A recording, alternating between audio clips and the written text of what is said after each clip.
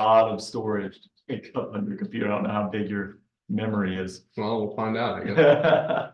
Okay, so it is recording now to the cloud. And is it just mic'd up in the room? Uh-huh. Okay, cool. So those right there.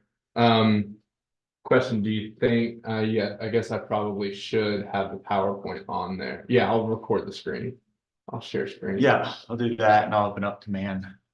About chat. I'll show you the video thing real quick too, man. Absolutely. So you can see it. I want to see that. I like shoes. Hey, so I went to teach in Myrtle and it's 2 hour long class. I was like, I'll wear my comfy clothes.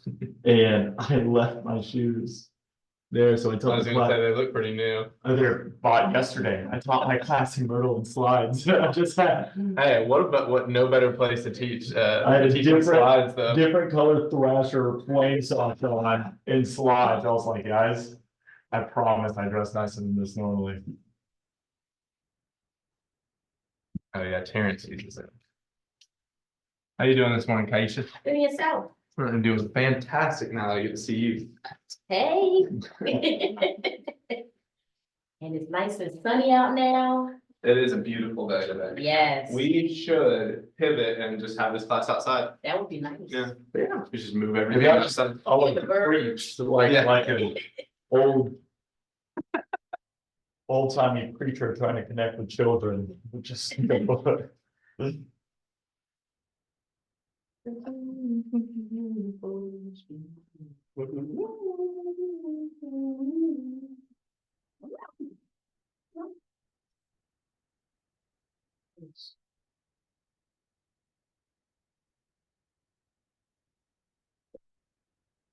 So here's one I made for the class the other day.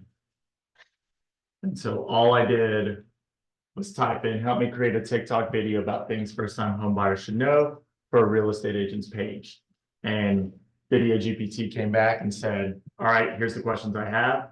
I answered all the questions and I added one thing like throw in the Temple team. Yeah. And then it asked, do you want an AI persona on it? And I picked Noah. And then it made this.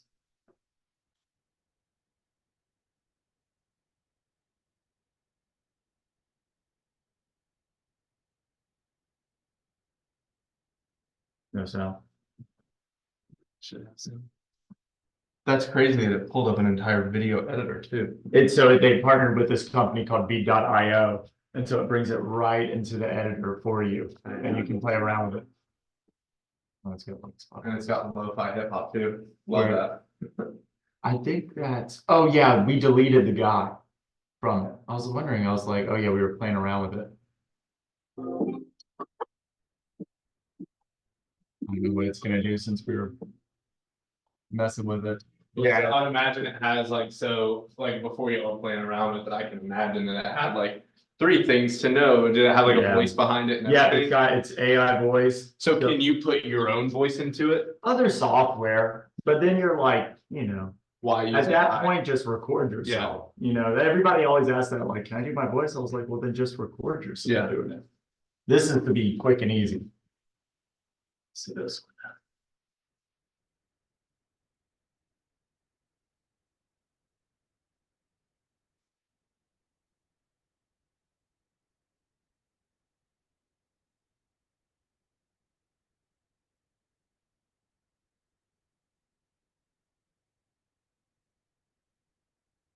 But it's so, I mean, you can see like, all I have to do is just tell it a few things. So it even asks you questions too. Yeah, well, that's the best way to use any AI. The video is much better at doing it, but I don't ever try to like just type something straight into it. I'm like, my goal is to do this. What questions can you give me for you to help me with creating this? And the AI is much better if you answer its questions instead of just demanding stuff. And where do you sign up for this? ChatGPT, just go to like, Google ChatGPT. yeah, pop right up. So if you do the paid one, it's got Canva hookups now. Seriously? Yeah, so you can go into it and like, help me make a real estate agent's logo. Specializes in luxury, something like that. And then It'll just start generating some options for you and you can open them up in Canva and edit them however you want. Morning. Morning. Good morning. So like it'll just Wow. start generating logos for you to start using. So you would just click, so all I have to do is click on it and it'll open up in Canva and I would You just can add change my anything you name. Holy cow. Yeah, Wow. Yeah, I'm gonna go sign up and you for can that. respond back to it, be like, I don't want any Like take dark away, colors. take away the, or change, Or I don't I like- say like, I like number, oh my god. Like option 3, change. Yeah. The font to blue. Yeah, so I could say like option 3 is great, but I'd work more in residential, not in a city. Oh, okay. Yeah. Wow. What's up? We're still for the lunch sponsor today. Cool. But she forgot, Oh, good. so now she can get the funds. This was yesterday, Nicole had told. Okay. So we will have lunch, I just don't know if it's when it's sponsored or Okay, not. So what's a good time? Do you think? we'll do noon. No? Yeah. Dude, I try to do a bunch of breaks for everybody, because it is all day long, you know, so I try to give them plenty of time. So, if we're going out for lunch, we'll do a full at least 45 minutes, if everybody's gotta go get their own lunch. Normally, my lunch is shorter. Yeah, if anything. Frida! I'll just order lunch if I have to. Okay. I'm If, waiting yeah, for if you everybody's guys. gotta go get their own, then we'll at least take 45 minutes to an hour. When we get lunch, I normally, you know, let the class vote, and they've never not voted any other way, but I say, hey, do y'all just wanna get your lunch and come back and us keep rolling through it? They're normally like, yes, let's get through this. Yeah, And I'll let you know on one of the breaks if the sponsors come in on. Okay. yeah, just let me know. All right. Right, Want so, some coffee or you got? I've got coffee now. I'm okay. okay. Yeah, that'd be great. Thank you so much. Good morning, everybody. okay, so. We've got the Zoom going, so we're good there. I'm gonna hit share screen, So that's why I made. share, You shared a class and last night. then Oh. PowerPoint, and then just whenever you're ready to go. I mean, I'll come back in here, I'll probably introduce you and say, all Okay. right, Perfect. KT. And then, yeah, anything you need, Miles is back in there, Becky, we're all awesome, whatever. How you doing? I'm good. And then Frida's a genius. Frida's actually. Pleasure. My parents had a bunch of those buttons from family. We brought them in, we brought them back. Oh, okay. Gave them all away, yeah. Morning, how are you? Good, how are you? Fantastic. Awesome. So guys, when we get started, you'll be writing a bunch of stuff down. I would suggest a pen and a piece of paper. For the class. I'm nerdy, so we'll hop on computers too. So that also works. We need computers, You don't have to. laptop, but it'll be Yeah. helpful, right? I always, you know, I feel like everyone comes to my classes expecting me to be online, so. All right, everyone. And was it you or was it the other lady who thought it was my dad teaching? It was Nicole. It was Nicole. Yeah. Did you see that email? I didn't see the email, but she told us about it. She sent it to Ken and he was like, I don't teach that class. I'm assuming this is for you. And I responded back, I was like, I hope I'm not disappointing you, but it's me, not my dad teaching. She didn't know that there's a difference and we made fun of her for it. That's funny. We get to laugh out of it. How are you? Good morning. How are you? Good, good.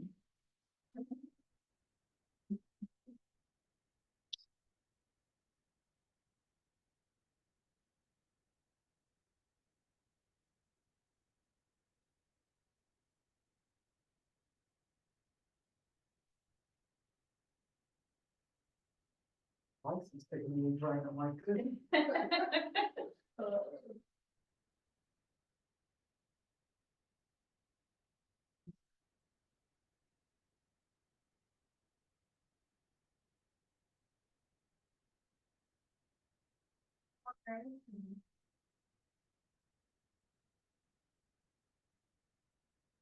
I forget, I just got sidetracked. Oh, thank you so much. You're welcome.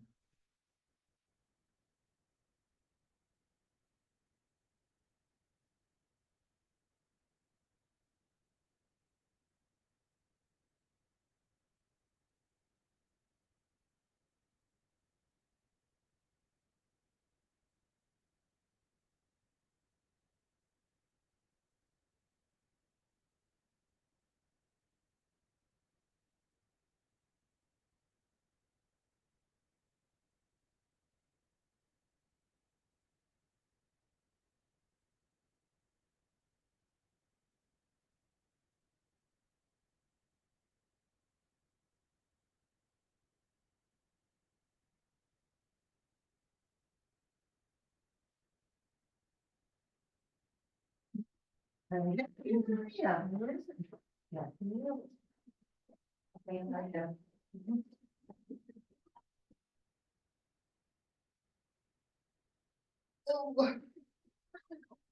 He said, let me, fill some paper and we'll probably use our laptops as well. If you want to. Something. Nope.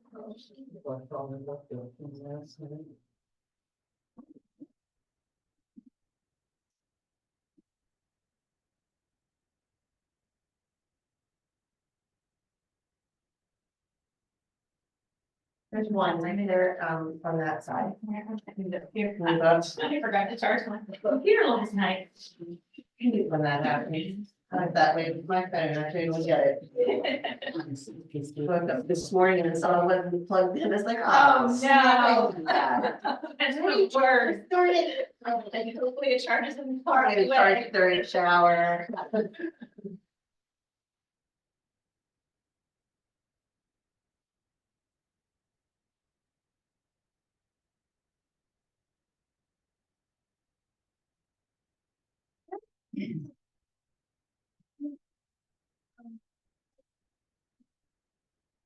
I didn't check this morning. Sure.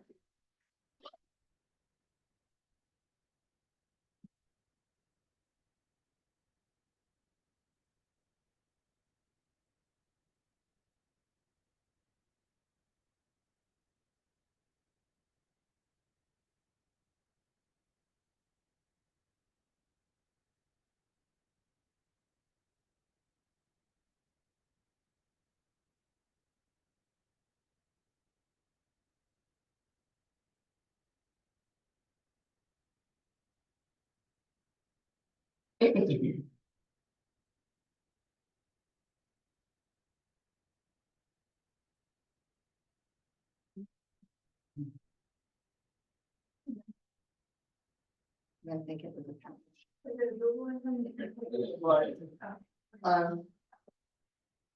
Yeah. All right. And everybody, you guys can go and download the booklet if you would like to. It is on, seeing the screen. It is going to be on KW Connect. I'll show everybody this again when we get class started.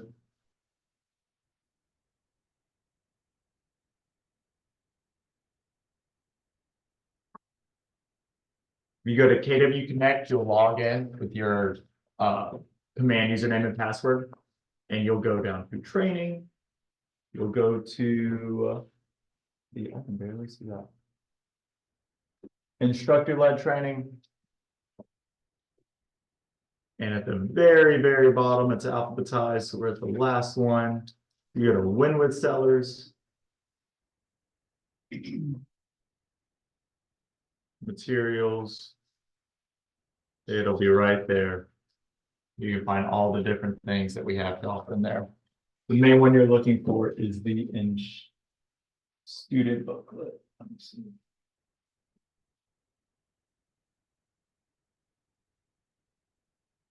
Oh, it's on the student box. This curved TV does not make it easy to read. I had to keep thinking, I'm like, I have my contacts in, don't I? I feel can't. for you. Like you're constantly adjusting. Yeah. I assume it's this one. Yeah. So it's on that side, when with sellers, the second from the bottom. Unless you're Canadian, then you can have the Canadian one. You guys have any Spanish speaking? Yeah. They are doing everything in Espanol. Oh, nice. Yeah, that was our big announcement Oh, cool. for KW. Neat. Yeah, overdue is probably the Very, correct yeah. word. Very overdue.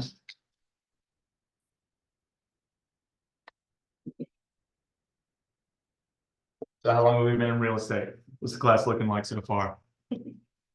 September. September, when you giggled, I was like, that's 6 months right there. That's a 6 month giggle.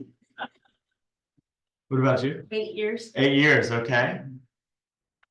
What about the rest of you guys? 5, 5 years, awesome, very end of January. very end of January. You gotta work on your giggle, your newbie giggle. No, because then people think I don't know what I'm doing. Don't want that. Has anybody asked you how long you've been in real estate yet? Oh, I had a FISBO ask me how many houses I sold. Oh. You know what you say if they ask how long? How long? Oh, yeah. When you bought that first house. So if somebody asks you how long you've been in real estate, feels like it's been forever. And Well, I just say nothing after that. They said 2004, because that's when I bought my first house. There you go, there you go. I mean, I went to open houses for fun, like for years. I've literally looked up homes for like since high school, so I say, oh gosh, 15 years. Yeah, you can't look the way I do and not get it a lot. So I'm really good at playing that question off.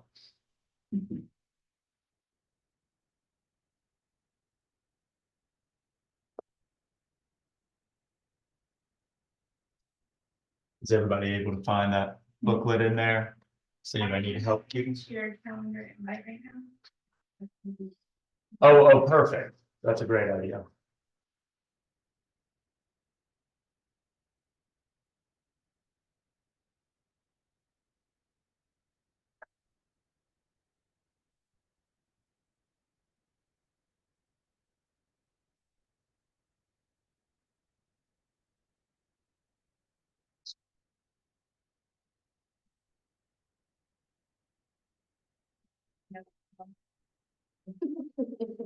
Thank you. One way to skin a cat. I can't figure out what she got going on. So.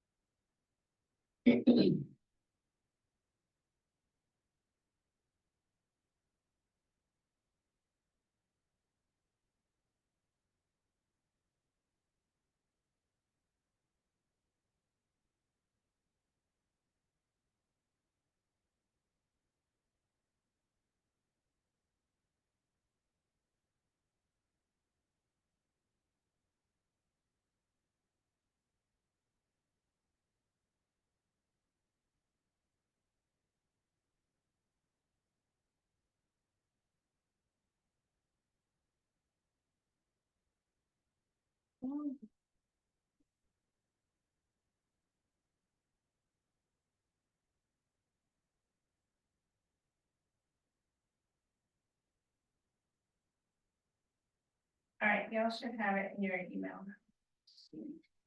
Thank you.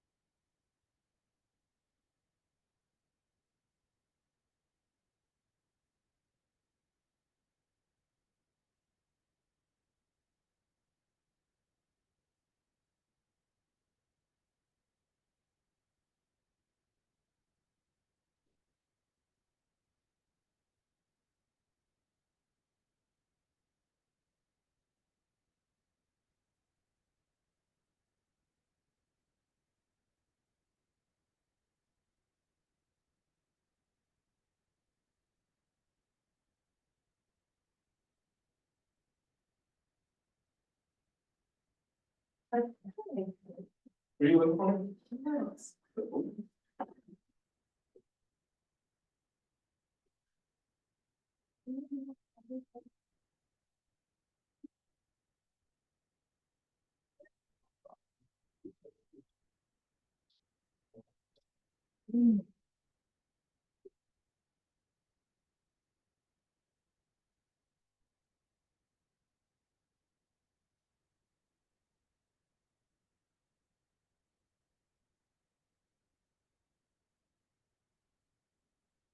So Karen told me to tell you hello.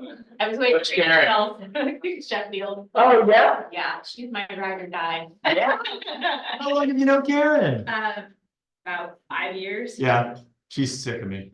She, yeah, she told me you were traveling this month, but she's like, we're, the team is taking care of all of his stuff while he's teaching. Oh, I don't do anything. I just send it to Karen now. Yeah, she's killing it. I love it. She's doing awesome. She's. I'm so happy she's on the team. 'Cause Yeah, she's I amazing. don't have time to do it. Yeah, she's. I'm in a different city every single week till July. Holy cow. And so all of my stuff that comes in, so great, when I talk about sending the Temple team referrals, you know, you can tell everybody exactly Yeah. where they go because they Yeah, all go they to go to Karen. Karen. Yeah. Yeah. Are you familiar with how like Mooresville to Charlotte set up? Yeah, I'm actually from Charlotte. Oh, So, perfect. yeah, I just moved up here about a year ago. Awesome. So like I anything. moved out of the Mooresville office. Oh, no kidding. Anything below Huntersville, Yeah, that's all Karen's. Yeah, yeah. Anything above goes to one of the other agents. which is so funny because she used to just work like the lake. And Yeah. so she would always refer me stuff that was down in Charlotte. Well, that's until KT quit working and started to travel on her own teaching. I Yeah. just sent her to South Carolina. She's Yeah, like, I'm not licensed there yet. yeah, I was like, I'm gonna be sending you all my stuff. You have to get that license. yeah. I've been telling her because you need to do Thank that. everyone who are. Breathing hard. Yes. Cool, I've got someone up to talking to them Yeah. as well. Okay. Yeah. They have text it email to me. Okay. If they weren't. No, most of it, I tell them where to go. If they want, if some people like to follow along. I would tell offices. So was here. Sylvia was not on the RSVP list. I will send her a copy now. You just showing up here thinking you just. RSVP. I didn't see mine until Liz. Probably because she just knew you were gonna be here. Oh, that's maybe it, okay. I tell the offices not to print these packets anymore. Cause they're this thick and most of y'all don't look at them, so it's a lot of wasted paper. This used to be a 2-day long class. That they have just crammed into 1 day, so if it sounds like I'm flying through some stuff, it's because I am. And like a responsible adult, I added even more stuff into it, so we go quick. Well, at least we have material that we can look at, Yeah, so. yeah, just pull up on your computer. This will just take space up on your really smart bookshelf anyways. That's on my bookshelf. So you're from Charlotte? Yeah. Cool. How long have you been here? About a year. About a year? Yeah. Awesome. Where in Charlotte were you living? Oh, okay. Me and my wife just bought a home in Barkdale.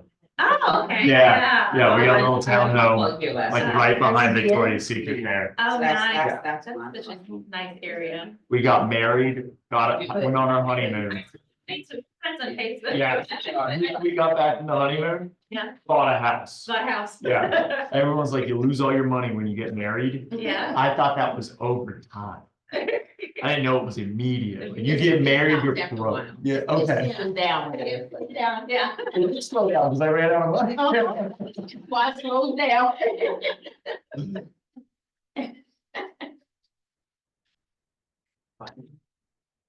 Do we wait for everybody? What do you guys normally go? Oh, We we- start right at 9? We've got probably 20 or so people RSVP'd, Nice. so I say we start right at 9 and we're gonna sit up front and just, once people come in, cool, come on. Awesome, get on in. All right, so thank y'all so much for showing up. Thank you for being here. A lot of you I know early. We know right now how big the focus on listings is. Listings. So we're super excited to bring this in. This is KT. KT Temple, please give him your undivided attention. Take great notes. And I'm super excited for you to take some things away from here that are going to help your business. So let's give KT a round of applause and I'll let you get started. Thanks, buddy. Thank you. Good morning, everybody. I feel like I've met everybody already, so we're good to go. So yeah, my name's KT. I've been with Keller Williams now 12 years. I've been an agent for 8 years. And if you're looking at me and you're going, that doesn't sound right, it's because of if your parents hire you, you can get away with child labor laws. And so, yeah, I started at KW offices when I was 17. This was back when we added houses on the Craigslist. And my job after high school, I would go and I would get my parents' listings, all the other agents' listings, go into all their Craigslist accounts, and I would upload their houses to Craigslist for them. And so that's how I got started. Since then, I've been in about every role you can imagine in KW minus MCA, because I'm not smart enough for that job. Your MCA's a much smarter person than I am. But I've been a front desk person. I've been an assistant team leader. I've been a tech trainer. I've been a team leader. And currently I run a virtual market center tech training company. Who's your tech trainer in y'all's office? Nicole. So I do what Nicole does virtually for market centers from Alaska all the way to Florida. I'm in about 5 different market centers, but it's all virtual. So I'm not in an office like I used to be. I worked in the KW office for long enough. I wanted to go home. I got spoiled by COVID. I was like, this is cool. How do I do this all the time? And so I just made up a job. So I am the sales director for the Temple team as well. So my parents got into real estate. They got into Keller Williams 20 years ago, and they are the owners of the Mooresville office and the Huntersville office in Charlotte. So this teaching gig does not pay a lot. So if you guys like my class and you think I deserve it, feel free to follow me on Instagram or Facebook. And if you have a Charlotte referral, we would love to accept that and be able to help your clients in the Charlotte area. So just keep us in mind. So this is Win with Sellers, guys. This is all the different things we can think of. We throw everything at you in this section of teaching. We're going to do all kinds of stuff. This is a 2-day long class that they have crammed into 1 day. And then I even added more stuff. I tried to make it a bit techy. That's kind of what I'm known for in Keller Williams, is just being a nerd.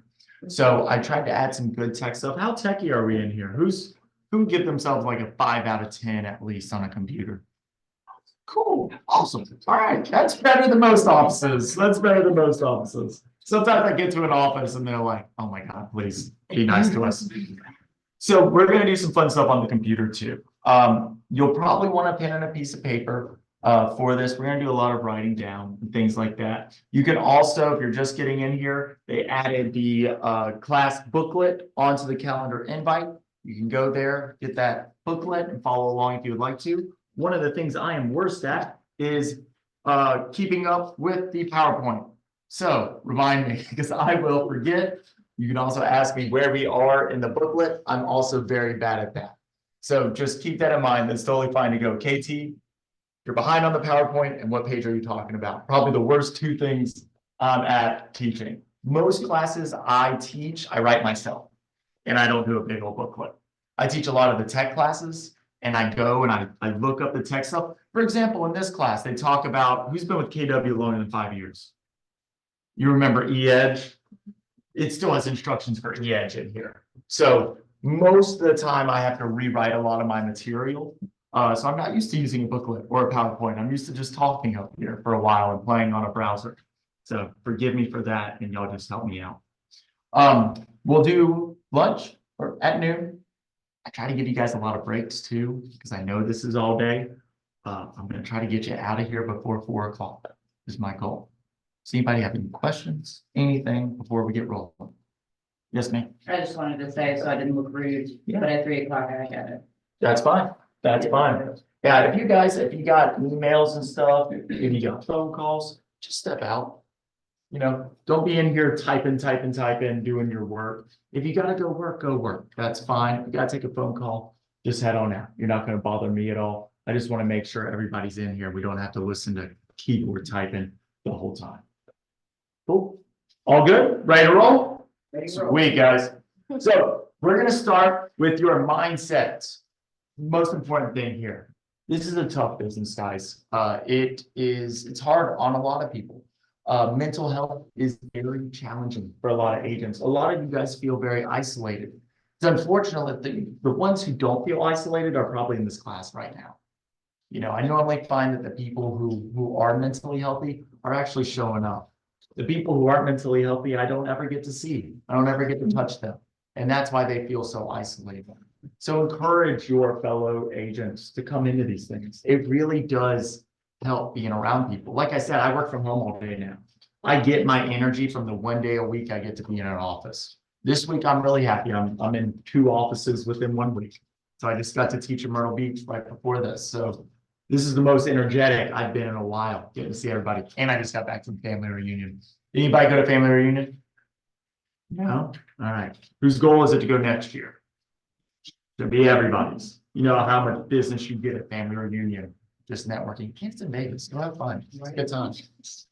So we're gonna go to page 8 is where we're starting in that booklet. Pardon me? Did she ask you to print it out or did she send it to you? Email. Email. Email. Yes. No, guys, this is a big old book. We don't normally print them anymore. You can just find it in your email, or if you need help getting to it, when we start writing, I'll help you find it. But check if you can find it. When we start this activity, raise your hand and I'll come help you find it if you can. When she sent it via email, she said it was easier than sending it on a calendar. Yeah, it's on the calendar link. Or she said you could text her up at the top left if you need the link as well. Those are the 2 ways to get it. So we're going to close our eyes real quick. And I'm gonna read something to you guys. And then you're gonna answer some questions after we do this. All right, everyone close their eyes. Imagine yourself from a year from now. You walk into your office Monday morning and see the stack of leads you will call. You call each one, connecting with them effortlessly, saying the right things and exploring how you can help. You're confident that you'll set up appointments with many of them. After your calls, you have 5 appointments booked with a solid follow-up plan for the rest. In fact, you've already done your homework for each seller and know what pricing you'll recommend. All of your appointments go well and you sign all except one. You didn't feel it would be a great match, so you refer them to another agent. 4 new clients in a week is a big win that boosts your motivation. Your motivation is even higher as you attend 2 closings this afternoon. That feeling of motivation and success propels you every day. Open your eyes. So now I'm going to ask you some questions. I want you to write down the answer to these questions. First off, what do you enjoy most about working with sellers? What do you enjoy most about working with sellers?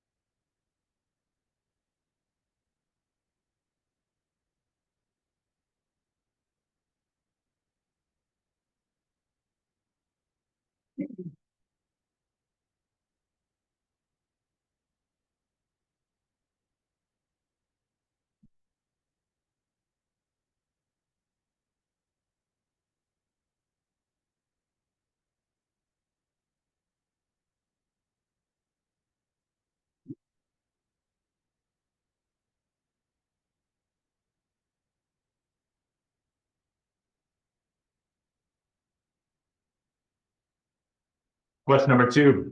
What are some challenges, if any, of working with sellers? What are some challenges, if any, of working with sellers?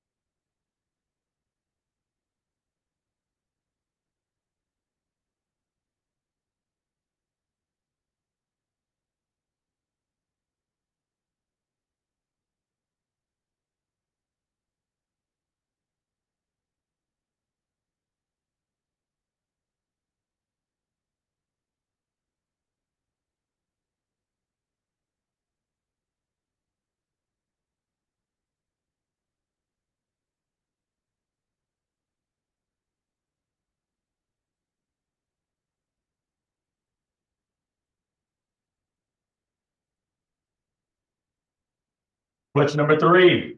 What is your business goal for your listing business this year? What is your business goal for your listing business this year?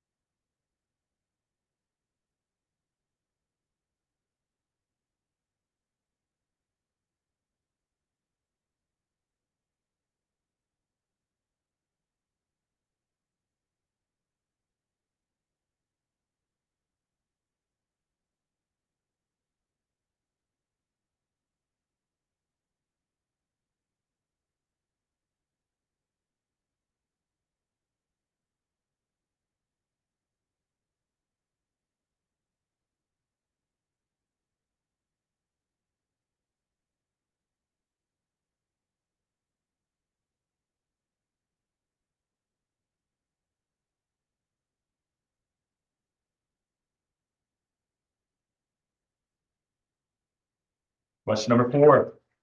How will you know when you've achieved this goal? How will you know when you've achieved this goal? And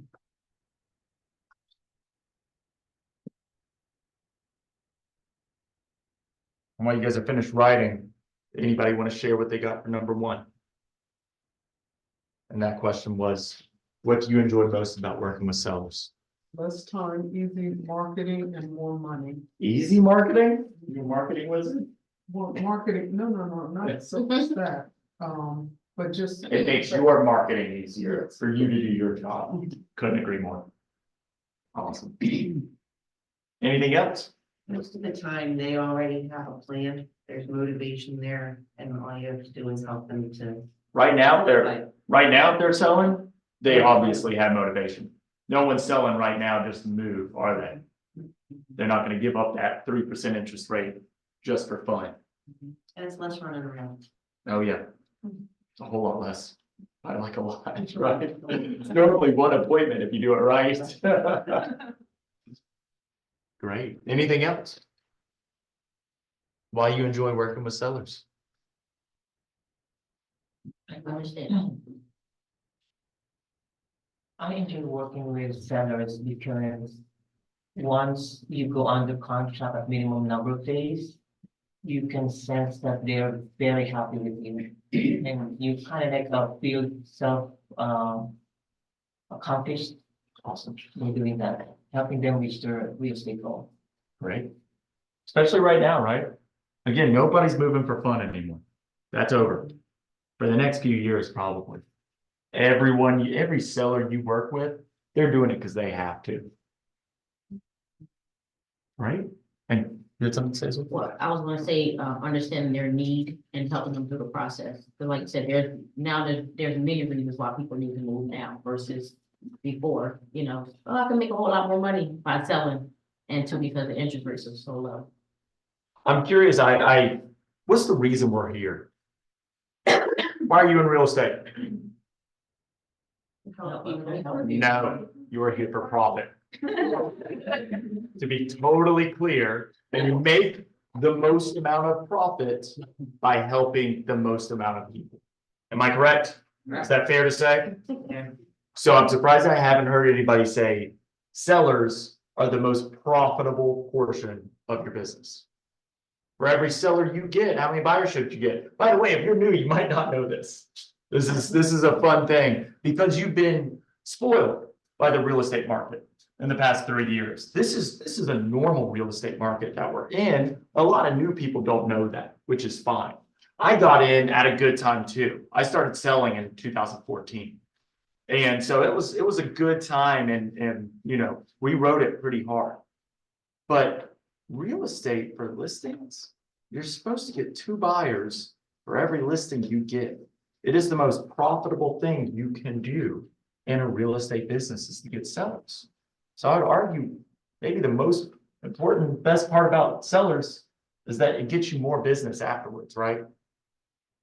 And looking towards that. Now you do that with great marketing, right? The reason why you guys aren't using that, why that's not the norm is because we sold houses too fast. It's actually good for your business, for your listings to sit at least a week. If I list a home on Thursday and it sells Sunday, well, I didn't get to have that sign in the yard very long, did I? I didn't get to run Facebook ads. I didn't get to send out flyers. I didn't need to. The house sold in 24 hours. So I know a lot of people are discouraged by this real estate market. I promise you, this is good. This is good for your business that it's back to normal. Now, however, the lazy real estate agents will be gone. That's not a joke. That is a fact. If you were able, you could be this real estate agent in the world and sell a house. It really, I mean, if you priced it even kind of right, you were golden. Across the table. What was that? We had come across. Yeah. Yeah. It really didn't take a lot to sell a house. Now you gotta work again. Those people will get out of the way. They'll leave the business, hopefully. That's what we're hoping for. We don't need this many real estate agents. It's just been too easy to make money in this business. So hopefully now that we have to go back to work, you guys will get your unfair share of that business that's gonna open up. So look forward to this market. Don't be scared by it. What are some challenges, if any, of working with sellers? What challenges are you guys facing? Emotions, Yeah, it's very emotional, isn't it? unrealistic expectations. Yeah, it's tough right now. I have a client, to Karen, that they bought their house 3 years ago. They have a 2-year-old and they have a baby on the way. And the husband's job just moved him to Charlotte. They bought their home 3 years ago. They were coming to Charlotte with the expectation of buying a $400,000 to $500,000 house and paying $2,500 a month. Doesn't work like that anymore, does it? I just bought a townhome in Burkdale. Is anybody familiar with Burkdale in Huntersville? This awesome little area. But I just bought a townhome there for $330,000. I just got married last year. Again, referrals. I lost all my money by getting married. But I paid $330,000 and my mortgage is $2,400 a month. And I put 60 grand down. That's the difference, yeah. And your unrealistic expectation of getting a house for $400,000 to $500,000 and still keeping at that price point, people are finding out quickly that that's not the case anymore. What other challenges are we having? That educating on pricing. Yeah, it's tough. Luckily, it's easier now. Last year was a little bit harder because we were just going straight up, right? Every listing appointment you had, they said, I want to do 20 grand over whatever you think it is. And we were kind of like, okay, probably still sell. And now that tapered off last year and that conversation was harder. However, it's been pretty, are you guys pretty, Raleigh's not too different from Charlotte. It's mellowed out. I mean, we didn't have a huge price increase from last year to this year in Charlotte. Did you guys have a big one this year in Raleigh? Just a bump. Pretty, yeah, a healthy bump.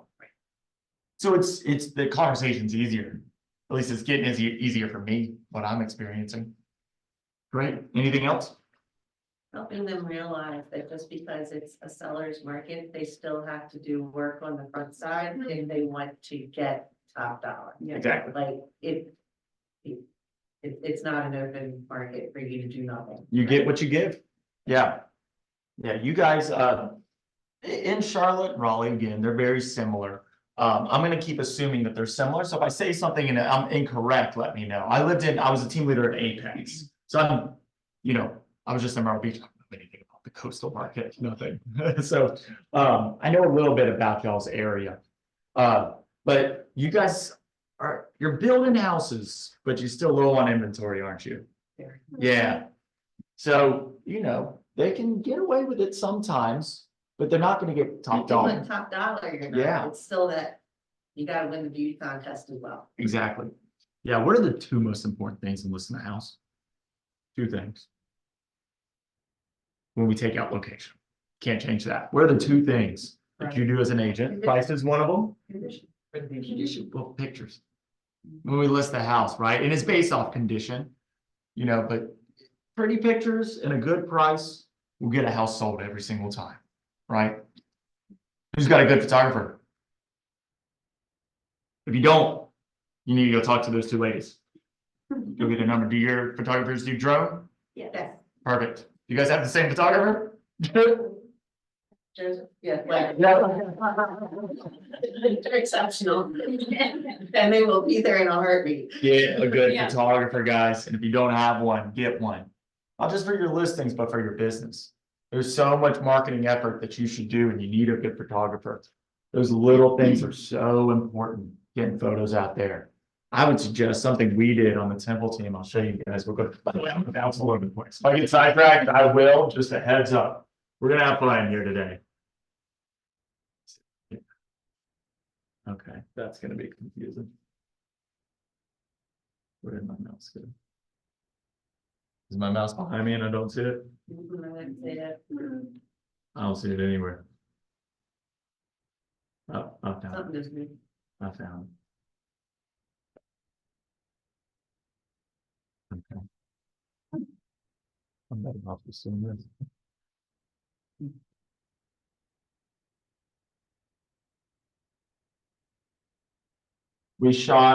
For all day, we took our videographer out all day and we got this video made. And man, we've been using this video for years and we're gonna keep using it for a long time. I mean, for little intros, for little snippets, just to impress people to get listings. I mean, we use this a bunch. And it just took us a day and then he edited it afterwards. And it was a fun day too, by the way.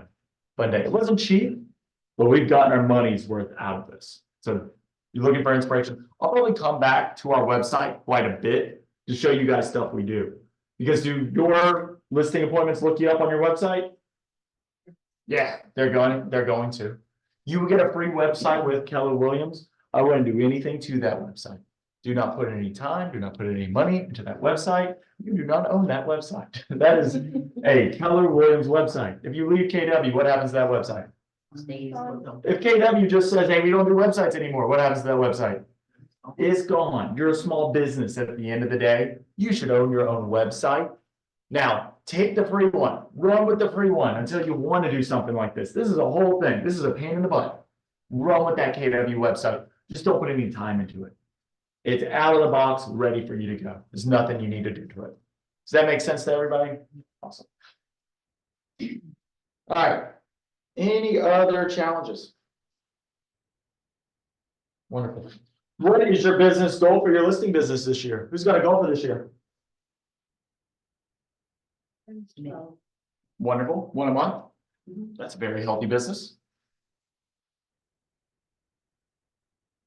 Anybody else got any goals? I didn't put a number or anything on mine, because Okay. that's your commitment. Okay. We're feeling failure, so, what I. And you're new too, right? You said you were, okay. Mhm.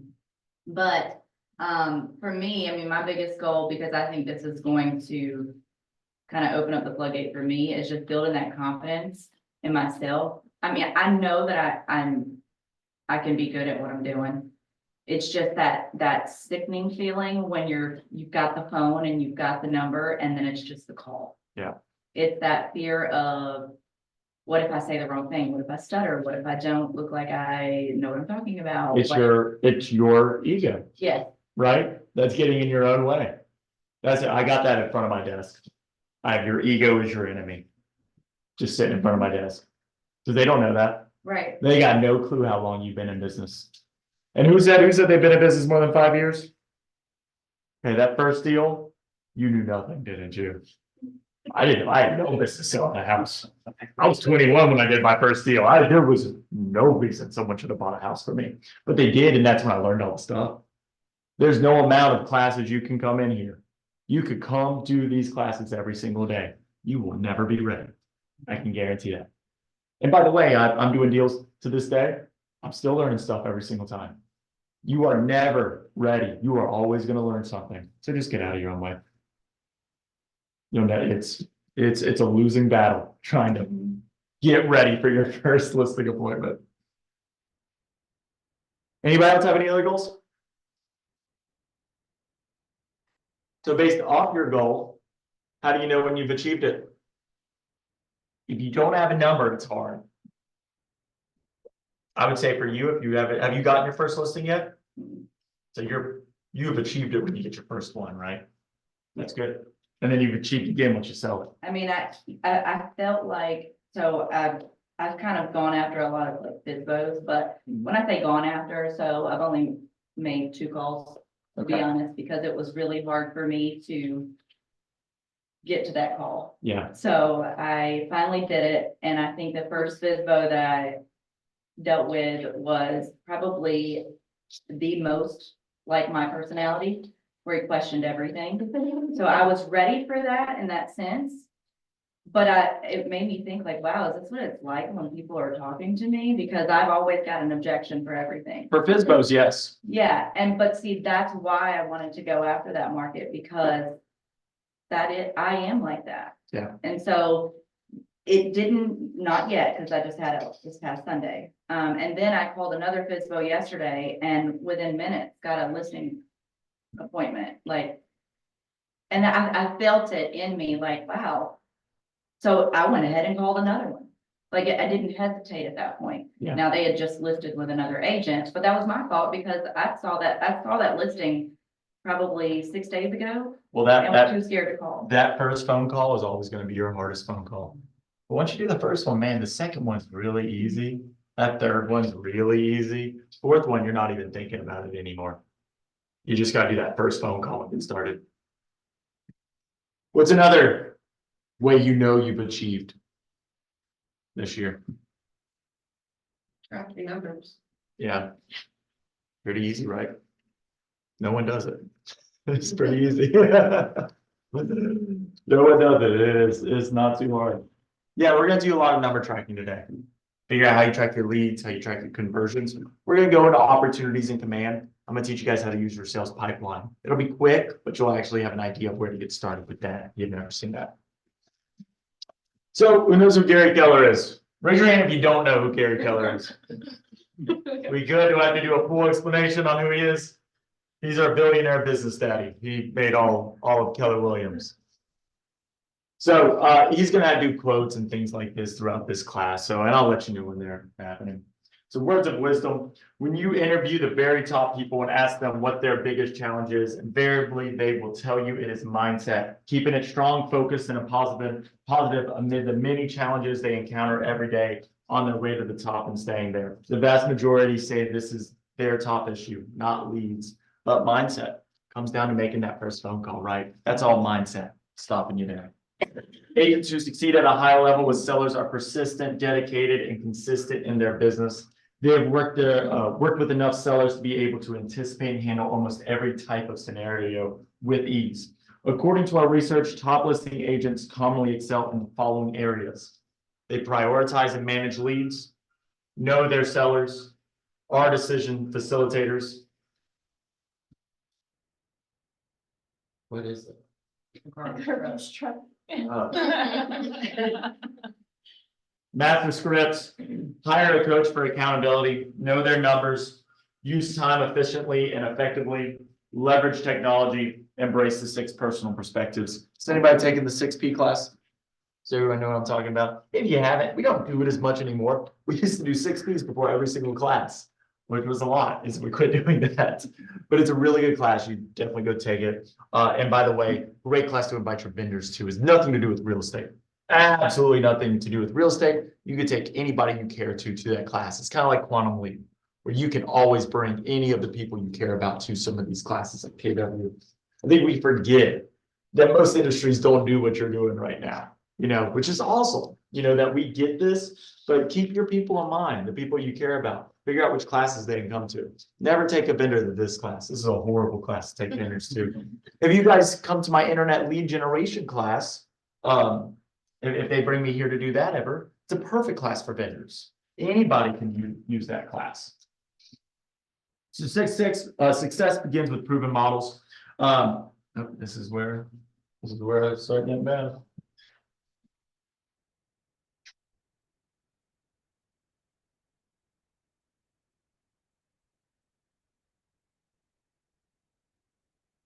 So I have to come over here to get the PowerPoint, and then I bring my cursor back over here. Who's seen this model before? It's a good little model. What this model means is that there are 180,000 Keller Williams agents doing the same thing you do. With the same goal, to sell some houses. And a lot of agents come to me and like, check out this idea that I just came up with. I've been in real estate 3 months, but I think I know what I'm doing now. I almost guarantee you, you're wasting your time. All this means, guys, is that there is a model and a foundation for you to start with, then start to get creative. I want everybody to go read this book. This book will take you an hour to read. It's called Steal Like an Artist. It is the perfect book for somebody in Keller Williams. It's just going to show you how to take ideas that other people have and make them your own. Really, really quick book. It's like this big, but it's awesome. It changed my life and how I look at being an agent at KW and how to take advantage of the value proposition of KW, which is that there's 180,000 of us that all are, we have a culture of sharing. You can go to any agent in this market center and say, I saw you listed a house and I saw your marketing. Tell me about that. And if they say, no, don't talk to me, you go tell your team leader, they were mean to me. And that's how it works here. Words of wisdom, the fastest route to success is to follow the model, the best practices of top agents. So we've got the 7-step seller service cycle model. And I am on page 11 if you are following along. And that's this thing here. So we've got the first step, lead conversion. Probably the thing agents are worst at. I'm so sick of agents coming to me being like, I need leads, I need leads, I need leads. Leads are easy to get. Everybody in humanity is a lead. Y'all need help with lead conversion. Who's running smart plans right now? Who's running more than 5 smart plans right now? You should be running 5 smart plans out of the box. I mean, you got a birthday smart plan, an app smart plan, a home anniversary smart plan. There's 3 right there. You got a neighborhood nurture. There's 4. And then maybe you do, what's the next holiday? Happy St. Patrick's Day. There's 5. There's 5 smart plans that you could be running right now, no problem. So you need to become the master of these smart plans. The next is pre-listing. We're going to fly through pre-listing today. I actually like to skip that chapter almost immediately. Our pre-listing is pretty much an email that goes out. I'm happy to show you that email. I will email you that email, whatever you want. We'll get into it, but it's quick, it's easy. We're almost going to skip that chapter. They make it more complicated than it is. Send an email to them with some good info. Listing consultation. This is where you really got to get into your script practice. Who has a script partner in here? Is anybody scripting with anybody? One person? Yeah, I would go back and do it a little bit. I script this class with people. It's me buying drinks for my mom and telling her what I think I'm going to say, but I do it. Still counts. Still counts. But go figure out and go find a family member and say, hey, this nerd PT made me print out this listing presentation. Can I just spend an hour with you and do it? I'll buy you dinner. Or go grab another agent in here and y'all do it back and forth and give it a try. Try to explain that listing consultation to somebody, that packet, just have that memorized. Service and marketing, offers and negotiations. Now, when we get to offers and negotiations, is our BIC in here by chance? No? Okay, y'all know who your BIC is, right? There's gonna be a few things where I go ask your BIC. When we get to that section, I do that a lot. You guys are gonna be like, what if they're a 5-year-old, they inherited a house, and now they gotta sell it. There's 3 other people. I don't know. I have no idea. Go ask your BIC. I don't know. I'm also, and there's a section in here about trying to get somebody to do the 3% and trying to get that for your commission fee and stuff like that. I'm not going to talk about that. Don't know if you know this, but KW just got sued and they settled, which means they didn't win. And there's a whole class about how to do that now in classes, and I haven't taken it yet. It just came out last week at Family Reunion. So because of that, I'm going to skip it. I apologize, but I just do not feel comfortable trying to give guidance on something I don't know enough about. So there as well, go ask your BIC. Figure out how to have the pricing conversation. We're just not going to do it in here today. I hope you guys can forgive me. So then you've got contract to close. Contract to close is maybe one of the most challenging things for a real estate agent, because most of you agents, your personality style is not a contract to close personality style. That's okay. Most of you guys are like high Ds. You like to be out in front of people. You like to go to the events. You like to go look at the pretty houses. You're not as good as paperwork. Now, some of you are. Some of you guys are weirdos and you are good at paperwork and you just happen to want to sell real estate for some reason. That's fine too. But understanding that when you start to get real busy, you might need to leverage that out to somebody, get a transaction coordinator. You guys might have one in here in the office. I cannot do contract to close. I've got a person for that. She's my head admin. Her name's Lynn. I can't close a deal without her. Now, do I know every part of Lynn's job? Yes. Can I explain it in full detail, everything she does? Yes. I'm not gonna do it though. There's a lot of stuff I'm just not gonna do anymore, like call this those. I've got a cyberbacker who calls them for me. Figure out what you like, figure out what you don't like. I hope you guys do get leverage one day. You shouldn't have to do all this. In the beginning, you do have to do all this, and that's fine. So we're gonna talk about contract to close today and everything you need. We're gonna jump into command for a lot of that and get those checklists set up. And then you've got the post-close system. It's probably the thing agents are worst at. Because man, we really like getting that check and then being done with that person forever. And you're doing yourself a big disservice by doing it. So we'll get more and more into each one of these. Those are all of our chapters, by the way. Truth, the service cycle represents knowing the basics, systemizing your business, getting better over time, and working toward mastery. Does everybody know what I mean when I say the sales pipeline in command? That opportunities tab, it says buyer and seller, and it's got 5 sections there. That's what I'm talking about there. My team's been in business for 20 years. They started before I was out of middle school, so they've been around for a while. I turned 30 in 2 months. I'm freaking out. We have a meeting still twice a year about that sales pipeline. Updating it, getting the agent's opinions from the team, because the admin side, they don't sell. We have 2 admin and a cyberbacker on our team. They do not sell real estate at all. So we all get together for the agents, admin team, and we figure out if our sales pipeline looks the way it does. We do that twice a year. And we've been doing that for 20 years. So if you're a single agent, you should look at it too. And it's never gonna be done. You're gonna keep updating that thing, making sure it still works for you, seeing if you need to update stuff. What do your clients need? Do you need client updates for it? There's a whole bunch of stuff you gotta keep looking at.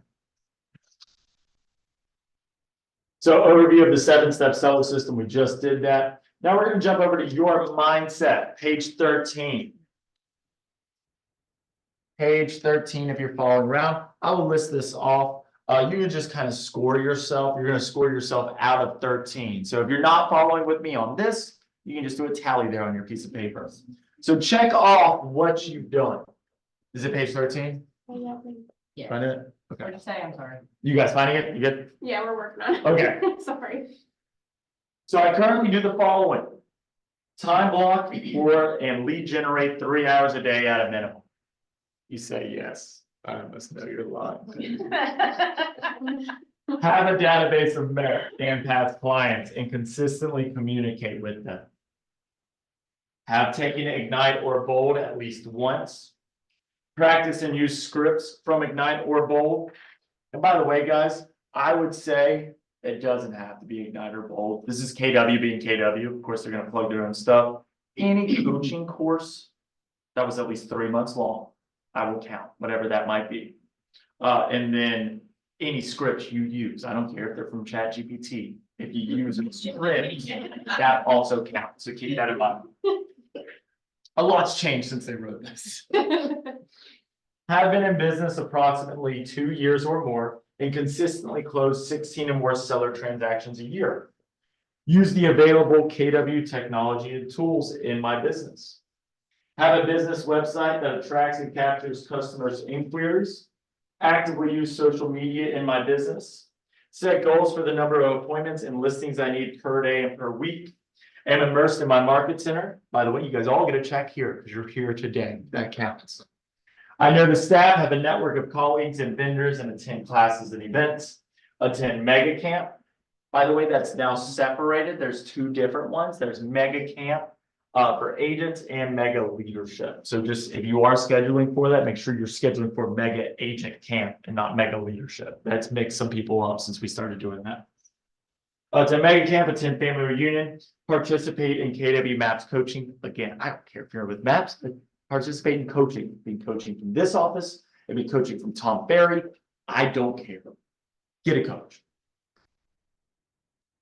All right, who got a score of 1, 2, 3? Let's see who wins. 4, 5, 6, 7. Well, hold on, Seven. I'm not ready. Uh, I was just going along with what you were reading. I wasn't actually tallying. You're new, so I'm gonna guess you didn't win. Well, don't underestimate me. If you- Let's calm down. You've got more than 8 of these. Hold on, I'll since let I- you know. Okay.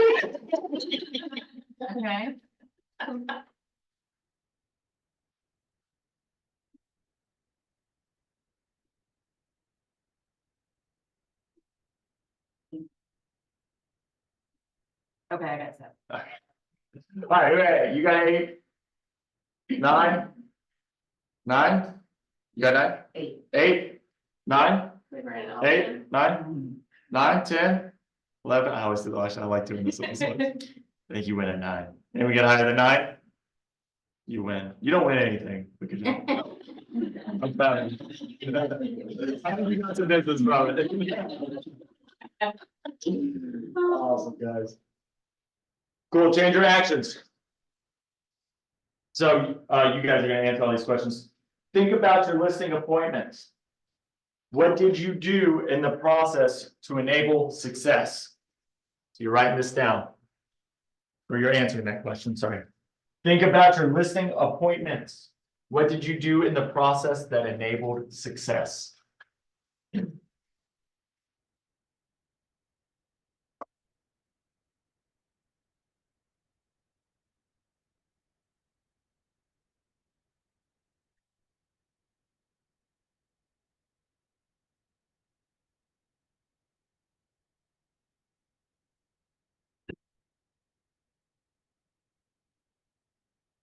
Next, think about listing appointments that have failed. What did you do in the process to enable that failure?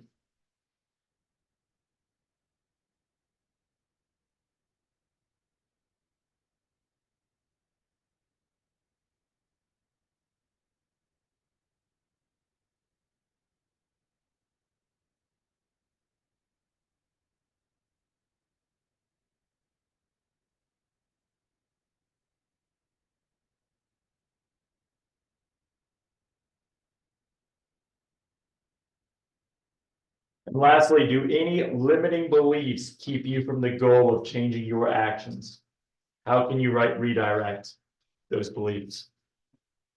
Let me believe is something like, I'm too new to sell real estate. I can't teach a class with a man bun. I'm trying to get near to that one. My mom keeps hurting me. She actually does it. She brings up when I have it down. I wore it down one time and she was like, I'll fire you if you ever do that again. I was like, yeah, she does not like it down. Oh, wow. She was like, you're representing the Templeton and you will put your hair up at the bun. Wow. You're also cute. I was like, yes, mom. Totally thinks. You met my mom, the tracks completely. It totally does. My mom was the head of luxury for all of Keller Williams for a time. She's very bougie. Very bougie.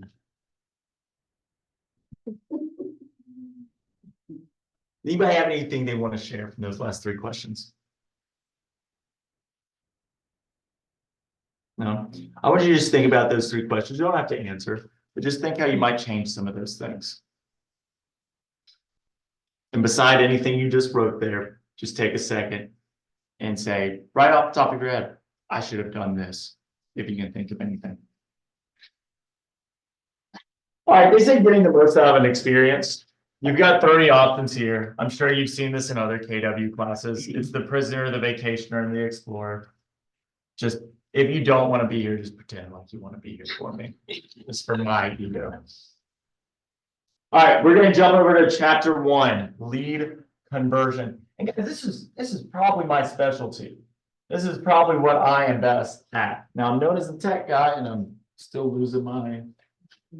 There it is. I saw it. Yep, there we go.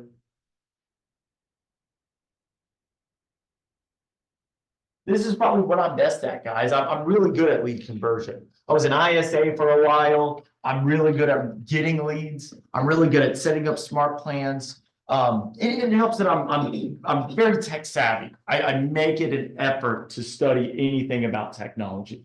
If you want to master something, you teach it. So I try to teach every tech class I can. I always take an opportunity. The fun thing about the tech classes is nobody wants to teach them because you got to update them all the time. So I normally get full reign to go teach those. And it's fun for me. I like it. And there's a lot of really good lead generation stuff online. If you don't like using a computer, you're going to have a hard time with lead conversion. You almost need a computer to do it as good as anybody else, you know? So if you think you're behind with computers and things like that, you're not. But it's now that you've accepted that you need some catching up to do, it's now your job to go get good at it. Go practice online, learn how to use that stuff. You know, it's okay that you're behind, but now it's your responsibility to catch up. I would also encourage you, we're not going to do a lot of it today, but I want you to start really paying attention to AI and where that's going. You have a fiduciary duty to do so. And just to tell you a quick story, just to scare you a little bit, how easy would it be for me to go to anybody's profile in here on Facebook and get 1 minute of you talking? Could I probably do that for all of you? I'll find it somewhere. Nope. And so somebody always says, no, by the way, if I can't, you're not doing your job online. You should have you minute-long talking about it every single day. You're a realtor. It's time for you to go share your knowledge with the people following you. They expect you to be doing that. So that's another conversation. We'll talk more about that in a second. But I should be able to. I should be able to go to any of your social media and find at least a minute of you talking, sharing your expertise. Now, that's how long it takes for me. I need 1 minute of your voice, and I can duplicate your voice using artificial intelligence. And I can take your voice, and it's mine now. I can make you say whatever I want to. Then I can go, well, you're in this job. It's part of what you got to do. Yeah, you got to do it anyways. By the way, we're all vulnerable to it. By the way, even though you don't have it, I could probably still do it if I want to. I could just record you right now, and I would have your voice with it. So then I would go on just Google, and I would just go buy a phone number real quick, and I would make that caller ID your name. And then I just got to get your client's phone number. And now I can just call your client as you and tell them whatever I want to. So if you don't understand how AI works, how are you going to protect your seller clients when they're wiring money if you can't explain that process to protect them? You can't, right? You have to pay attention to AI now if you want to do this job. Trust me, we've had situations on the Temple team. We do about 150 transactions a year. It's about what we average.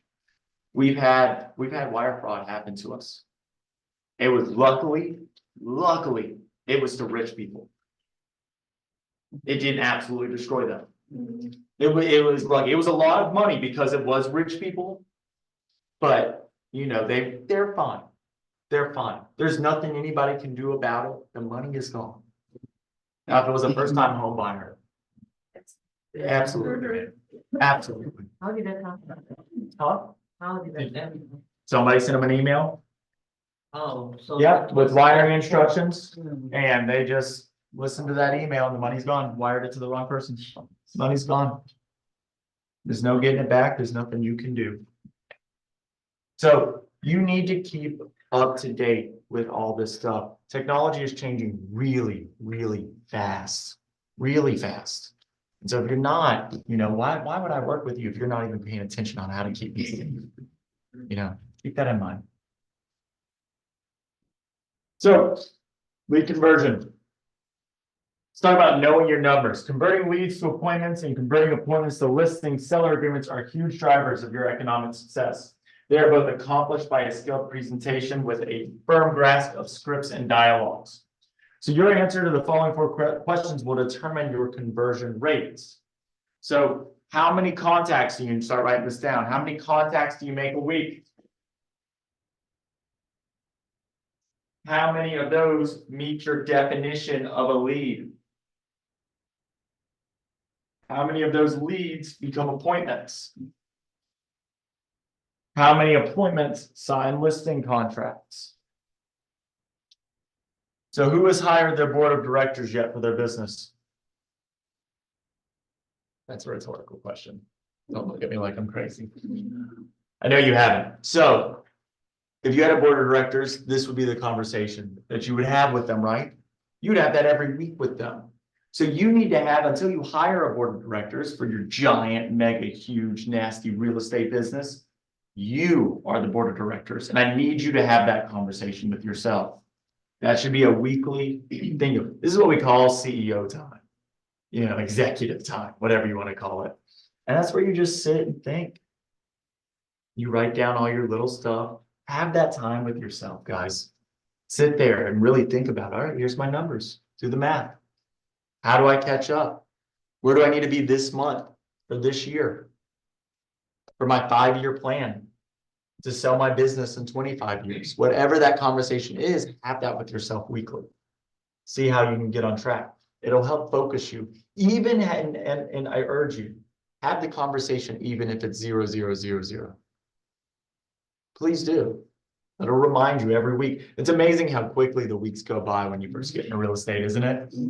You get that license and then, man, 6 months went by. Wow, okay. I haven't made any money yet.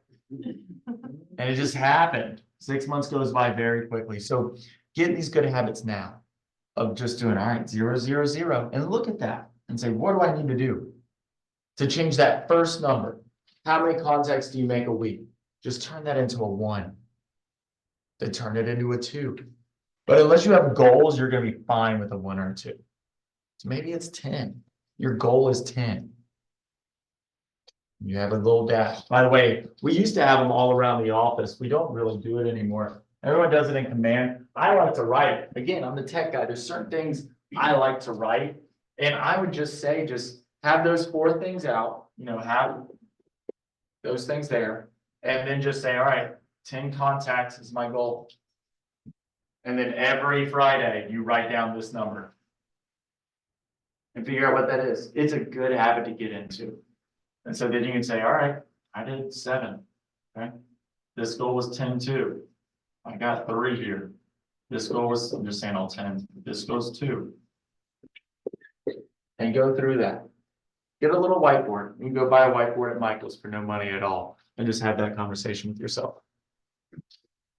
So calculate your contacts to lead conversions. Does everybody have their numbers? Do we need to do this activity? I think it's important. So if you haven't, if you are to us, feel free to make up some numbers to kind of get the hang of it. So you're going to calculate. So your numbers, they're on the left, contacts to lead conversion. This percentage shows how many of your contacts are motivated leads. On page 18, by the way, guys. The second one is leads to appointment conversion. This percentage shows how many of your leads become appointments. The third is appointments to listing contracts conversion. This percentage shows how many of your appointments sign listing contracts. So up at the top there, it tells you how to divide them. So B divided by A for the first one, C divided by B, D divided by C. So there's 4 numbers we did up there. Just follow those instructions there to get your answers at the bottom. Take 2 minutes and go ahead with that. Me saying it out loud up here means nothing. You're not looking at it.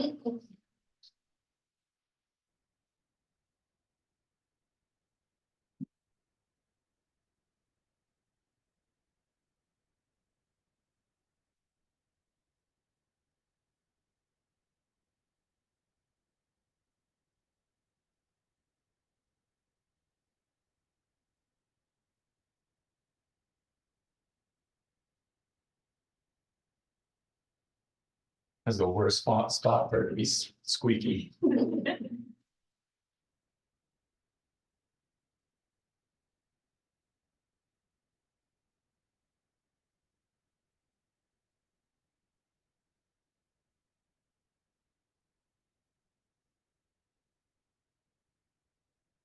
Was everybody able to do that activity? Good, anybody need more time? Are we all right? Yes, ma'am. What if my contacts at this given point in time are people who are buyers instead of sellers? Buyers instead of sellers, this is for your sellers. I know. Yep, you can do this activity for buyers, but we're doing with sellers. I know, I understand Yeah. that. I know what we're doing, but what I'm saying is that right now, I really don't have sellers, but I'm actually. Yeah, are you looking for sellers though? Are you doing activity towards sellers? You haven't really? That's fine. Yours is just gonna be a 0 right now. You're gonna have two sides to your business all the time. You're gonna have the seller side and the buyer side. And this is all just getting real with your numbers. And so the easiest way, you like working with buyers more, is that what I'm taking? Is that where I'm getting at? I think more or less because of my background, I came from the lending side, so I'm used to working with buyers. Sellers, so I just have to get into the mode of dealing with sellers itself, basically. Yep. Everything we do today is about the seller. Mhm. A lot of this stuff, you can come back and do the same kind of thing with a buyer, but you would do a totally different calculation. So, you know, when we're looking at your goals for a year, do you work with a coach? Is anybody coaching you? Or is it just you?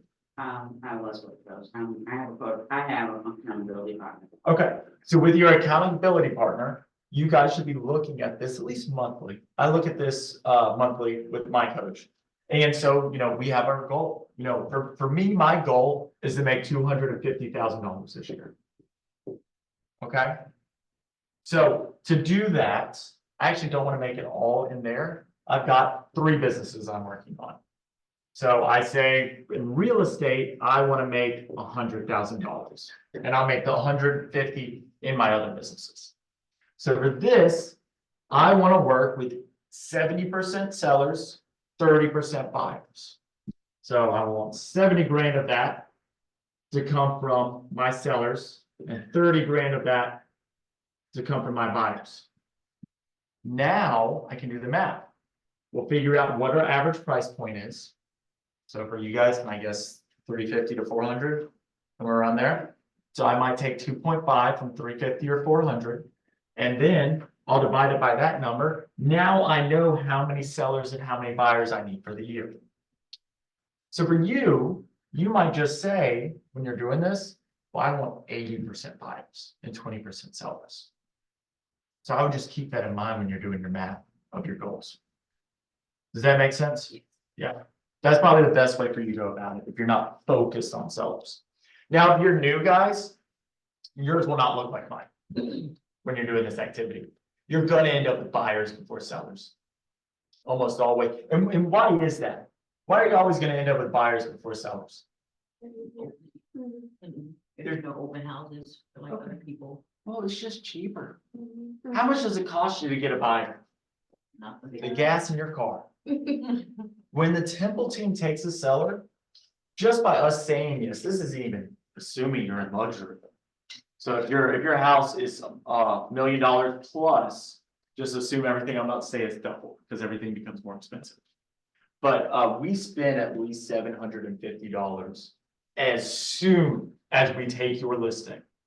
Between admin time, between pictures, between marketing materials, that is $750. So am I picky who I take a seller from?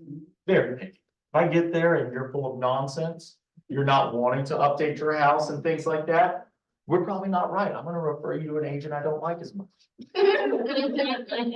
So figure out what you want and then make your numbers around that. And it always starts, guys, remember, we're here for profit.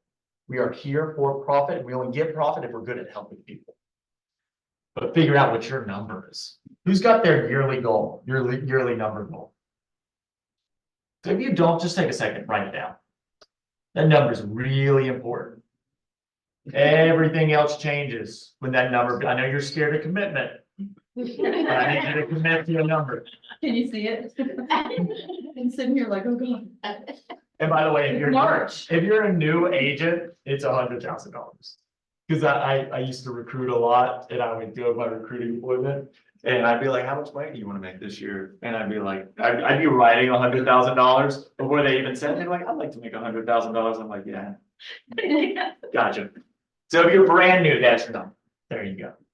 Figure out how to make that.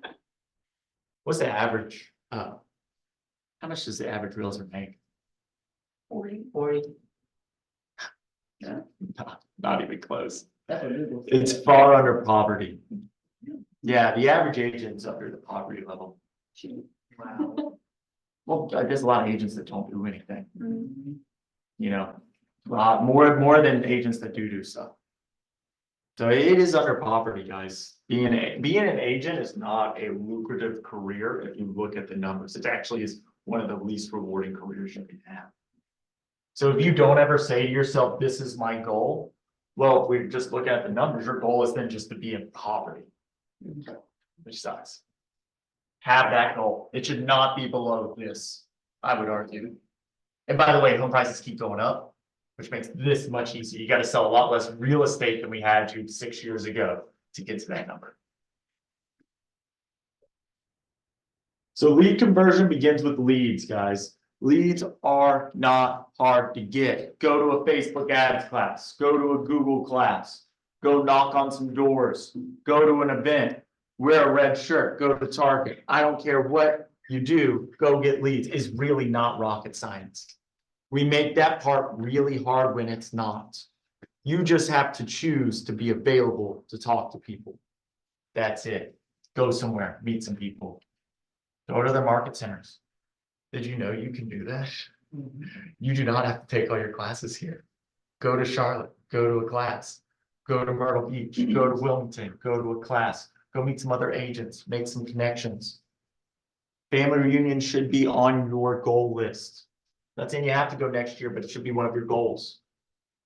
My business pretty much runs just going to family reunion and having beers with my friends. It's awesome. It's the best way to run a business for me. I don't want to call business all the time. I want to have fun with my friends and them send me business and I send them business and we all get to hang out. It's really fun that way. This job should be fun. You shouldn't have to kill yourself on a phone all day long trying to get business. Nobody wants to talk to you on the phone. Nobody does.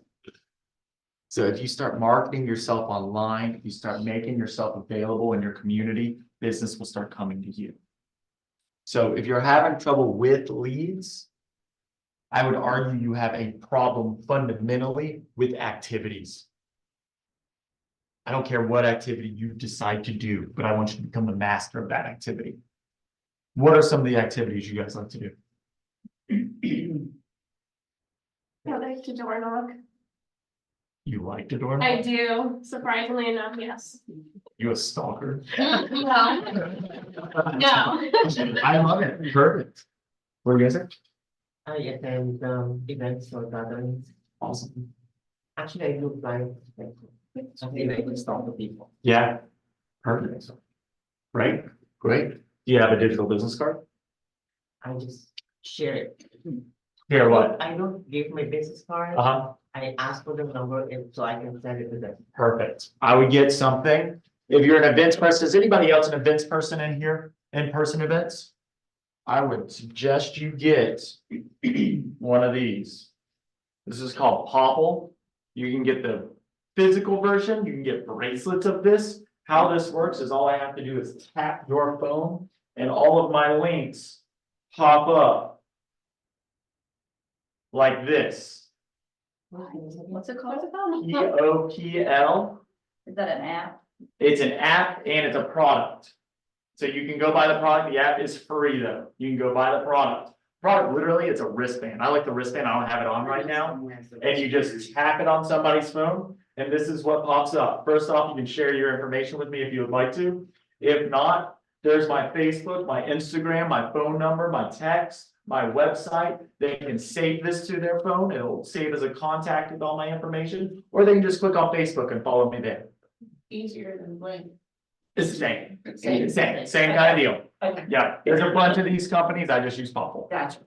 Yeah, use whatever works for you. If you're doing in-person events, dude, you want to blow people away. People, this is not new, but nobody really knows about this. I was just at family reunion in Vegas. Everyone I met, you know, I had a wristband on, but you know, if I didn't have my wristband, I would just say, hey, scan my QR code. Who wants to do it? So they can kind of see what it looks like. You want to do it? You're already friends with me on there. I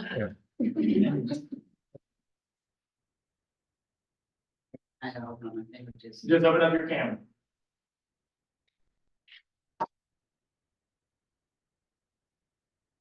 And I put that link. There's all my info. And so you can go whatever, so what's that? Little young picture. I will, yeah. This is called catfishing.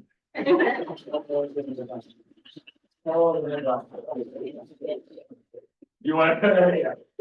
But so here's the difference when I go to events.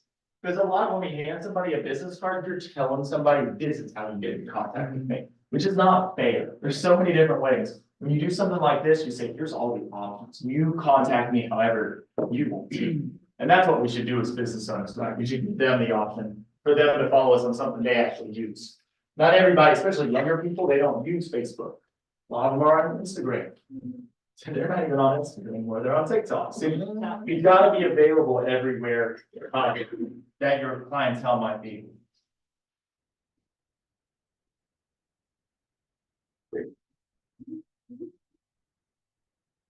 Yeah, I'll take one. I haven't even done the podcast to it. So just an easy way. Any other things you guys like to do for leads?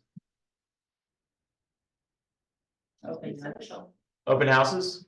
Open houses are great right now. Great. You know why I know they're great?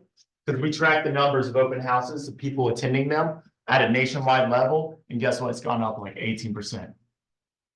People are going to open houses right now. You couldn't do a better thing on the weekend besides take around buyers than to do an open house. If you don't have, I would argue if you don't have buyers for every weekend, you should have an open house instead. Take it while it's hot right now. Anything else? Cool. So then we get to pre-qualifying a listing lead. I'm on page 21 here.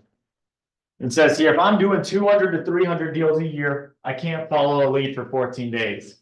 If I'm doing 25 deals a year, I can probably follow a lead for 30 days. So the busier you are, the shorter your definition of a lead. Okay. All that means, guys, is you're going to get busy eventually. And if you don't have systems in place for these leads coming in, you're going to lose track of them. If they aren't standing right there saying, I need to sell a house. I need to sell a house. That's not happening. You're going to forget about that person when you get busy. So you've got to have systems in place so you make sure you don't. Now, I like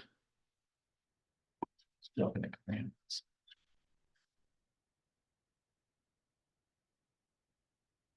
How do I get this thing? I'm gonna figure it out. There we go. See.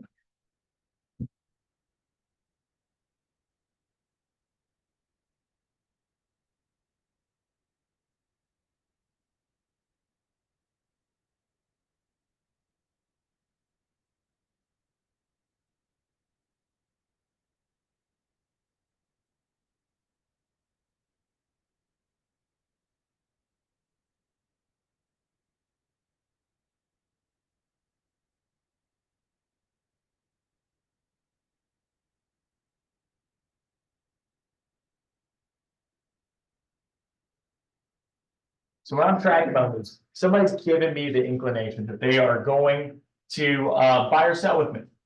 So we're going to say seller since we're in the seller class. We're going to immediately put them into cultivate section.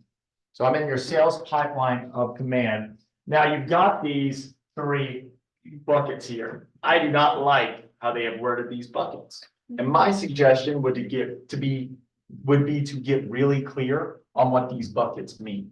And if you need a suggestion, I would say hot is 0 to 2 months out. That's a hot lead to me. Now, a nurture is probably 2 to 6 months. And then a watch is 6 months to a year.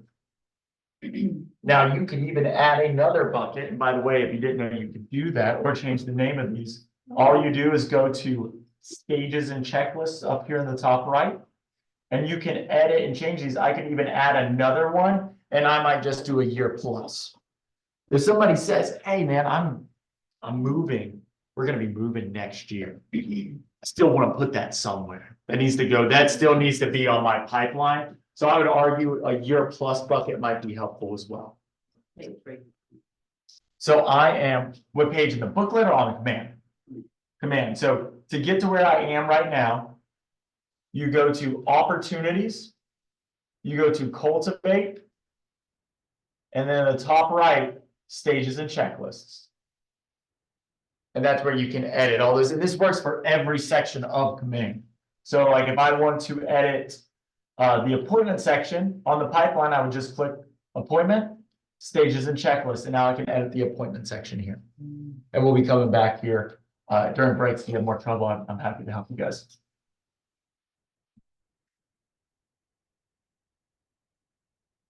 So that's it. They talk about ready, willing, and able in here. And this is just you doing your due diligence as an agent. Whenever somebody says, I'm ready to list a home with you, first, what's the first thing you need to find out? When? Not when. The first thing I would even argue before motivation is find out how much they owe on that house. Yeah. It doesn't matter why you need to move, if you can move, when you can move, if you still owe more money on that house. Yeah, so you gotta find that out immediately. Now, where would I remind myself of that? Well, I would put that as one of my checklist items.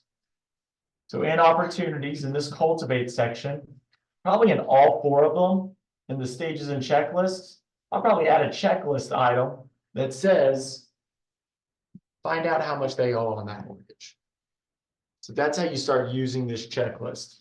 It only takes one time for you to spend a whole bunch of time with somebody on a listing appointment, and then you get everything done. You do the research on the taxes, you do the CMA, yada, yada, yada. And then they go, oh, I'm $20,000 underwater in my home already, so I can't sell. You'll learn real quickly to start verifying these people. What's that? Yeah. Or just they can't move till next year, their stuff. So an A lead, they've got able, ready, and willing to do business in 0 to 14 days. To me, man, 14 days is a time frame. I say 2 months. To me, that just makes more sense. But there's a fun thing, it's your business. You do whatever you want, whatever makes sense to you. They've got an action daily follow-up and secure appointment. If someone tells me they're 2 months out, I'm not going to do daily follow-up, but man, it's about every other day. There's not a day that goes, every other day I'll send a text saying, hey, checking in on you. No, countdown begins. By the way, a little fun idea you can do is just put the countdown app on your phone. And so you can see like 12 days till we go live, 11 days till we go live. And it's a good idea to tell your clients that too. Because they'll remember, you're right there, like, oh, 7 days till our listing goes live. Okay, maybe you should actually paint finally. Maybe you should get all these family photos in the garage real quick. It's a fun little idea. So B lead, able, ready to do business in 15 to 60 days. I would say B lead is that 2 to 6 months. And that's just me. This is how I put them. Put them in your database and call it every 2 to 3 days. For 2 to 6 months out, I'm probably calling every single week. 2 to 3 days. That's how I set them up. C lead, able, ready, and willing to do business in 61 or more days. So this is my 6 months to a year people. I'm calling them probably every other week. And it's not a hard phone call. You need no script. It is, hey, just checking in. Now, those people, the C leads, that's where most agents, I would say, lose money. You stop calling. You stop checking in. And you'd be amazed at how quickly I'm moving in 8 months turns into, actually, I'm moving next week. I changed my mind. Yeah, it happens quickly. The agent that wins stays in front of them. So this is how much they're calling, but you should probably have your auto emails. So you might have, so an easy smart plan for you to go and build out is your A lead. That's a call every day, and just make a smart plan that says call, wait 1 day, repeat, and just have that as your A lead smart plan. B lead every other day or every week, whatever it might be, every week. And it's just a smart plan. Call, wait a week, repeat. Have that smart plan ready. And then C lead. Put them on the bi-weekly call plan. They already have that one made for you. But those are just quick, easy smart plans for you to use for each one of those leads. And then in my buckets, my watch, nurture, hot bucket, one of my checklist items is put on the A smart plan. Put on the B smart plan, put on the C smart plan, just a little reminder in there for myself. As soon as I make this lead, I now know to go put them on the smart plan so I don't forget to call them. Do's and don'ts of lead generation. High production listing agent do this. Practice highly productive lead generation.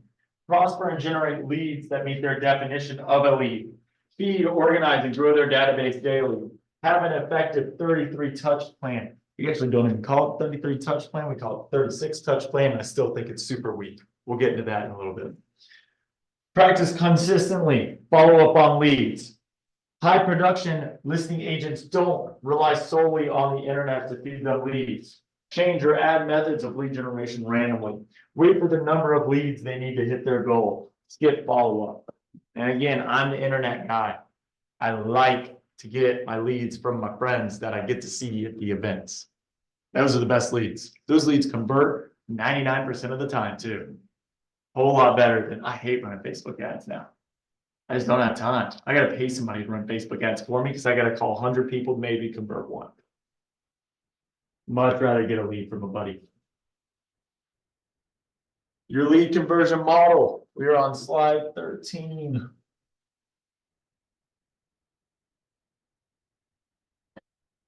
Model, pretty easy. Capture, connect, close appointment, cultivate. That circles around. Capture. You guys should have everybody in the world in your database. Everybody. You can add everybody. Now we have a way to easily differentiate people in our database. This is just good for you to start off with. So in command, the first level of organization you have is leads and contacts, which I know, given the vernacular we've been using this whole time, this is going to be confusing. So I apologize. It's Keller Williams' fault. I didn't make the system. You just have to play with the system they made. So in command, you have leads and you have contacts. Your leads are worth less than your contacts. Here's the easiest way to think about that. Would you rather me give you one contact in your phone, someone who likes, knows, trusts you, or would you rather me give you 100 Facebook leads? You'd like that one contact, right? That's the easiest way to think about this. So in your database, you're probably only ever going to have 200 contacts at a time. The rest of humanity is a lead. Why do I say 200? What did you do? You look So why do I say you can only have 200 contacts? There's a few reasons. First off, these 200 contacts I'm putting up on a quarterly call plan, which means they just get a phone call from me every 3 months. And it's just, hey, just checking in on you. I have a system. You're actually one of the people that I would hate to miss an opportunity to work with. So I actually have a system remind me to call you every 3 months just because I like it. So just checking in. What's up? That's that phone call. So having more than 200 people right there, that's 4 to 5 phone calls a day at 200 people every 3 months from Monday to Friday. I know, and those aren't little phone calls. You call my grandma, that's a long phone call. Sometimes those calls are 1 minute long, sometimes those calls are an hour long, guys. And they're meant to be long. That's the point. You want to build connection, see how they're doing. So it's good if they're long, but sometimes they just are long. Just keep that in mind. That's the first reason why it's always 200, or you max out at 200. The second reason is I want you to put a dollar amount around all of those people. all those people cost you money. Those are the people who get a pie on Thanksgiving. How much does that cost you? Well, like $7 a pie? I don't know, I'm sure let's say $7, perfect. They're probably also gonna get an invite to your Christmas event too, I would hope. So that's at least 2 cocktails per person, maybe a party gift bag. Right now, we're at $30 to $40. Man, then I have my dog event. We have a yappy hour, which is adorable. And it's a happy hour at a dog bar. One time, we buy everybody a drink there. And then I do the other dog event at Christmas time where I get the dogs to come bring their dog to take pictures with Santa. That's another $10 at least per person there. You see how this starts adding up? Adds up real quickly, guys. So those 200 contacts, they have a dollar amount beside their name. And let's just say they all cost $50. All of them, you're at least spending $50. So that's 200 times 50. Right now, my contacts cost me $10,000 a year. Can you have really more than 200 contacts at a time? If you're new, you probably have like 50 that you can afford. 200, you're doing pretty good if you can afford to have that many contacts. So keep that in mind, guys. All these people cost money. They cost time. So just keep that in mind when you're deciding. Because now, I hope now I've made you think, who's worth being a contact? You know, are they worth to be in that budget? If they're not, get them out. Who are your wealth determiners? They either are sending you business or they're doing business with you. One of the two. And if they're not a contact anymore. They don't get any pie. So do you delete them from your database? You're not deleting them, they just become a lead. Just a lead. Yeah, everybody in the world can be in your database. But if they're not helping you get to your goal, they are a lead, and I am not wasting my time anymore. Or my money. So you decide who is deserving of taking that marker off. Only certain people deserve that. This is your business. This is not you talking, this is your business talking.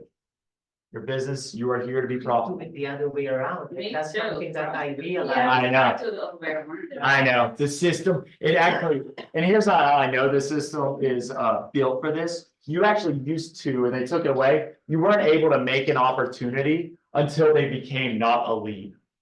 So it was always meant for lead to be a lesser than kind of thing. Yes, sir. I was just turning up the AC a little bit there, so it's not so cold in here. Cool. So luckily you guys, if you've done it the opposite way, by the way, it's your database. You do it however you want to do it.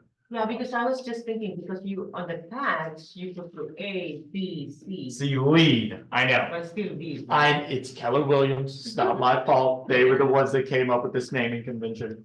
That makes sense. Yeah, so you can see the little L, that makes somebody a lead in here. And then you can see this person's not a lead. This is actually one of my clients. They're not a lead. So that just helps me determine, oh, I don't have to focus on those people. They've got the little L beside their name.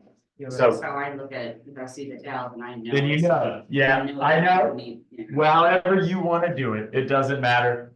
That's why I always say the CRM that works is the one you use. So just use it well, it'll be fine. So however, which way you want to do it. By the way, if you want to do it the way KW intended it to be used, you can select all the ones you want to make a lead.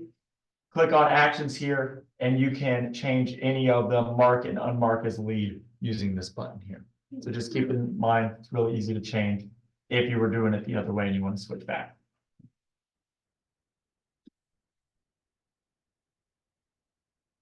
So capturing the leads. Getting good at capturing them is tough. And it's a lot because y'all don't like asking questions. A lot of my new agents, they don't like asking for addresses. Feels weird. And I get that. You got to get out of your own way on that though. We gave you the license. You're allowed to ask for home addresses now. No one's gonna think you're creepy. You've got the real estate license. It's your job to know where people live. Especially your friends. So go and ask, where do you live? And can somebody give me a response? Why do I need to know? Somebody answer that for me. What if I want to say your birthday card or? Okay, cool. That sounds like an excuse though. What if I wanna? What's the real reason? What's the real reason I need your home address? So we can Give stay you in an touch. update on. So we can stay in touch, close. We do like a market update. That's right. That's your job. You guys are supposed to know the market, especially for the people you care about. So when someone says, why do you need my home address? Do I pay attention to the market? And if home prices start going up in your neighborhood, I want us to be the first ones to know. In case there's action you need to take. I'd hate for us to miss out on an opportunity. So any of my friends, anybody I care about, I get their home address. Don't give an excuse to somebody saying a birthday card. Tell them why you want it, because that's the truth.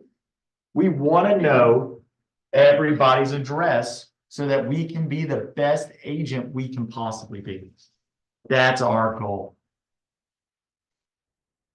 So yes, ma'am. So I would use that same line for people I haven't spoken to in years, but they're in my contacts or my, If you haven't contacted them in years, do you even deserve their home address? but that's what I'm saying. So I would say make sure you deserve their home address. If not, again, why are you wasting your time? If they haven't spoken to them in years. If you haven't spoken to me in years and you ask my home address, I'm just not gonna give it to you. well, I'm saying because I had to put everybody in my command. So that's what I'm saying. And I was told not to delete anybody. Don't delete even though- anybody. We still want their home address, so make it so that you deserve it. Yeah, but if you don't deserve the home address, you're not gonna get it. I'm not giving random agent calling me, asking for my home address. You haven't done anything for me. You gotta figure out how you're gonna deserve a home address. And if it's you're calling somebody out of the blue after years, you're not getting it. So you might have to start follow up first and build up to being able to get their home address.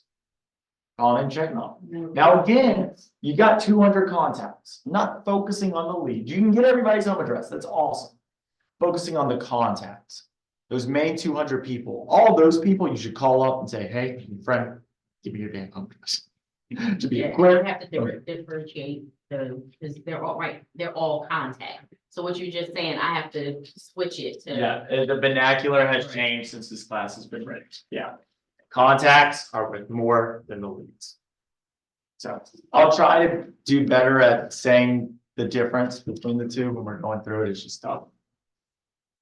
Sorry. Why don't we close them on an appointment? Are you ever going to force anybody to sell their home? No. No, we are not salespeople. We are service providers. You're never going to force anybody to sell. So when it says close them for an appointment, what does that actually mean? That means that means that you were available when they needed you. You're not closing anybody for anything. You might close a first for sale by owner. That's different. We're not talking about that right now. Talk about the people you know. You're not ever closing anybody. You're available when they needed you. They remembered you being the agent. And you deserve that opportunity because you were available. So just keep that in mind. Really, the close part just means being available. That's all that means.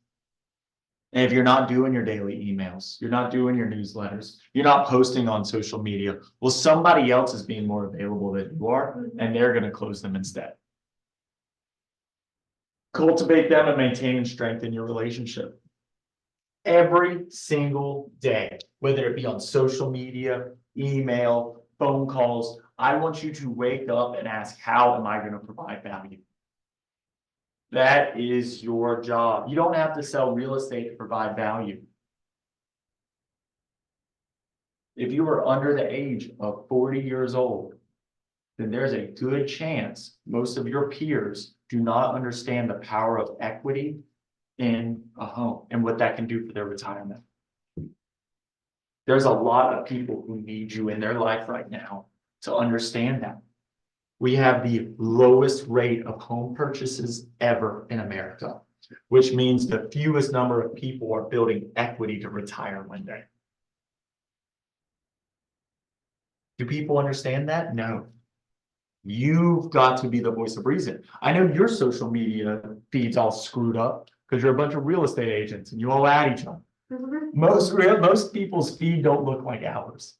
They're normal feeds. It's mostly shopping and stuff like that. You might be the only real estate agent people follow. You might be the only person that talks about investment and the power of investing in yourself. And you're choosing not to post about those things. You're choosing not to interact. You're choosing to let your community down if you do not post those kind of videos. You gotta do it. You gotta do that activity. That's when you deserve stuff. And that's where you're cultivating a relationship. You can have one-sided relationships, guys. They're the best.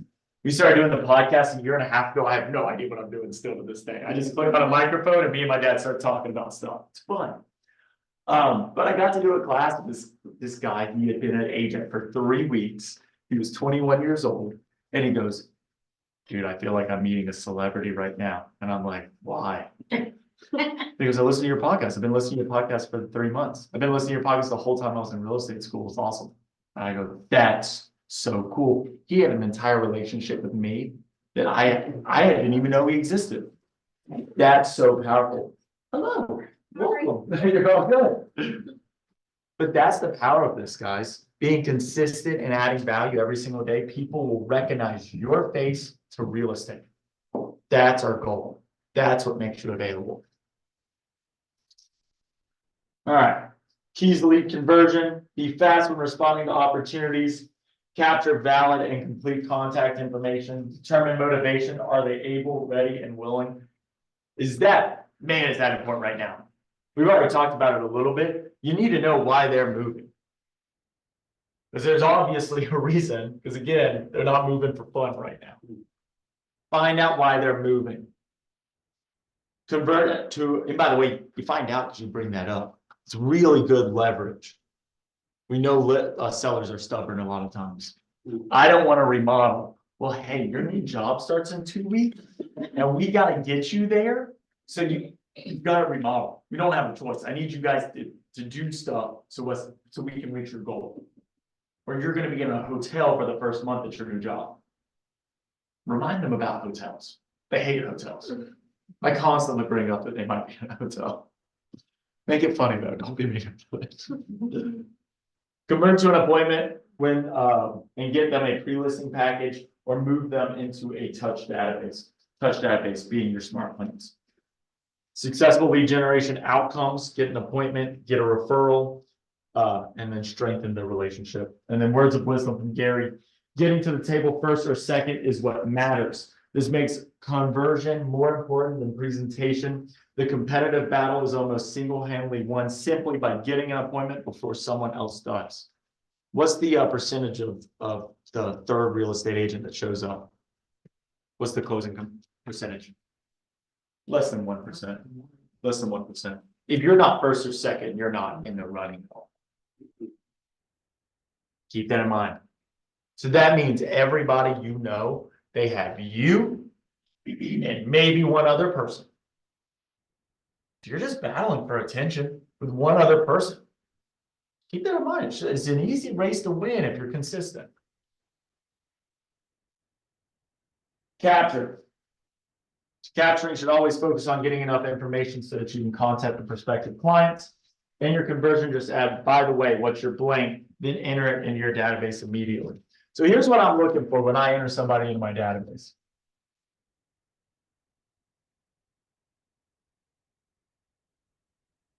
Name, obviously, email, obviously, phone number. So, lead source type, so important. And I think so many agents skip it. This is your ROI.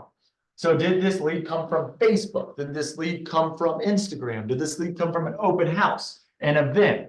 Where did I get this lead? Now, what a lot of people really skip is select from contacts. Did this lead come from another person in my database? And tracking that. Because by the way, obviously this new lead, if they buy a house from me, they're going to get a pie. The person who referred them to me, I don't care if they ever buy a house for me, that person's worth more than this person because they're sending me people. So make sure you're tracking who your wealth determiners are and reward them. One of our favorite things, one of my mentors, her name was Janet Falk. She used to be the Carolinas region head. She pretty much helped create the Carolinas region. The reason you have a job here today, a lot of it's from Janet Falk. She passed away a couple of years ago. But she was hugely influential to me. I was ready to quit real estate and she gave me the job.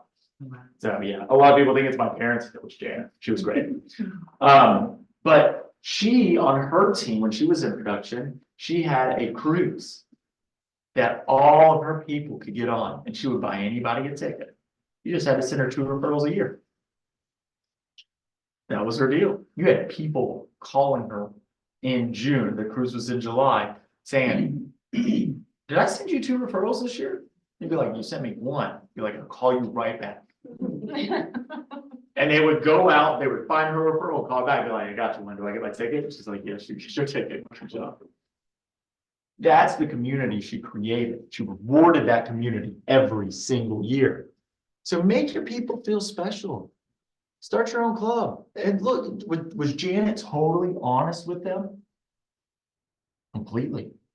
She said, I'm using you for my business. And when you work with me, I reward you. I want to be really clear. So don't you work with anybody else, because they're not going to reward you like I would. She had treat those like dogs. She had to eat it. She's like, here's the treat. It's a pretty treat. It's so A treat.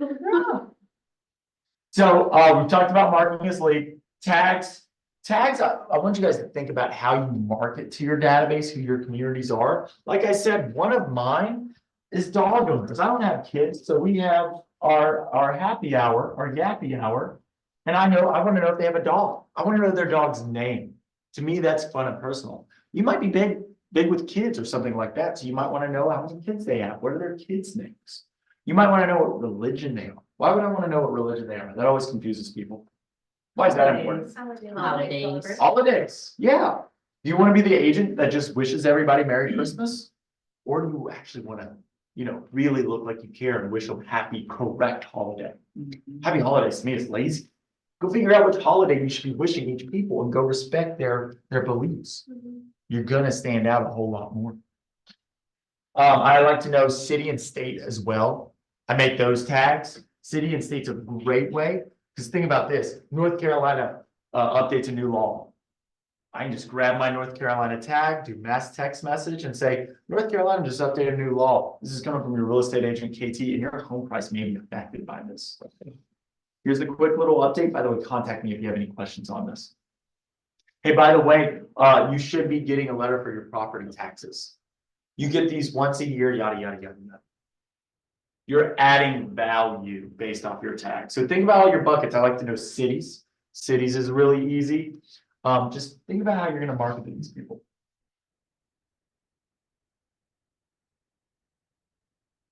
Add more info, additional contact info. This is where you're going to put preferred method of contact. Any additional emails, phone numbers. This is where you're going to put the home address. Social profiles, skip that one. It's a nonsense thing. It's just going to give you a button to get to their social media profile. Just go add them on social media. There's no reason to go and find those URLs. Are we doing anything as far as through that? No, don't worry about it. Yeah, skip it. All right. Legal name, description, get their birthdays. Birthdays is so easy that's like 3 of your touches for the year, just getting their birthday. Home anniversary. People always ask if they're renting, should I get their home anniversary? Heck yeah. If I know somebody's home anniversary of when they moved into the apartment, what do I also know? I know when their lease is up. It's either 12 or 16 months or 18 months. There's really no in between. It's almost always what it is. Relationships in command. There's no John and Mary Smith. You have John Smith, you have Mary Smith. Everybody's an individual. The reason why that is the investor reason and the divorce reason. They both work the same way. John Smith, Mary Smith, they are married. They buy a house through you. John and Mary Smith, they get a divorce. They sell the house through you. Then John can buy a house and Mary can buy a house separately, and it still all shows up on their time. That's why everybody's an individual. So always treat everybody like that in command. You never know when things like that are going to happen. Or when somebody starts investing. My father-in-law, he is a builder. So him and his wife just bought a house from me, and they're going to sell a house with me shortly. But he also has a business partner. So then I have another deal on his contact and his business partner, and they buy and sell through me. So everybody's gotta be an individual, even if you're like, I know they're not gonna get divorced, but you never know when they might start a partnership and start investing. So you gotta have command set up for that. Company name and job title. I mean, so think about this conversation. I've got this up. The conversation ends. Thank you so much for all that information. Really, I can't wait to be able to work with you and sell real estate and help you buy real estate. I'm super excited. By the way, what do you do? And who do you do it for? Okay, great. You run your own business. Awesome. Okay, and this is what you do. Fantastic. Do you have employees? Man, you've got 10 employees. Awesome. Are they building equity while you're paying them? When you give them a paycheck, do you know if they're paying their own mortgage or are they paying somebody else's mortgage? And we should totally do a first-time homebuyer seminar for your people. That way they're building equity while they're working for you. These are the conversations you get to have when you're coming from contribution. So don't ever feel bad about asking for somebody's info if you deserve it. Any questions about capturing contact info? How are we feeling about this? Good. Let's take a break. I've been rambling on for an hour and 40 minutes. Let's take 10 minutes, come back at 10:50. We'll keep on rolling. We're not even through chapter 1 yet, guys. You see why at the end, after lunch, we were gonna be flying through stuff.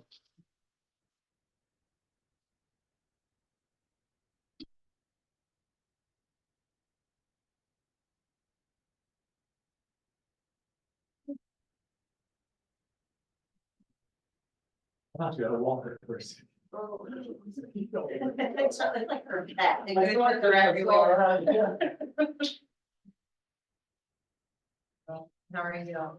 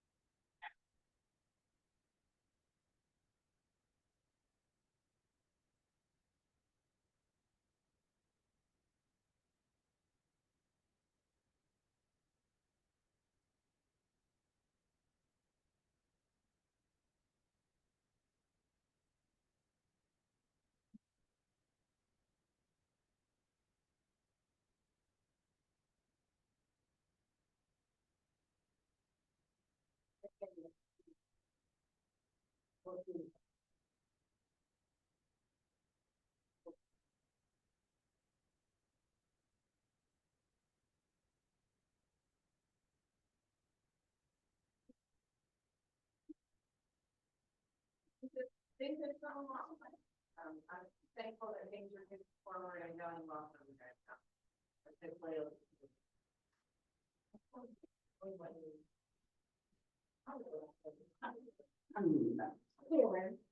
Nice to meet you.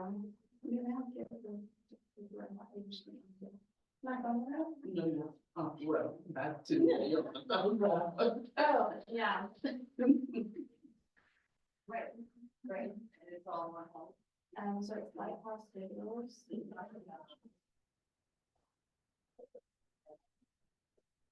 Right, here's the situation, right? We have a plan. Good over there. Huh? They said, do they want to go over there, like food? That's my fault. I'm starving right now. I'm like, oh my. And then say. I have one right now.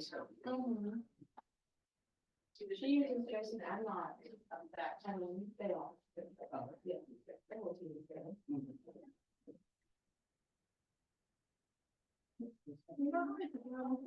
Like. 1, 2, 3, 4, 5, 6, 7, 8, 9, 10.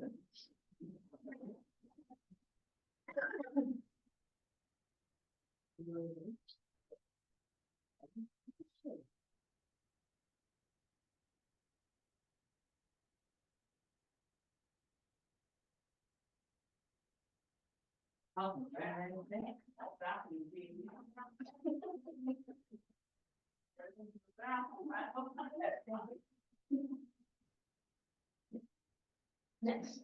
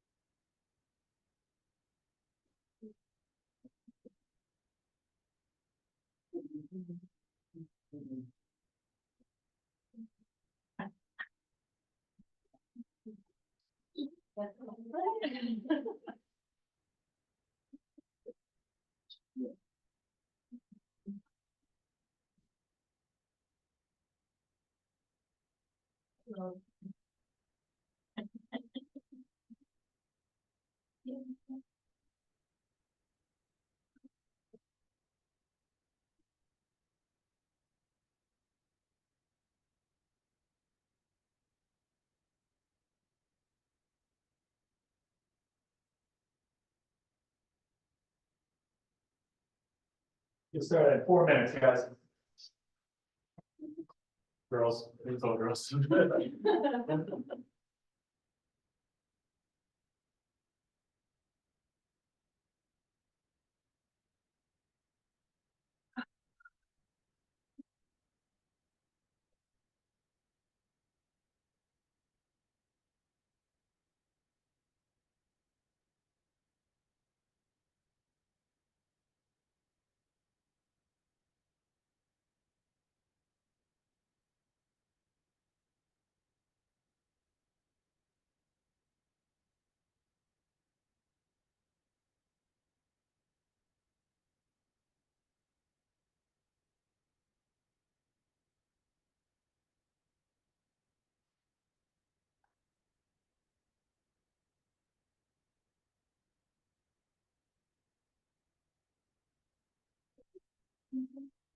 I didn't see them.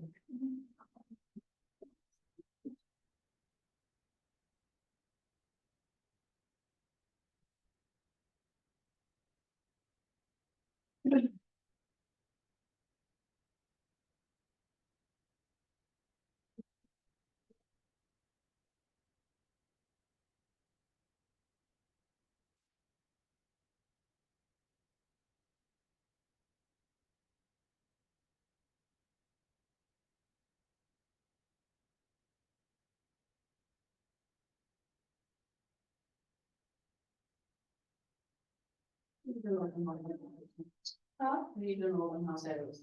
Where? Chapel. Yes.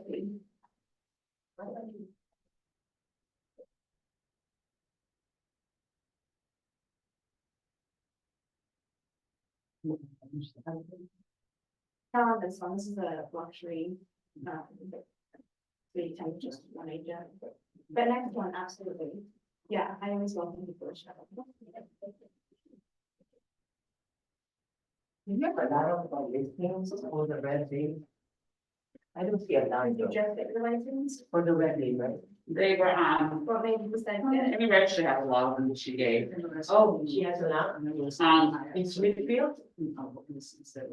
Maybe much like. So she said the updated one was sent waiting calls.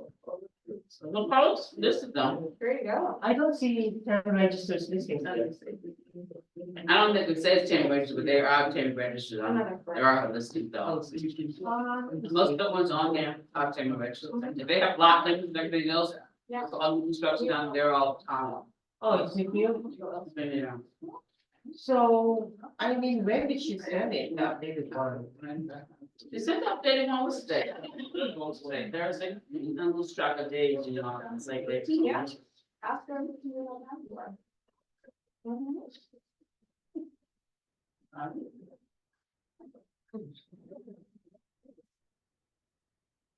See it. All right, guys, we are gonna, ladies, we are gonna get started. My guys don't like me. I don't know what I did to them. Take it as a compliment. I got all the ladies in the market. All right, so next we're gonna talk about opportunities with seller leads. You've got sellers in residence, person or family living in their own primary residence. Opportunities include winning the listing. They may also plan to buy, represent, or refer them. You always, if you are working with a seller, figure out where they are going as soon as possible, especially if it's out of town, so you can get referrals. Does everybody know how referrals work in real estate? Do we need to explain this? New people? I mean, you get a commission when you refer. Yes, perfect. You'd be amazed at how many people don't know that in these classes. So just make sure you figure out where they are going. Yeah. And I also, a lot of people, you know, especially new people, they go, I'm not from here.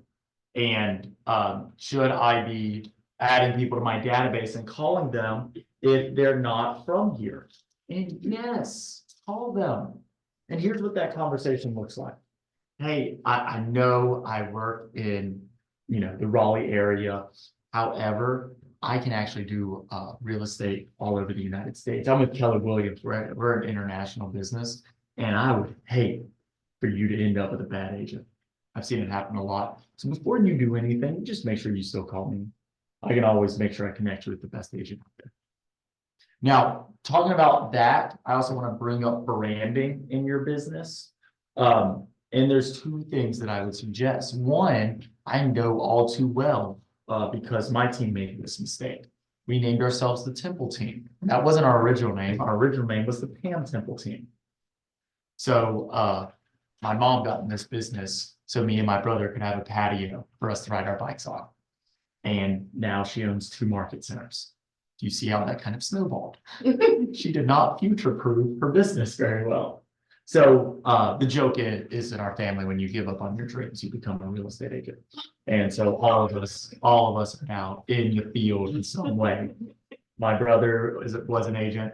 My youngest brother, he's a home inspector. My dad's a real estate agent. So when you would call the Pam Temple Team, who would you ask to work with? Yeah, guess what we told them? No. And still to this day, very rarely do you get Pam Temple to be your listing agent unless your listing is above $1 million. She mainly works with our high-end clients. All of us, nobody's, we work with everybody. So, and that's just the fact of it. So eventually, we changed from the Pam Temple Team to the Temple Team. And so when you call the Temple Team, who do you want to work with? You want to work with the Temple. And we know that there's people not on the Temple Team with the last name Temple. So right when you call the Temple Team, you say, I want to work with the Temple. And guess what we still say? No. No. Is that good customer service? No. No. If we could go back, our name wouldn't be anywhere on this thing. The biggest team in the Charlotte area, it's owned by a guy named Trent Corbin, and his team is known as the Redbud Group. You ask Trent why he named it the Redbud Group. He said, I picked a flower. Who gives a shit? That's the truth. He wants to sell his business one day. He does not want his name and face to be associated with it. He has future-proofed his business. So it's just something to think about. You don't know how big this business can grow. You really don't. And I guarantee you, you're underestimating yourself. If you don't think it can get really, really big. The other thing I would not suggest, and this goes back to what we were just talking about here, I wouldn't put your location in your name. And it's just for branding reasons. If you're on social media all the time, you go, I'm the Raleigh agent, I'm the Raleigh agent, I'm the Gardner agent, I'm the Gardner agent. Are they ever going to call you if they're in Charlotte? Are they calling you? No. So those are the two things that I tell people, because I know real estate, it's always been, it gets the it gets the reputation it has because of how business always was. Teams are a new thing in real estate. It was always just you worked for Remax and you were an agent at Remax. There was no branding your business. KW has really blazed the trail for you to build a business powered by Keller Williams. That's a new idea, a new thought. And because of that, our branding has changed. I want you, and I would write this down. You are the international real estate agent and you are the local real estate expert. That is how you think about your business and the connected world we live in today. So just think about that before you start deciding this is the name I go by. Maybe just pick a flower. It doesn't really matter at the end of the day, does it, what your name is, as long as you provide high quality service. So job relocation, winning the listing is your opportunity. Becoming the listing agent for a relocation company. I only know one agent who's ever actually won one of those deals. And that's all she does. They're not everywhere, but you are in a good area to find one of those. So just keep that in mind. Going to vendors, going to small businesses and trying to add value is never a bad use of your time. Go to those people. Do you have people moving in, moving out? How can I help you? There's a lot of big tech companies here and small tech companies. Go put together a slide deck on how you help them find the right location here and make it easy for their company to recruit people. They're always looking for help. Referring the seller to an agent of the new location to buy, obviously. Investor seller, winning your way to a lucrative relationship with multiple deals. Gaining referrals. These sellers often have a personal network of other investors who could become your clients.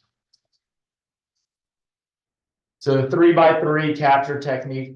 When you receive an inquiry, return a call to them 3 times a day for 3 consecutive days until you get a yes or response. This is for any lead you receive. Facebook, Instagram, open house. You're going to blow them up for the first 3 days. After the 3 days, I normally have a 7-day window, which I at least call them once a day. After that, it normally goes to, every other day, every 3 days. And then it really slows down from there. You can't do it for forever. You eventually got to focus your time. So that first 3 days, make it count. That's your best opportunity to get an answer and figure out something. So be ready to have that phone call, get good information, get their motivation, get them in your database. Figure out how you can help them with their needs on that first phone call, maybe your only opportunity. 10 days of pain, kind of the same thing that we just talked about there. Connecting with your seller, here's your quick script. I'm a professional. My goal is to sell your house for the best price, quickly, with the least amount of trouble to you. Like your doctor or any other professional, I have to ask questions to understand your situation well enough that I can give you the best advice. This, bring this back to buyers a little bit. I use that same script for my app. Why should your clients use your app when buying real estate? Is your app better than any other app on the market? No, it's all the same stuff. See what they're doing. Exactly. It's just for you. I want you to use my app for no reason, but it helps me help you.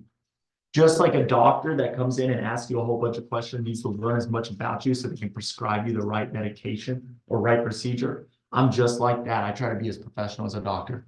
I want to learn as much about you as I can, your preferences, your likes and don't likes. That way I can be the best real estate agent. That's the same script you use for your app. This gets into communication styles. I'm not good at communication styles. It's not my strong suit. Really, just be a good person. At the end of the day, I find you're going to have some people who are engineers. They're going to ask a lot of questions. Be prepared for that person. You're going to have high Ds who just want you to get the damn house sold. Be ready for that person. Everyone's going to be different. Ask them. This to me is a lot of work where you could just say, tell me about your personality. I want to make sure, that we click. I want to make sure we work with each other. You like stuff done. You want me to just get things done, or do you want me to let you know every step along the way? How would you like this relationship to go? Ask them. They'll tell you. Everybody loves to talk about themselves. I have a whole career about talking about myself. It's my favorite thing to do. That's why I'm up here. So ask people, they'll tell you. So I have respond to communication styles. You can dive in deeper into that. Does everybody know their personality style? You guys know yours? What are we? What are you? Between social and information. Awesome.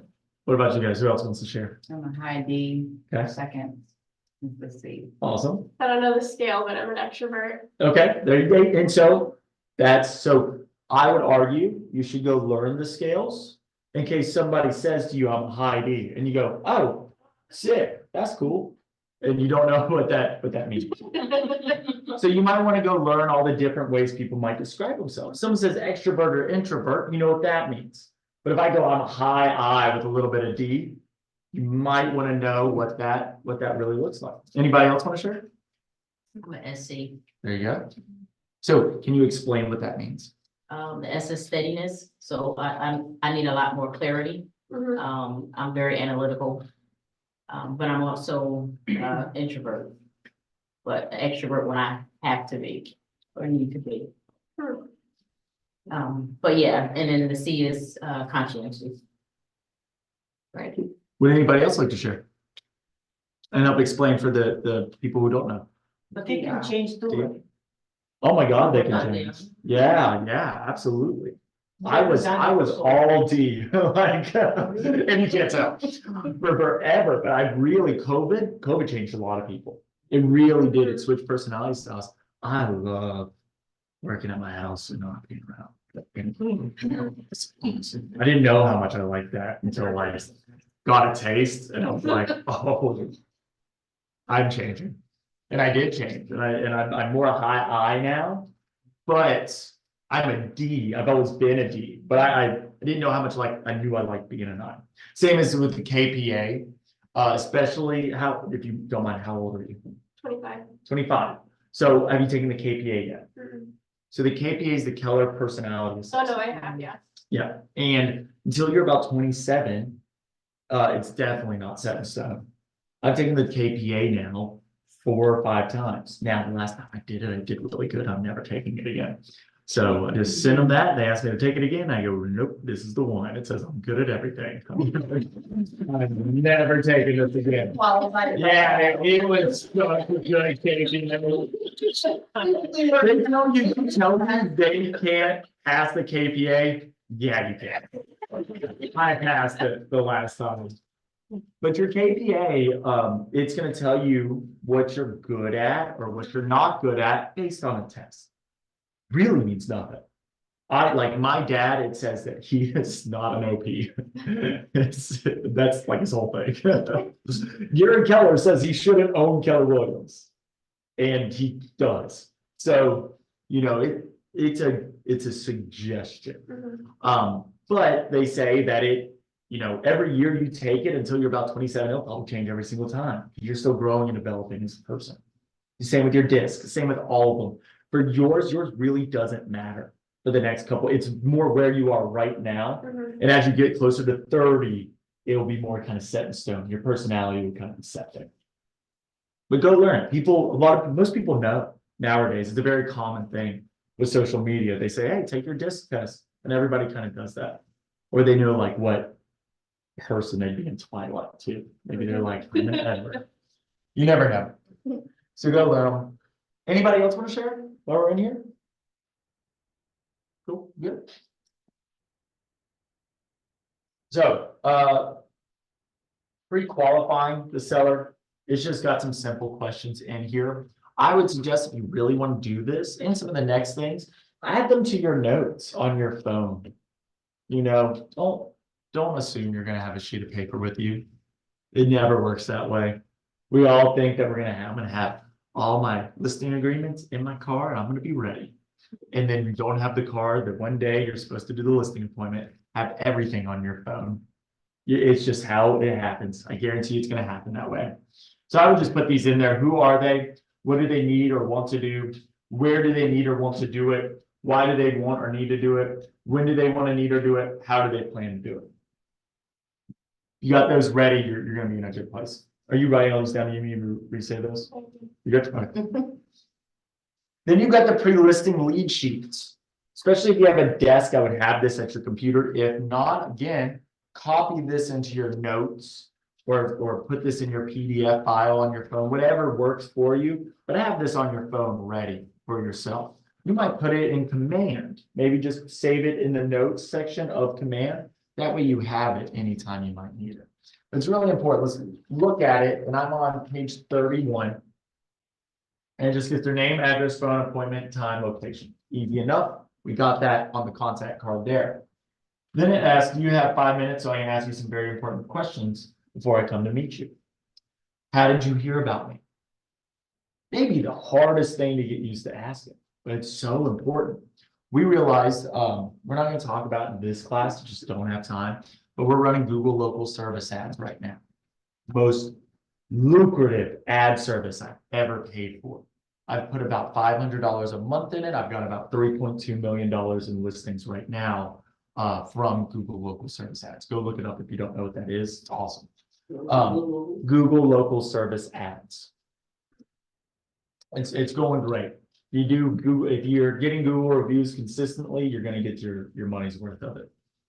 But you know, if I'm not asking how people heard about me, I don't know to tell you guys that right now. If I'm not asking, where did you find this? Where did you find this? You're always figuring that out. So now you know which eggs to put in which basket. You know, if you're running newspaper articles and no one's ever called you from a newspaper article, then why are you spending money there? You gotta always be proving your ROI. Again, pretend like you have your investors that you have to prove to. Pretend like you have those, even though you don't. That's the questions they'd be asking. Hey, we're putting $1,000 a year into sending out these cards. Are we getting anything for it? Where are you moving? What's motivating you to move there? How soon do you have to be there? If we sell your home in the next 30 days, will that pose a problem for you? If yes, what would that problem be? Great question right there. If I sold your house too quickly, would that be okay? Ask that question. Really, no, by the way, what's another reason we ask that question? It makes you sound good. Makes you sound really confident, doesn't it? If I sold your house at the price you're asking for in just a couple of days, would that be okay? I sound good, right? I sound like I do that all the time. Great question to ask. Don't skip that one. Yeah, that's a contingency issue. Pardon me? I said, yeah, that becomes a contingency issue. In the current market, it's actually been issues. Yeah, it really is an issue. Absolutely. Absolutely. What would happen if your home did not sell? How much do you want to list your home for? How much do you owe on the property? Again, so important. I'll be sending you a packet of information when you take a few minutes to review it before we meet. If you don't ask that question, they will never look at anything. Remind them about the pre-listing packet because they're not going to just do stuff to do stuff. People are very lazy. Do you have any questions before we meet? Will all decision makers be there when we meet? Gosh, make sure they're all there. You don't want to track everyone down. We've got one lady. Do you know Tammy by chance on our team? Oh, well, you know Tammy on the Temple team? Yeah. Oh. Yeah, she. Oh, not Tammy Register. Yeah. No, Tammy on the Temple team in Charlotte. She is our, for lack of a better way to say, there's a much better way to say it. I'm choosing to say it the bad way. She's our dead person queen. Like, I mean, God, if someone dies in Hickory, Tammy's there to sell the house. She really gets all the estate sales, all those kind of things. And so because of that, you know, she has to be really good at that question. Because, you know, it could be Will, 3 children, but the brother's in Idaho. And if he doesn't sign, nobody can sell. So, you know, that's a really important question for her to ask. What's that? Yeah. So I said that, I just had someone who was 5 people and 3 of them was dead, so trust me, it was like, that was living hell. Yeah, I just ran out. We just tried to sell a house and you know, like I said, these things update all the time. And we've got people on our team. I'm the newest person on the team and I've been licensed for 8 years. Everyone on our team has been in real estate a long time. And we didn't know there was a first, what was it called? First right of refusal on the land I was trying to sell for my father-in-law. And we were under contract before we ever found out. We just didn't think to look, and it never happened before. I've never actually seen one of those in real life. And so now it's one of our questions that we ask. It sucks. This land is very hard to sell now because of that. So, and definitely lowers the price because that land sits longer. So just having it on there is a huge deal. And man, did we look stupid when the buyer agent called me and said, hey, why didn't you tell us about this? And we had to go, we did not know. My father-in-law didn't tell me, he knew. Sure. Made me look dumb.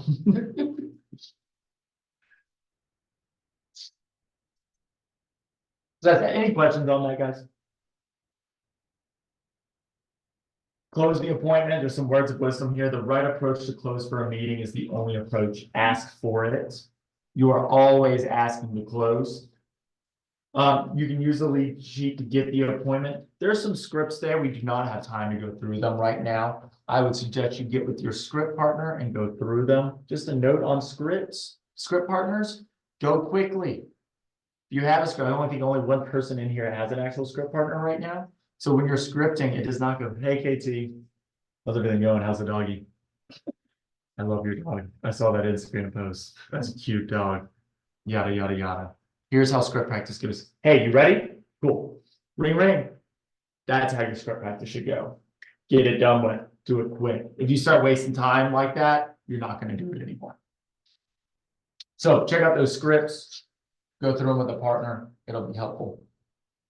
There's some answering questions and handling objections on here too. Again, just go through them with a partner. Have fun with them. All right. Sorry, guys. We just don't have, we're still in chapter 1 and we're pushing lunch. So we don't have time to do all the activities. I apologize.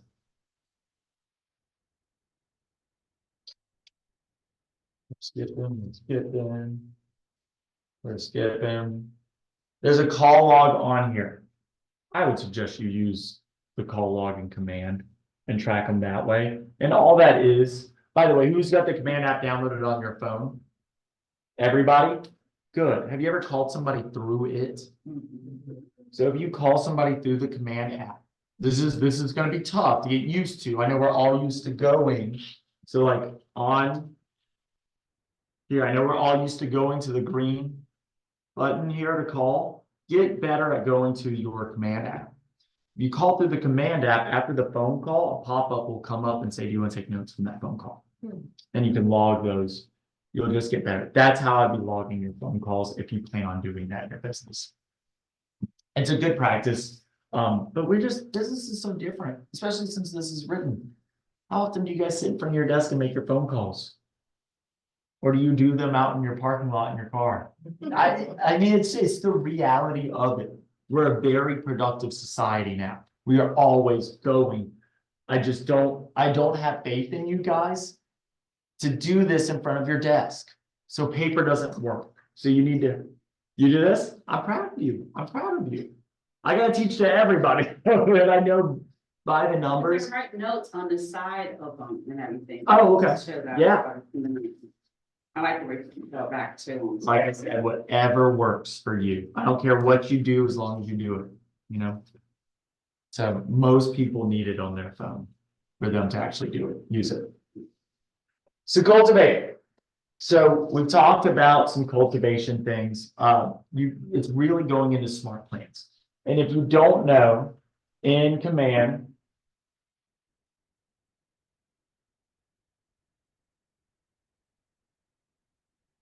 there.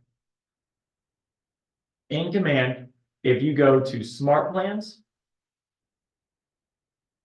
and you go to the library up here, there are all kinds of follow-up plans for you to use. The region actually made one for the Carolinas. So if you just go in here and type in Carolinas, you can find a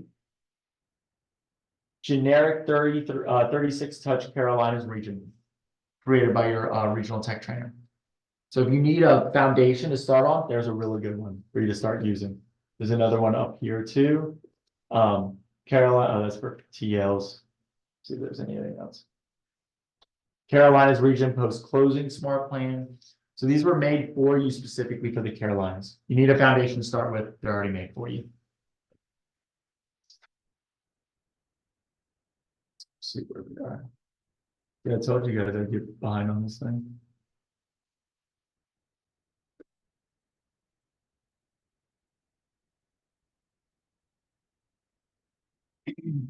All right, you've got your weekly activity tracker in here. Figure out some form of that. I have an app on mine that tracks all my activities, and it's not just for business. I actually have all my personal stuff in there. So I'm actually in school right now to become a yoga instructor too. So I've got my yoga stuff that I'm doing in there. I've got my workout schedule. I've got my business stuff. You know, all those kind of things I have in one app. It's just my habit tracker. That's what I like to use. Some people want to be different. They don't want their personal and business to be mixed up. I feel like I'm always working, so I just combine them. Like I just my days, you know, the difference between my Sunday and my Thursday, there is none. Except normally I'm drinking while working on Sundays.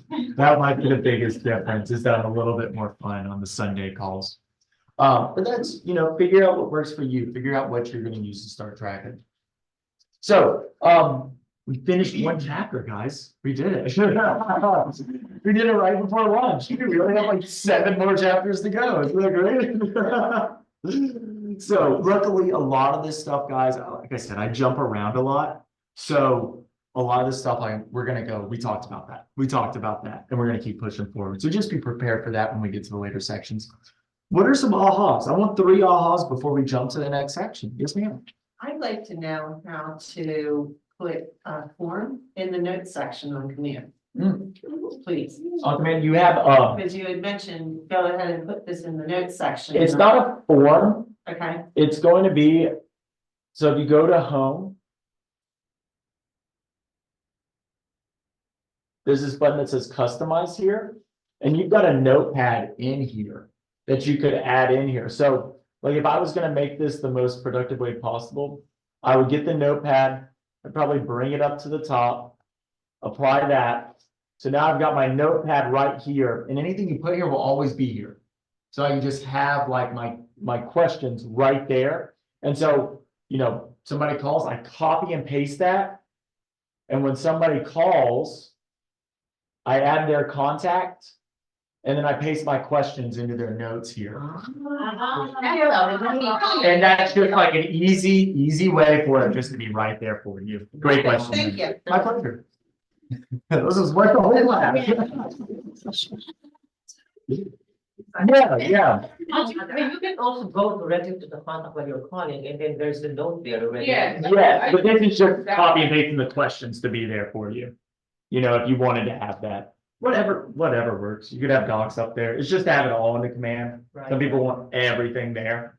So Yeah, so you can just follow through. yeah, you'll just have them like it might literally be called lead sheet questions. Right, right. And you just have them there, you copy and paste the questions, now it's in your notes and you can type the answer beside it. Yes. Yeah. So yeah, the notepad, if you guys want it on there, customize, just make sure it's toggled on.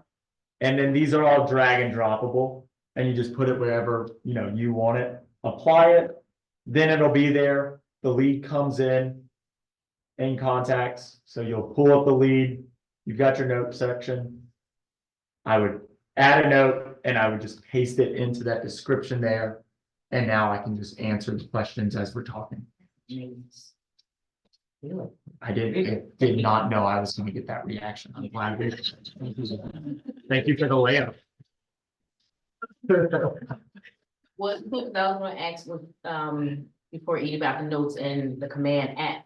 Like when you call, you said when you call somebody, you can just put notes in. Of course, I've never used it, Yeah, so I didn't know that was available. yeah. For your app, the notepad is not on the app face, so you just put the same thing you would put there in your notes Mhm. on your phone, Right. and then you copy and paste over.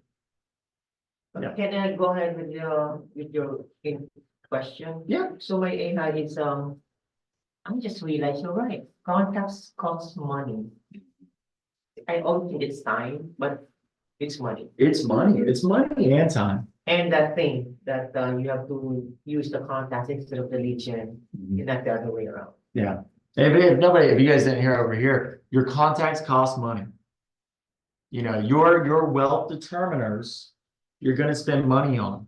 And by the way, if you don't spend money on them, somebody else is. I know, right? But Yeah. you have to budget too. Yeah, you got a budget too, and that's why it's Oh my so God. important to really think about Who is- deserves it, who deserves it. right? Who are your people? Not everybody can be your people. You gotta really decide. You know, who's gonna support you in your business?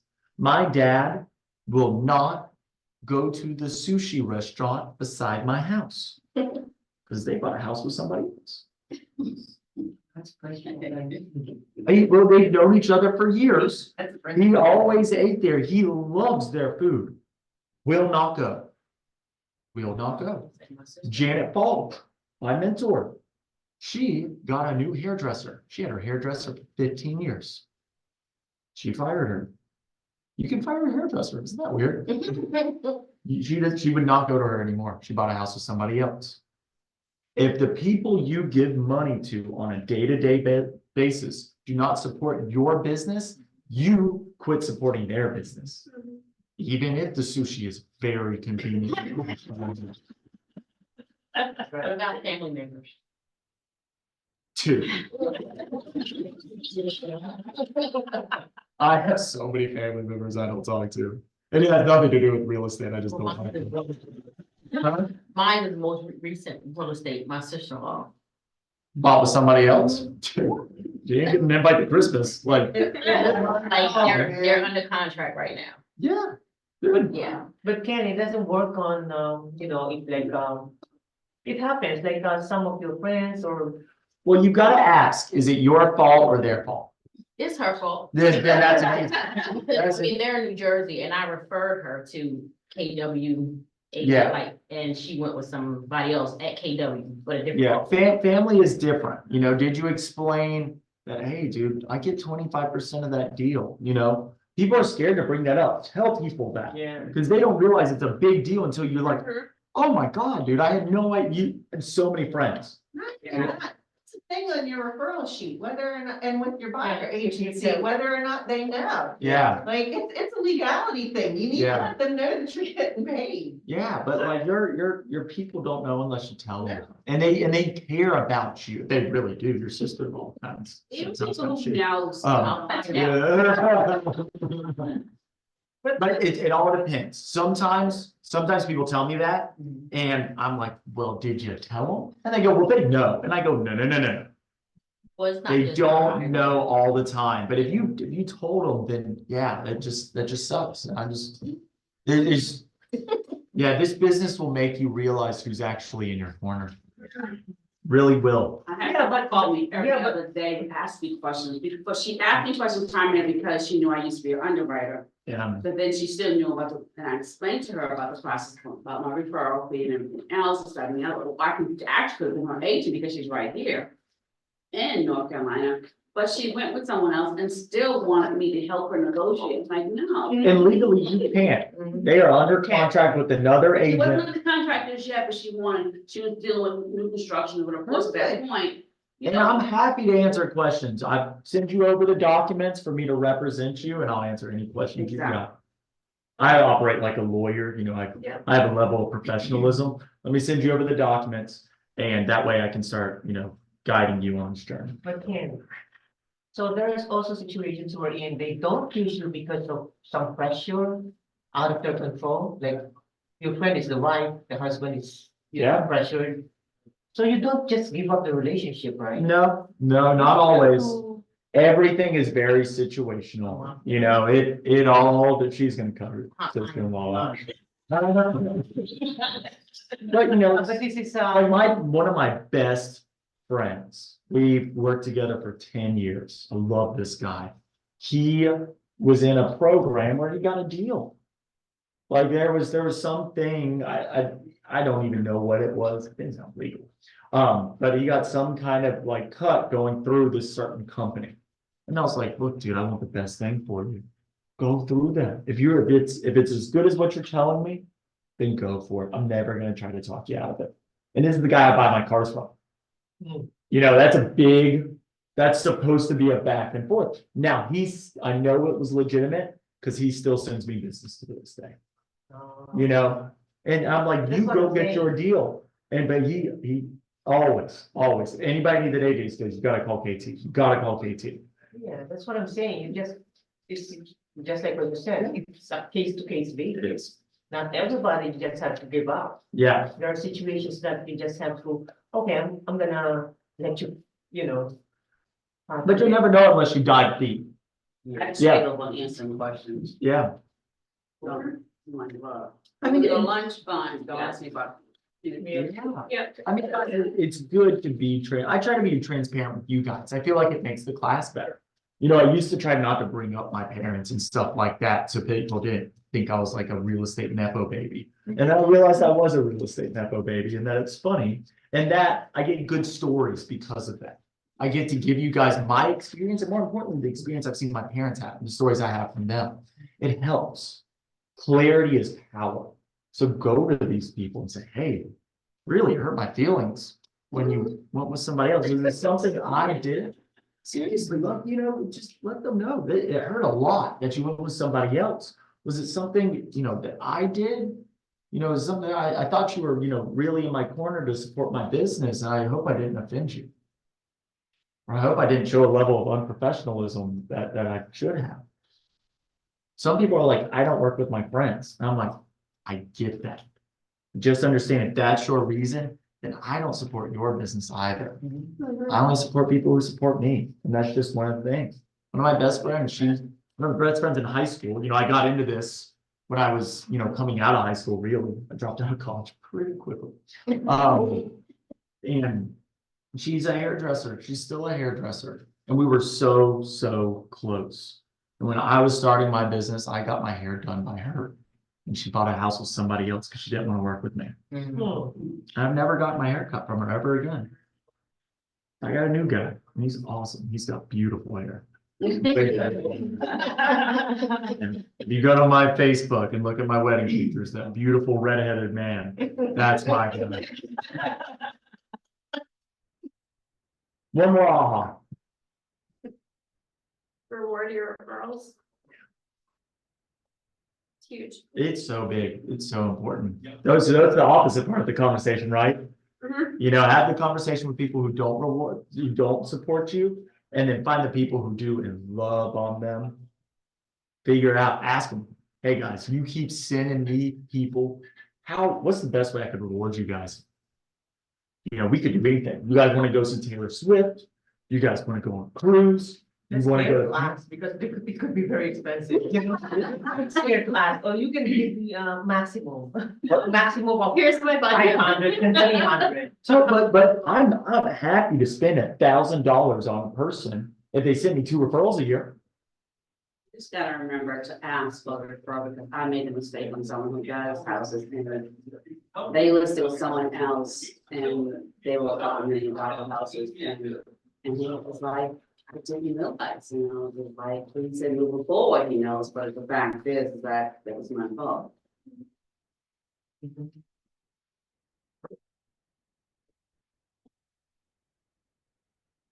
And then another thing, how do you justify that on your tax deductible? Oh, it's under accountant. I am not the right guy for that conversation. Go talk to them. My dad's nerdier about that stuff. He's good. He might have an answer for you, but I think his answer might be the same as go ask your accountant. Yeah. My accountant says, as long as it's not closed, you can write everything off for real Yeah, estate. because you cannot advertise because it's kind of like against, right? You can advertise it, but they. Advertise it at all. This is an exclusive Right. group. Like we've got our leads, we've got contacts, and then we've got wealth determiners. This Yeah, isn't but something I'm people- having. This is something got your for my VIPs. friends. Yeah, There's yeah. also the risk of, what if they tell somebody else? That's fine. That's the point of this. Then come into my VIP Yeah, circle and that's- we'll all play. You Yeah. open to go. KT took me on a cruise because I sent them 2 deals, and they're gonna be like, "What? I didn't want to go on the cruise." Yeah, the point is for them to tell people. how cool their real estate agent is for rewarding them. Go ask your bid, Lot of money. go ask your bid, like if there's rules that you guys need to follow, Yeah. but figure out something, and it might just be a party. It might just be the referral party and you just throw the coolest party ever for your people. If they say you can't take them on a cruise or you can't take them to a concert. I don't know what that looks like. Go ask your bid. Of course, Casey's. This is recorded. All right. Go ask your bid. Anything else you want to share? Cool. This is the chapter where we're gonna take 5 minutes and we're gonna be done with this. This is the pre-listing packet.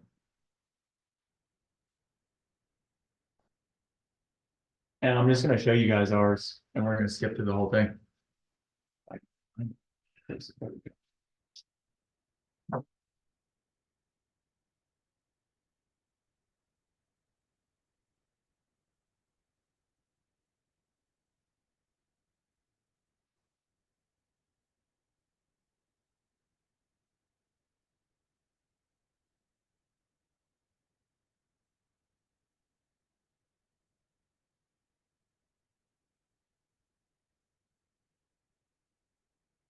Okay, my mom, very, very important. Don't forget, put it in the class. All right, here's all it says. Hi, David and Diane. Thank you for contacting Ken Temple about your home. My name is Lynn Kelly and I am Pamela Temple and Kelly Smith, listing partner on the Temple team. As discussed with Ken, Pam, and Kelly, are looking forward to meeting with you on Wednesday. You can see me highlighted there. Again, we send a calendar invite, everything. Remind them who's showed up to a listing appointment and they forgot. It'll happen to you one day. You remind these people about the appointment over and over and over again, especially if it's a week into the future, you're gonna call that person 4 times. I also suggest you use Google Calendar as your scheduling platform. The reason I suggest Google Calendar is not because it's the best one. I think it's the best one, but it's not because of that. It's because most people use Google Calendar.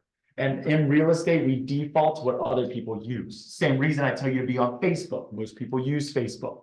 So we gotta be on Facebook.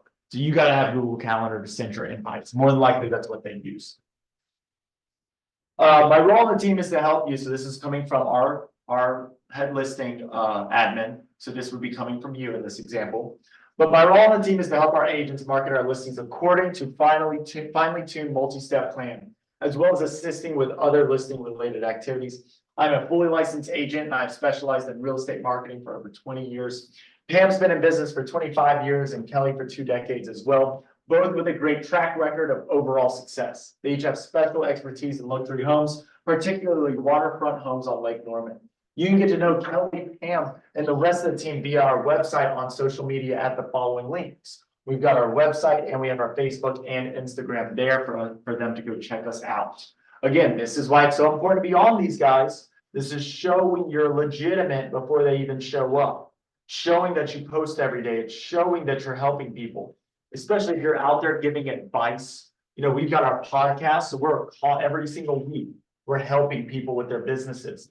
They're able to see that and research that before they ever meet us in person. Below, you'll find links of samples to our amazing photographer and videographer's work. He works closely with us to portray the image and lifestyle of each unique property. And so we've got a bunch of YouTube videos that we created. These YouTube videos are not for, people think they have to be on YouTube to get new business. It's not to get new business. It's to show off whenever we're getting the listing appointment. That's literally the only reason. I don't care if anybody ever finds us on YouTube from these. I just want to have them for people to go see how cool I'm going to make their house look with all the drone video and everything like that. That's all, the only reason we make those. The last example on this list is 113 Kent Court, was a recent sale in Mooresville's of the Point. We implemented a robust marketing plan, and in spite of it being a vacant home and in need of a few updates, we received multiple offers and it was under contract just 2 days after showing began. So I'm giving a real life story for them to ask me questions about. I'm showing, hey, I've done this before, right there. Closing at 25,000 over asking. While not all results are the same, I do feel this is an example shows the power of our marketing strategy, which we look forward to putting to work for you should you choose to list your home with us. Pam can be reached at her number, Kelly can be reached at her number, or simply email us should you have any questions between now in your appointment. And then in our attachments, we also have these few things here, which are just the YouTube videos for people to go check out. That's our pre-listing packet, Up in guys. the body of there, what all was attached as far as links in that second section? In this section, Yeah. these are all just the YouTube videos that you see down in the attachments. Oh, okay. Yeah, those are just, the As and well we- as one listing. yeah, we do not do this for normal properties. We'd only do this for luxury. Yeah. So I like, if it's a $400,000 house, I'm not getting a full video shot for it. I might get a gimbal. Does everybody know what a gimbal is? No. Let me show you what a gimbal is. For these properties, I will go get my gimbal. They cost about $100. Talk to phone. I need one of those. Pop the phone in. It's called them. It's called a gimbal, and when you have your phone and you see that agent walking around. Look at this house, and they look awful. The gimbal stabilizes it for you, so you walk around saying, hey, KT Temple here, just want to show off this new property. Flip the camera around and just go through. You want to hear the coolest thing ever? If you don't like running, you won't like this idea. But it's just like, you ever seen where it looks like a drone is flying through the house? And Yeah. you're like, how do they do that? Can we teach you how to do that? Yes. Put your phone on slow-mo and run through the house with a gimbal. Really? That's how you do it. Yeah, Oh, but it has to be on slow. put it on slow-mo and then you just run through the house with it and it looks like a drone flying through the house. Yeah, it's a cool little trick. I like to follow on Instagram, all like the little you can find all kinds of photographers. Just type in photo and video tips and go follow those accounts, especially around real estate. And they'll show you cool little tricks like that to do it. That's where I find all those. I just follow on Instagram, one of the tags, you know how you can follow tags on Instagram? You guys know what I'm talking about? Over here. Yeah. You can follow tags on Instagram. Go follow real estate video tips. Go follow that tag, and so you'll see all the tips every single day. Or you could set up a Google alert as well to follow. Does anybody know what Google alerts are? You go to alerts.google.com. You can go follow certain topics online, and Google will just email you the top articles every day. So you could say Gardner real estate, Raleigh real estate. Got inundated when I did that, as far as Google would send so much. Yeah. Like- Well, turn it, I wouldn't do it every day. Turn it on to every week, Okay, because I agree. like it was a ton. Yeah. You're getting all of the internet sent to you. I have it on every week. Okay. But it's the top articles all the time, which are great. But on your email, you do have one listing on there, like you went on to the explanation of this was a listing that went. Yeah, So your last one underneath of the videos is the listing. so yeah, this one here. So the last part of the email is saying, the last example on this list, so it was this video here. We give a real life story of how we sold that house and a success story, 25 grand over asking. Gotcha. So that's just, we're making it very real for them. Like, oh, I can now envision myself listing a home with them. That's all it is. It's really simple. It's just me. What other questions do you guys have about this? I was just thinking you can also do that prior to getting an appointment to convince them to. Of course. set an appointment. Of course. Well, and it's this same thing. Except it's not, instead of it saying, hey, we heard you were thinking about an appointment. We just wanted to make sure you knew a little bit about our team. That way you can do your own research. And it's pretty much the same email, right? Very little changes from that. Now, what's the one thing we could do on top of this? We don't. My team does not. What's the one thing we could do extra to really spice this up? So when we get to our listing presentations and buyer presentations, when we talk about that in a little bit, a lot of my younger people in these classes, And they think they're like sucking up to me because I'm like the techie person, and they're wrong. They want to do digital listing presentations and digital buyer presentations. Physical. Man, it's powerful having something in your hand, isn't it? So that would be the one thing we could really do this if we got somebody or one of our admin staff to go to their house and say, this is from Kent and Pam. We wanted you to have this. Whether that be a little booklet, whether that be a small gift. People love cups, be a cup, whatever it might be, just something physical and how they have it. And when we get to listing presentations, it's the same deal. If you're interviewing, and let's say you're going against two other agents for a listing, and you're all interviewing and you did the digital listing presentation, now all of you have left and they're sitting there deciding who they're going to choose, and they have two listing presentations, but yours was digital, so they're not even actually looking at it. You think you're gonna win? You're never gonna win that one. You gotta have physical listing presentations just to leave something with them. Are we all good with listing? I mean, pre-listing packets? It's really it, guys. Any questions? Any ahas from that? What do you guys like from it? I didn't even been excited about that. So the gimbal is what we use for like 400, $200,000 to a $700,000 house. We're just grabbing the gimbal and just doing a quick video around. We use the gimbal, your phone's not ready for it. And we're not posting it to YouTube.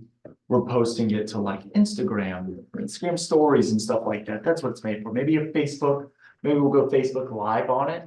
Hey, it's KT Temple. We just listed this property out here, yada, yada, yada. And I just want to give you guys a quick tour. Thought we'd go through it. But with that gimbal, the professionalism looks so good. What's the other thing you should have? Mic. Yeah, audio is so important. Video, especially if you're talking during it, you want to do subtitles on it. You can download there's a million free apps. People are always like, how do you do subtitles? Just type in like subtitle app on the app store. There'll be 100 that pop up there. Most of them are AI too. So they'll just read what you're saying. You don't even have to type it in. They'll do it for you automatically. And then you can go in, like I always have a problem when I say thetempleteam.com. AI can never get it right. So I just have to go in and edit thetempleteam.com when it shows up there. But yeah, always have subtitles. Reels, and it'll automatically do it for you. You can touch the caption button. Yeah, I like to use the apps just because it gives a little bit more flair sometimes, different like to some effects. What's your favorite app? Well, CapCut's. Yeah. CapCut's the best one. Right. CapCut, if you don't know, is the one that's owned by TikTok. Really good editor. If you're looking to spend money, you can get the Adobe app on your phone, and that one's really good. The other one I've mentioned would be Veed.io. You get it? Video. Stupid. Yeah, got it. That would be the option. Is there a sponsor here or food here? There's no spot. It's here? Cool. We made it through 2 chapters, guys. The second word, cut, that's only said one word. CapCut. It's cap, like a bottle cap Oh, and cut. Okay. CapCut. but that's for TikTok, you said. It's for anything. Oh, okay, It's just owned by TikTok. got it. Yeah. And their video editor it's killer. It's really, it's pretty much like when you talk to people right now and they say like phone video editor, they're normally talking about CapCut. That's the video editor right now. Thank you. Let's get some food. Okay. And hey, are we all good? We get some food and just come back in here and keep on rolling. I'm gonna go first. I'm gonna eat real quick and then you guys I'll just start talking. We'll keep going. Sound good? Sounds good. Did you have something? Yes.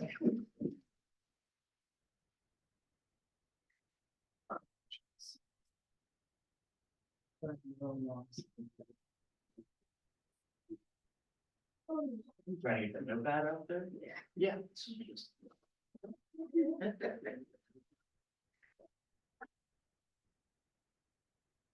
That's it. That was it. Right there. Because like I said, when I go and I keep on my leg and everything. Yeah, and that won't change over there, so it's. That's so funny, you said something about being that I'm into this for You know what? the state and, Oh, where you from? Boston. but no, but also the fact that, we said about having in contact with.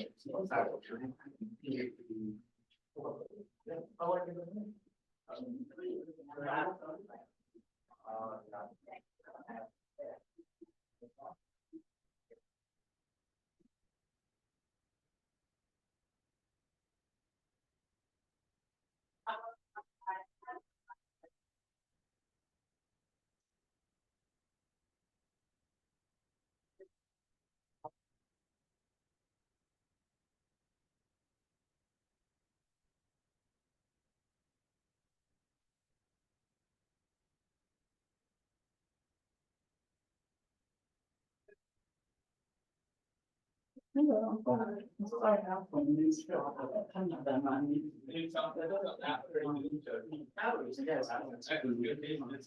it naturally, I think when it naturally happens, hey, you got plenty of time. We're gonna fly through the rest.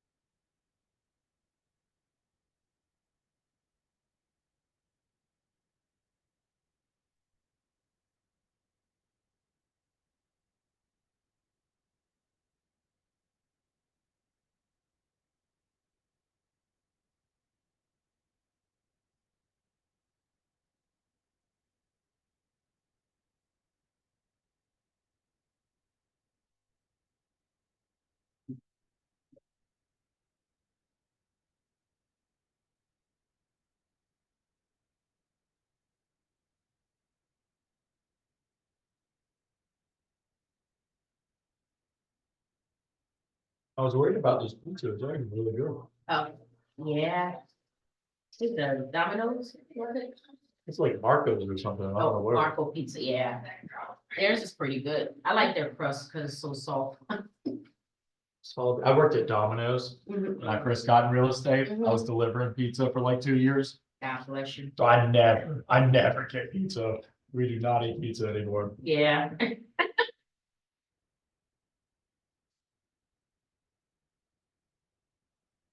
I used to eat there when I was in college and I was being weird with it. I would like get leftover pizza, I would like it in my eggs, like. We just had so much pizza. yeah. Yep.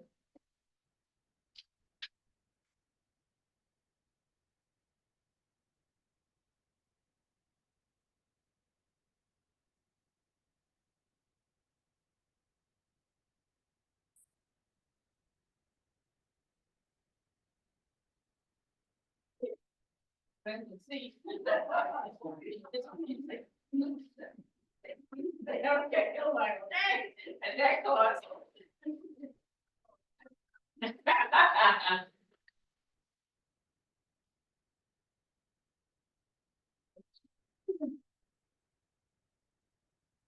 Mr. Matt, lift your leg up. You wanna lift your leg up over there?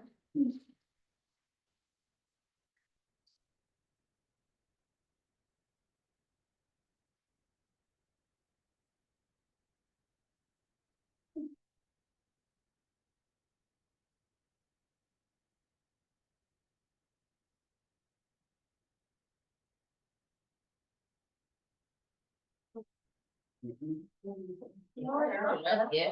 I know. It's weird. It's freezing. It was cold earlier before you turned it up. I know, but I'm like, it said 73, usually at 72 is when it usually kicks in. So I'm like, I feel like I need to go to my car and change it.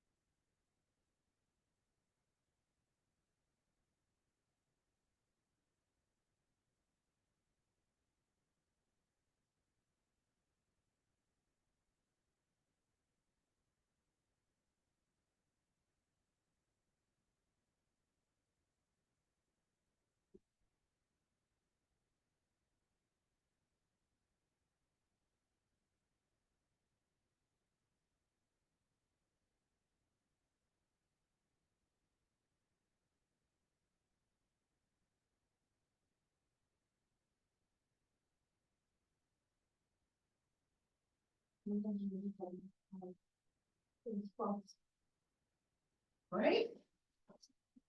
That's all, it's 17. Didn't we? Like a fork, not a knife. Because I'm assuming that one would go back, right? Well, I think it's the other. I thought it would.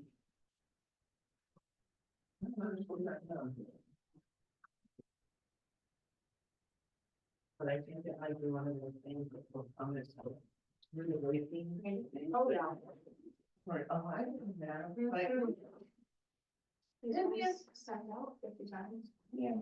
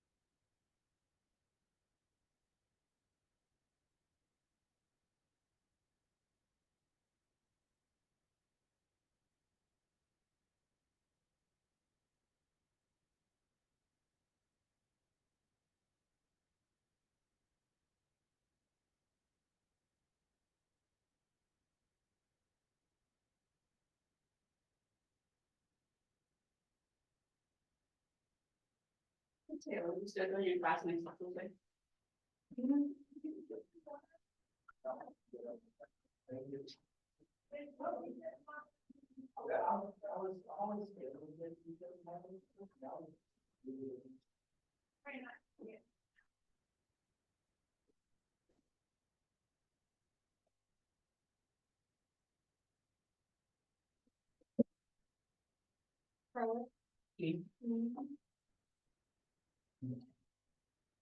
Is that my chance?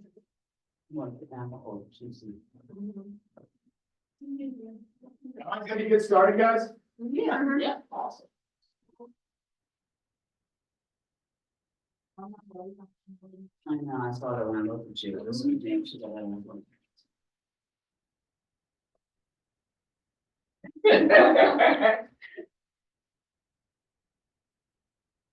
All right, so we're jumping over to listing consultations.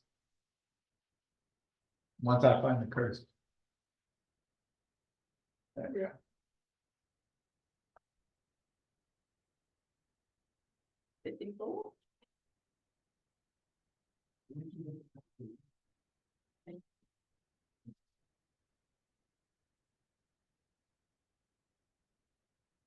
All right, so we got the appointment. Our goal now is to get a signed listing agreement, happy, confident sellers, and agreement on next steps. You need to bring the listing agreement with you physically as well. Now, I don't actually get that one signed. I'm getting the, I'm going to always go through DocuSign. But I'm still giving it to them just in case. You never know what's gonna happen. You don't wanna leave there without it getting signed. So before you leave, In person? I have the DocuSign already sent to them before I get there, Gotcha. normally. You know, so we send it over, get signatures on it. At there, say it's already in your Gmail. And I let them know beforehand. I say, hey, I already sent it to you in case we're ready to get started. So it's in your email. Don't worry about signing it. But if we get there, I just want to be prepared if we have it. You know, let them know. Again, transparency is so important. Be honest with everybody with what's going on. I'm normally not like picking a price though. You know, so we're normally not pricing the house till after I get back. I don't think I've ever gone to a listing consultation and told them a price then and there. If anything, I'll give them a range, but I'm not normally giving them a price. And why is that? Why do we not do that? And the condition of the house before you get there. Yeah, you gotta go do your math away from them, and you gotta get away from them too. You can't do the math in front of them. They're gonna want you to, don't. Go to your, remember, you are a professional. You can say, no, we don't, I've got to go back to my office and make sure I don't want to mess anything up. Don't say that, but that's what it is. You don't want to mess anything up. I want to go back and do this as professional as possible. So prepare yourself, know your scripts materials. Understand the market. How do we understand the market before going to a listing presentation? What might we do? Okay, yes, your homework. What is that homework? CMA, obviously gonna do a CMA. I'm gonna go see all the houses that have sold and are currently on the market. What else are we gonna do? Drive by. I'm gonna go in some houses. It's embarrassing when you show up and they go, well, they remodeled their kitchen and the house 2 doors down. Have you seen that one yet? Sucks when you have to say no. So if there's a house available on their street, go in there, especially if it's on their street. I would argue if it's in their neighborhood, see if you can go into it real quick. Just go in, check it out. You know, you're an agent, that's your job. It's good for you to do anyways. Sometimes it makes a difference who did the work. Pardon me? It makes a difference sometimes who did the work. Yeah. They do the work with the professionals. Yeah. Is it good? I mean, there's a lot of bad kitchens out there. So yeah, you want to go through and see. And you're going there, not necessarily to find anything. You just want to say that you have. You know, because they're gonna ask. If they're about to sell their house, trust me, they've probably been in their neighbor's house already and gone and looked. And that one's 500,000. You're giving me a range of 490 to 470. There's listed at 500. You want to be able to say, well, I think it's overpriced. And there's a reason why it's 12 days on the market in this hot market. Normally, when I work with sellers, they're wanting to get the highest and best price in the quickest amount of time. Is that the same for you? No, agree with you. What other pieces of them? Can you go back, sorry about this. Yeah. I think I missed it out. So when you send the DocuSign ahead of time, Mhm. you don't fill it in with any listed price, of course. It's just the form. There's really just the price. Everything else is, yeah, it's the listing agreement form. You don't have to Yeah. put price on Okay, there. right? Yeah. That's just the price. Yeah. Have it ready and send to them. And you can always go back and edit it, you know. Yeah, because sometimes they only want, oh, I just want 3 months, because typically we do 6 months. Yeah. But get it to them. We can change things Yeah. anytime. Right. I hate to miss an opportunity for signatures. Right. You know what I mean? So we'll figure it out. We'll figure out the details later. Get signatures on something. It makes it real. They committed to you now. Trust me, my compliance person, they always find something that I screw up on a contract. This is not a contract class. I'm not the guy to go to a contract class with. I screw up about every contract I send in to compliance. I don't think I've ever just been fully accepted the first time. There's something missing. Again, I'm not the details guy. That's why I pay my listing, my head of listings a lot of money because I need her. All right, so the other piece of homework, I would do some research, and by research I mean go to Yelp and go look at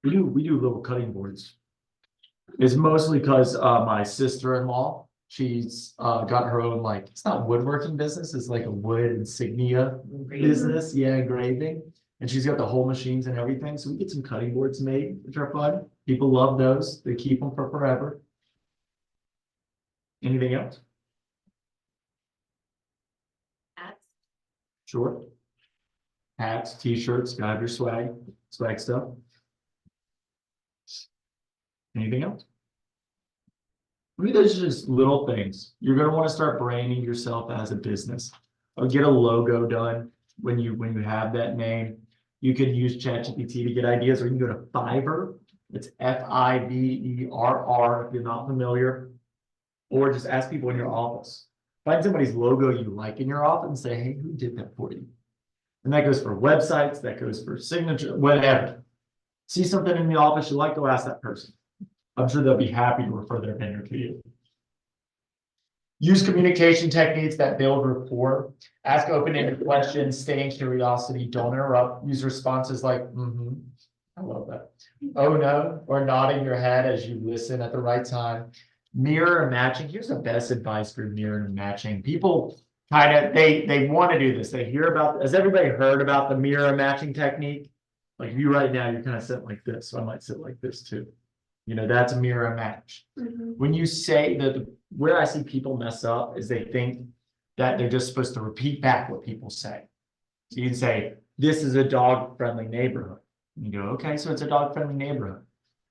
Instead, you want to repeat what they said, but in a different way.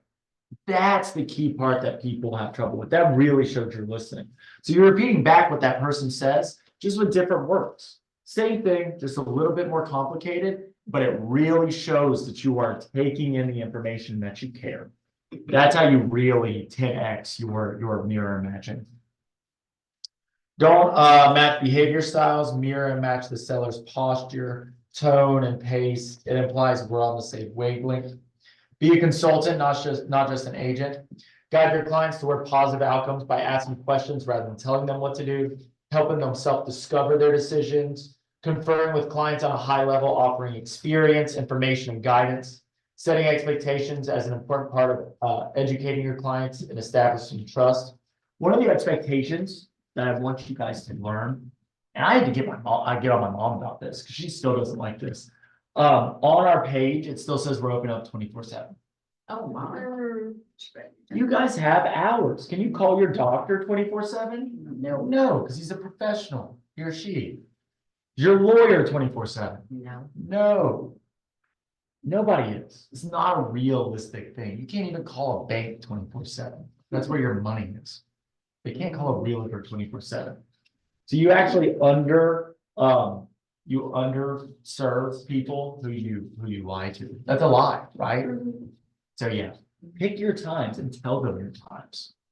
You know, if you are at a listing appointment Saturday, but you don't normally, take phone calls on Saturdays, tell them.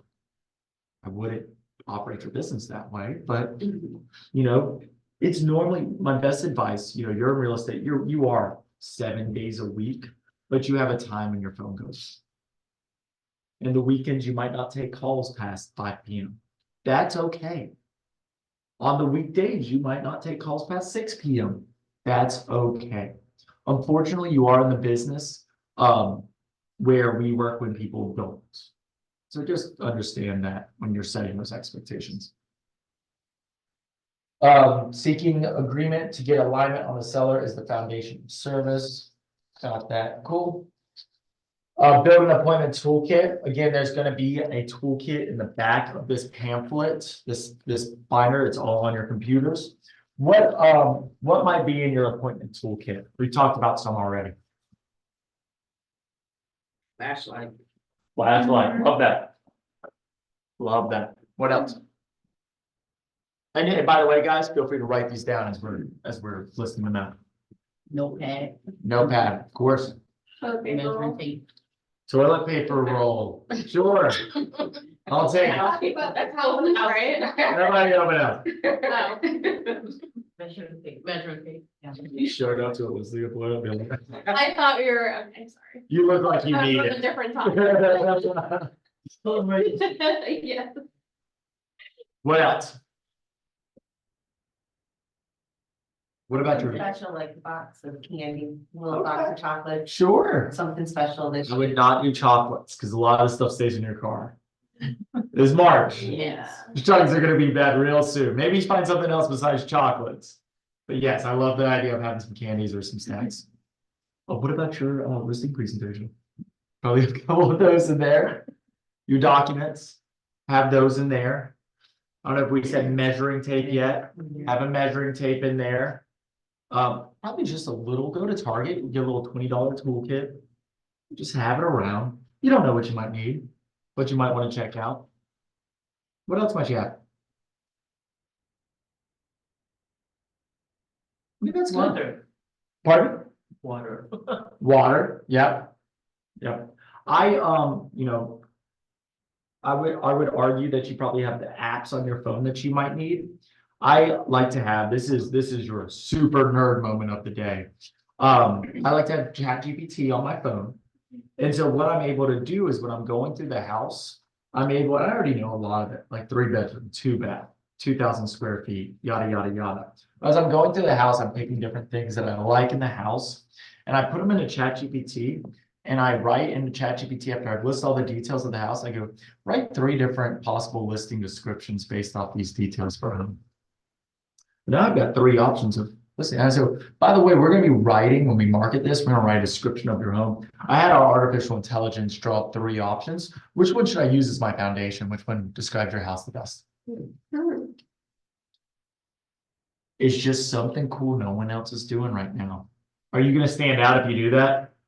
Yeah. You're at the listing table with 3 different options for them immediately. Now they're already working with you. You're already pulling them in. They're already making decisions. They're gonna want to stay with you. People don't ever like to feel like they wasted a decision. So I've already made them make one. They already chose one. They don't want to waste that effort. You had artificial intelligence do it, but they don't want to waste that. Now they're almost indebted to you to work with you. They're going to choose you now. That's the idea behind it. The consultation, confirm the appointment, adopt a yes mindset, enter and tour. So right when we get in, they're going to want to sit down and talk with you immediately. I try to say, hey, I want you to give me a tour of this home. Like you think I should advertise this home. And then I want to do it again by myself. And then I would like to sit down at the countertop with you. Can I place my stuff there? You're going to tour the home twice. That's how I like to do it. Does anybody have a different opinion on that? All agree with that? It just works better. Have them sell their house to you. Then you get to go sell the house to yourself, take your notes, see if you missed anything, and then you sit down to have the conversation. And by the way, some people will say, I like to tour the home first without them, and then I like to tour the home with them afterwards. I don't know. To me, it's just weird entering somebody's home and just saying, go sit down. To Edge, I don't know. That just put it sometimes it's not about form, it's more about just, you know, being personable. And that to me, I just want to walk around with them first and see everything. Enter and tour, begin the conversation, uncover and prioritize needs. That's where we get our need sheet out. Check for commitment, handle the objections.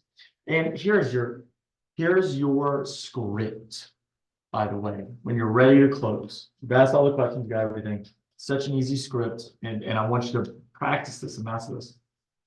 So based off everything we talked about today, is there any reason why you wouldn't list with us today? And then you shut up. You say nothing. And just let them see. And they go, well, yada, yada, yada. Great. So if we took care of yada, yada, yada, would you be ready to list with us? Well, okay. So we can handle this and we can handle this. And then you would be ready to list with us. And that's when you really find out what's stopping them. So get good at that. It's such an easy script, but I don't hear enough people try that. Set expectation, negotiate, and resolve issues, close. Any questions here about that formula? So confirming the appointment, check to see if the seller completed the homework pages. I don't send any homework. Yeah, does anybody send homework? Just don't find that they do it. Do you know there was homework for this class? No. Yeah, I didn't tell you about it. Because I knew you're not gonna do it. I'm just in reality, so I've never had anyone actually do any of the homework I've ever sent them in my life. You may choose to do it differently. It's your business. You do whatever you want. That's your call. You guys saw what we sent. It doesn't make them do anything. It gives them a chance to study us. That's it. Move the seller to a possible early close. Can you ask for the listing agreement before you get there? Sure, I don't. I want to meet them first. Remember, you guys remember how much I spend per listing? Yeah, I want to meet you first before I go ahead and decide I'm spending $750. So go meet them. I don't early close. I close when I meet them if I want to. Look for signs the sellers changed their mind. Look for signs the sellers didn't divulge everything they should have. When you get there and when they're, all right, is there any reason why you wouldn't sign with me today? Well, the other guy's got to be on the contract's not here. There you go. It will happen to you. I guarantee it's going to happen to you one day. That's it. Adopt a yes mindset. So listing masters develop a personal routine to set their mind for success before stepping up to the door. They know what they imagine their success. The success becomes more assured. When going to their listing consultation appointment, masters believe that the result is already yes. Something that me and you just talked about when class started is you were kind of anxious about making those phone calls. Are you going to be anxious when you get to the door to get it? Yeah. Not when I get to the door. It's gonna get out of the car. Yeah. I had to turn it off. Yeah. Because then they'll know. I would figure out what your affirmations are, guys. I used to have extreme panic attacks before teaching. Really, really bad. I mean, I would shakes. I couldn't sleep at night. Like I was a wreck. Before I taught anything, it would be an hour-long class. I'd be freaking out. I've been doing it for years now. And I mean, I'm fine. Guess how many times I've taught this class? This one here. Can y'all guess?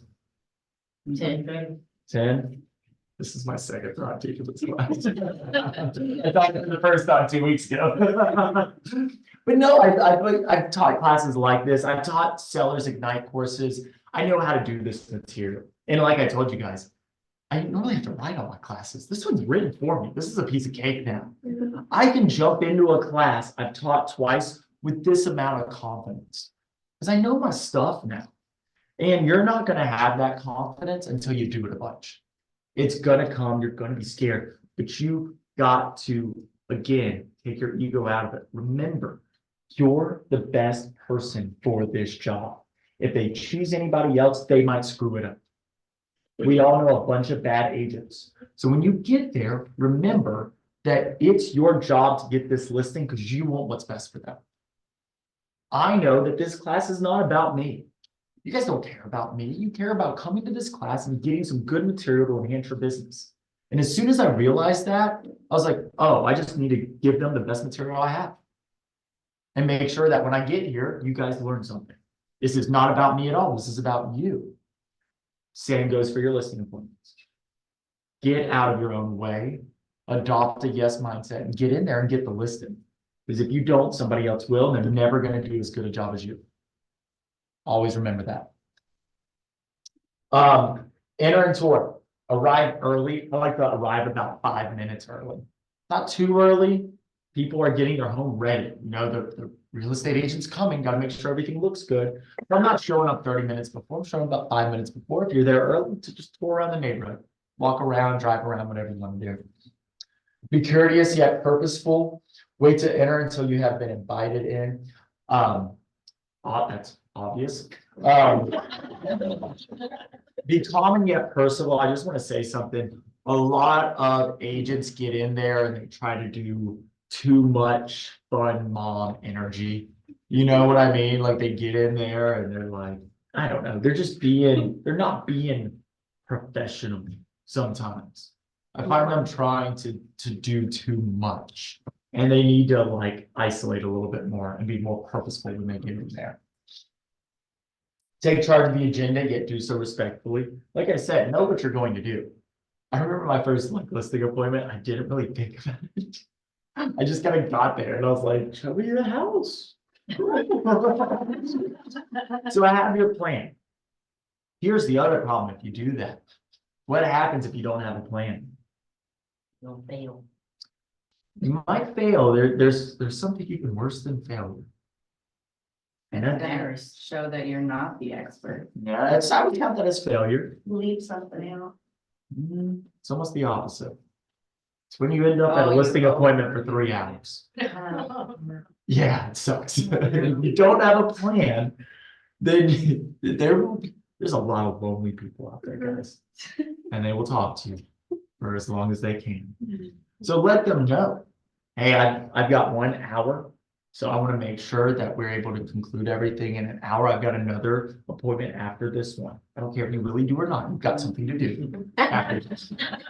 You've got 1 hour. Your listing appointment should last more than an hour. You can't go stay at your doctor appointment all day long. Your attorney charges you by the hour. You've got an hour. Nothing should really be. Now, the only difference would be like farm and land. That might be a day. That really might. If you're driving around, you might be going through all kinds of stuff. It's very rare for that to happen. Residential house is an hour-long appointment, no more than that.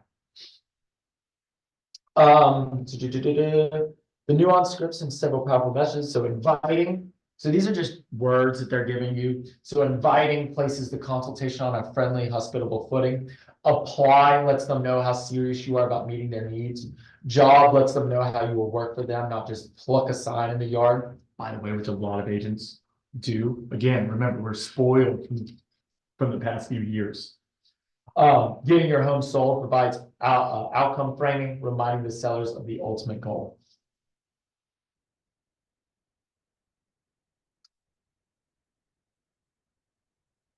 Kitchen tour kitchen. We've already talked about this. I'm gonna skip over this. Get your stuff, place your stuff at the dining room table so that you can in there. So when you get in, can I put my stuff at the dining room table? And then, and by the way, ladies, I want to say this before we forget. Tell somebody where you are. You know, never just go to a listing appointment without somebody knowing you're at a listing appointment. Also, don't bring anything into that house you won't take it. Not necessarily people got kids. People got kids' friends. I mean, you just don't know. Never take anything to the house that you don't mind getting stolen. Always let somebody know where you are. And that's it. So just go, hey, can I put myself at the dining room table? I want to do 2 tours at the house to make sure I don't miss anything. 1 with you, 1 without you. And then we're going to go back to the kitchen and talk a little bit more about how we can get your home sold. Sound good? There it is. Begin the conversation. Uncover prioritized needs. I told you, we're going to start flying through this. We did a lot of this stuff in the beginning of the class there. So we're going to get over to, I'm on page 65 now, where it says, what are your needs analysis questions? So what are some of the needs analysis questions you guys might ask when you're sitting at the table? You need to move on or where? Yep. Where are you going? When are you going to need to be there? Why do you need to be there? What else? Just need to know that everyone's there. It's, Yeah, are all the decision makers here? And we would want that beforehand too, just to make sure. For me, that's really important beforehand, because Yes. if we're not, we're wasting our time. You know, sometimes we don't get motivation out till we really meet them, but I need all the decision makers there. Needs to know how much they're actually really trying to make out. Some people basically have a certain figure in which they have to. How would you ask that question? Is there a particular price point that you need to be at? Or is there a certain amount that you need to net? Are you looking to profit from this transaction? If so, how much? What else?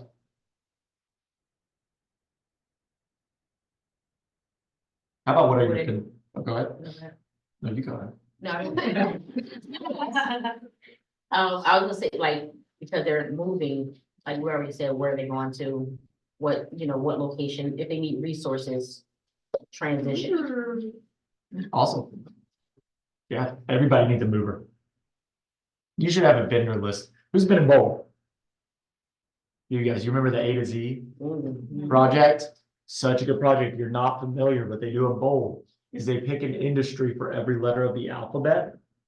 And you just go through it. So what's an industry that starts with an A? Appraiser, perfect. So you write 3 different appraisers for that one. What's one that starts with B? Thank you. We'll get 3 local bankers for them. And then you go down and you start building your vendor list. By the way, my vendor list conversation, I call those people and I say, hey, just want to let you know, so I work with a lot of people moving to town. And I love your business and I want to make sure I support your business. Is it okay if I give people your number? Or what's the best way to give them your number whenever they get to town and they need your info? Awesome. Now, part of the thing is I only do business with people that do business with me. How can we make sure you're promoting me in your business too? By the way, this is where you're going to be on my website. Could I get on your website? Could I put cards at your business? Whatever works for you. I don't want to inconvenience you and I'll do whatever I need to. I just want to make sure we can make this a win-win relationship. That's it. Easy conversation. One of the most powerful conversations you can have as well. And that's where your confidence is going to be really important. You got to have confidence to have that call and say, I only do business with people who do business with me. So the other thing is, what are your concerns when you're doing that conversation? What are you worried about? You're worried about this house sitting? You're worried about not getting enough money? What are your concerns? Are you concerned we sell it too fast?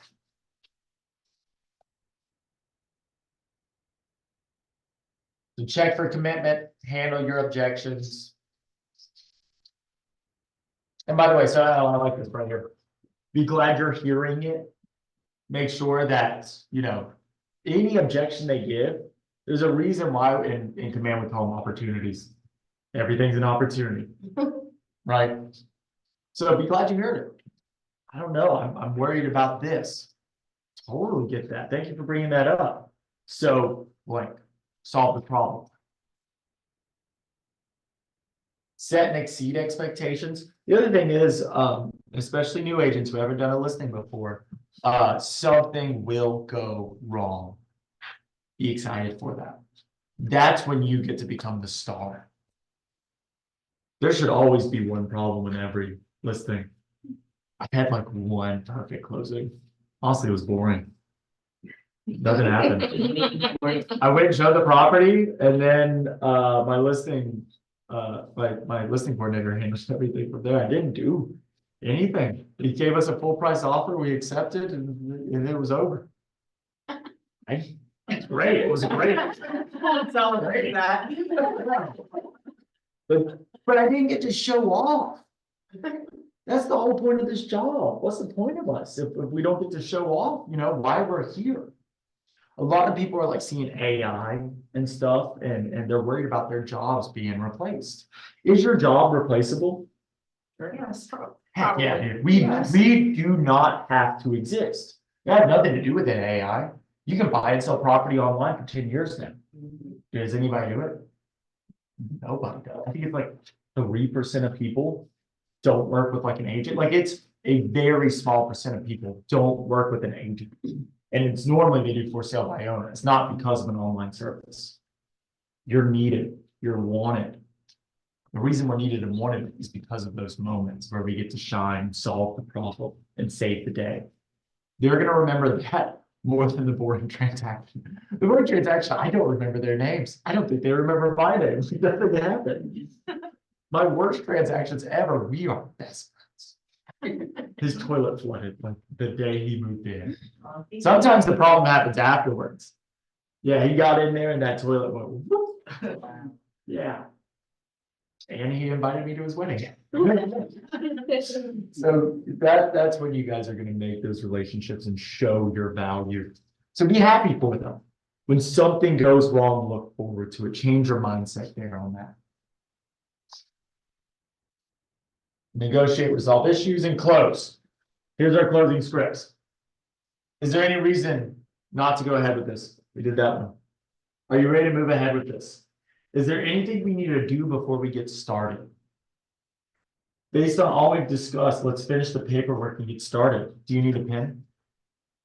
I'm not gonna say that. Yeah, I know you said it. All right. Based on all we've discussed, let's finish the paperwork and get started. Is Gmail on your phone? It's in your mailbox already, actually. I mailed it before I got here. After our conversation tonight, I feel we have the makings of a win-win relationship. Would you agree? Great. Let's take a look at the listing agreement that I've prepared for both of us to sign. Mr. Smith, are you ready to put me to work? You think I'm capable of doing this job? I would never ask somebody if they think I'm capable of doing this job. It's just not me. It might be you. Try it out. You're never gonna know till you script practice, right? No, thanks. You think I'm capable? I know. Capable. They're gonna, Hey! I would think that you're questioning if you're even capable. Exactly. Yeah. Yeah, it sounds less confident to me. I agree. I agree. Any quick ahas from that chapter? I have a question. Yes, ma'am. Sending the DocuSign listing agreement prior to, have you ever found that they get offended? Nope. Never. Never once. You Never. don't ask them to sign and you Well, just right. have to preview it, so. Yeah, I mean, they're just getting a chance to see what the document looks like and be able to know. but here's the thing, I never send anybody something. I'm getting a new accountant right now because they piss me off. They keep sending me stuff to sign for my taxes and they haven't called me yet. They fired mine too. Yeah, yeah, man, I just don't do business like that. And so that really opened my eyes. Don't ever send your client something without calling and saying what you sent them. So just call them, say, hey, we haven't got there. I like to be prepared. If I get there and you're ready to list right now, I want to make sure it's there. You already got the listing documents in your mailbox. Don't even worry about them. They're just there in case we want to get started. Tell them. They'll never get mad. Now, the listing document, that has to have the price on it, But right? you're just sending it to them. Okay. You can You add in, always- you can add in price anytime. Yeah, okay. Add signature, add initials to it. So before we move on to the next section, does everybody know where their listing presentation is? Yes. I just want to show everybody really quickly and just a couple little features in here. So if you go to designs, you're going to go to the top right and hit create design, and you're going to do the print design here. Now, before you do any of this, especially with designs, because there's so many pages, make sure you update your assets first. It's this button up here. This is where you add all your information, so it will auto-populate into the design for you. So like you can do your color palette, your KW images are over here. Your assets will be down here.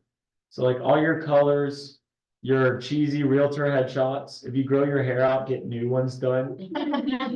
Any text that you use a lot, you can throw in here to auto switch out. Any of your logos that you want to use, all this stuff. I don't use element video files. It's really just logos, text, and images. And we use colors sometimes, not much. I normally just, I like everything easy, so I like everything to be quick, so I'm not too worried about the colors. Yeah, I did too. I mean, Make sure you're in Google Chrome. Designs will not work Yeah. unless in anything besides Google Chrome. What? And stuff. I don't use Google Chrome. Oh, you don't like Google Chrome? No. Which one do you use? Apple. Like Oh, you're in Safari. Safari. Yeah. That's fine. I thought you were gonna be like, I like Edge. I'd be like, well, that's like, Right? that's a you thing if it was gonna be that. So if you go over here and you go to listings and you can go to your listing presentation here, there's 5 different options. They are all the same. It's just a different color scheme. Pick whichever one you like, doesn't matter. Building this out, I would not brand this to any home. So the way I do it, we've got our folder. On the left side, we've got our listing presentation. It's our stock standard listing presentation. We've got 2 listing presentations. We have one for regular homes, and for us, we have a luxury one. It's the only difference. Y'all don't need a luxury one unless you're consistently doing that all the time. We do a lot of luxury just based where we are on the lake. So we needed it. We wanted to make those people feel special, but for years we did. Just stick with a normal one, but don't brand it to a house. Keep it super simple. Brand it to you. This is your listing presentation, and memorize it backwards and forwards. So all the spots in here, like when I go and I click use, you'll immediately see spots where it's for a specific house. Just delete those pages.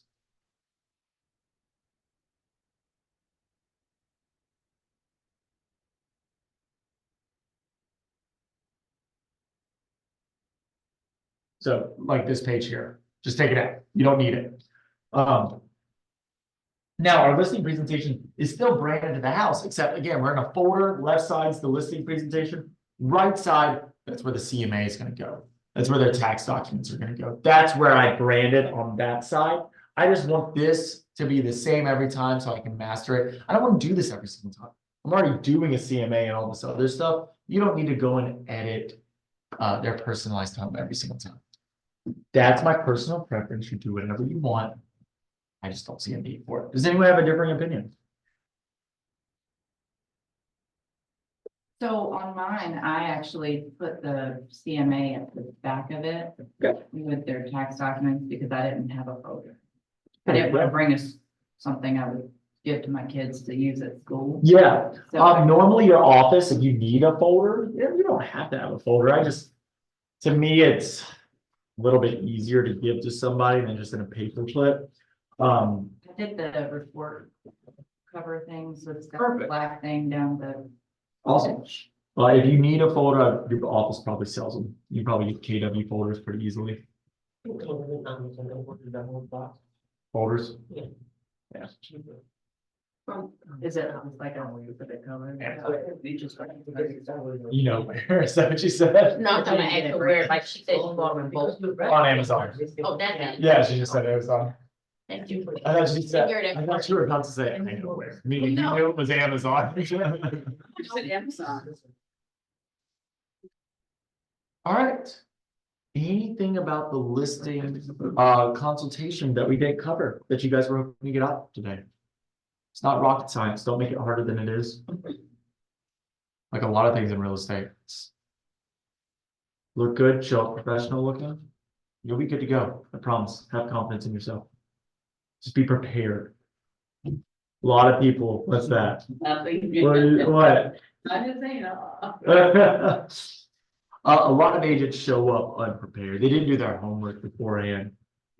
Especially women, do not just, if someone calls and says, hey, can you come see my house right now? No, you cannot. One, you have to do your homework first. And two, that's just not safe to do. Cool. Anything else? Any ahas from this? How do you manage when they say you're almost there, like they're talking to you, but then they don't want you to go there and they say, I'm still preparing the house. How do you kind of like? There's no really handling that. I mean, But you want to capture the listing and get the appointment. they don't want to, they made an appointment with, so you're saying they made an appointment with you, Not yet. but, oh, so they haven't made the appointment yet. Oh, okay. I thought you were saying like you were on the way and they didn't want you to come. No. They want, no. So, that's fine. The way you handle that is just, hey, I actually don't want you to do anything.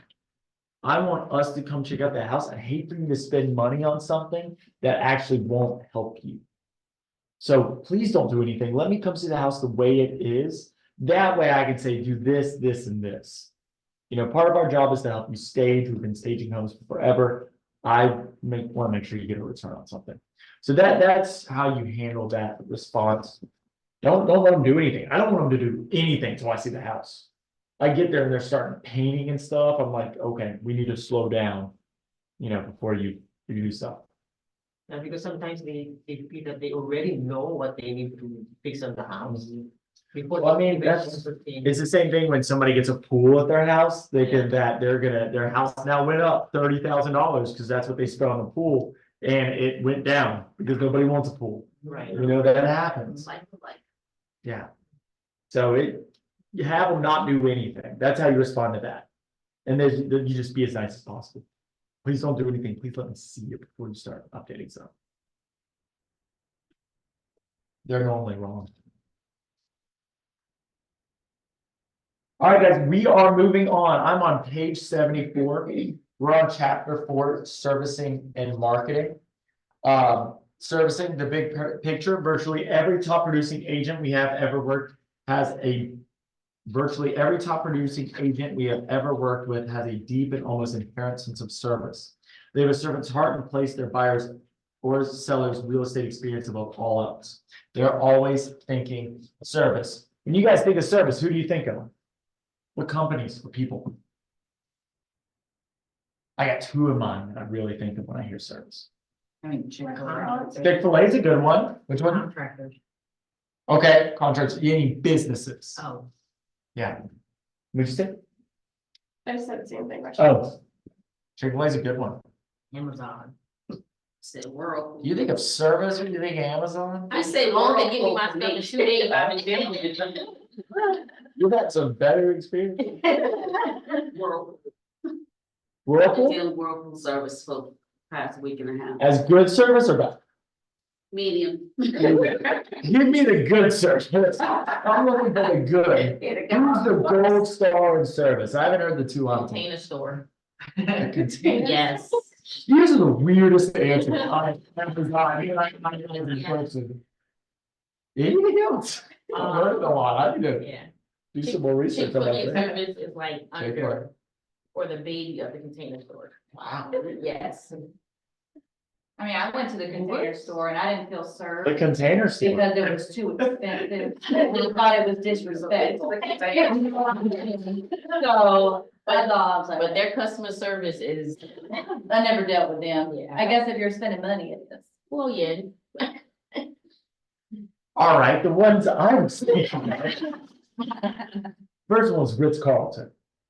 Ritz-Carlton, Yeah. the hotel. Oh, I'm sorry, I come from the cuts. Ritz, So the Hilton's the nicest. yeah, the Ritz-Carlton. They took up the, I haven't stayed in the years, but I'm like. I mean, this is how good the Ritz-Carlton is, guys. They have a budget for every person there. So let's say that you're the guy taking your bags up to your room. He notices that you ran out of coffee. He's got a $500 budget per day to just go grab you coffee if you need it real quick. They have a daily budget themselves to help anybody there that they can spend no questions asked. That's the quality of service they are at. The other one I'm thinking of is Nordstrom's. Oh, yes. Yes. Best. I mean, you can't be, and here's what they're in both, by the way, I would go read the Ritz-Carlton book and the Nordstrom book. I've read both of them. They're both equally as good. Go study those brands if you really want to be, you're a service provider.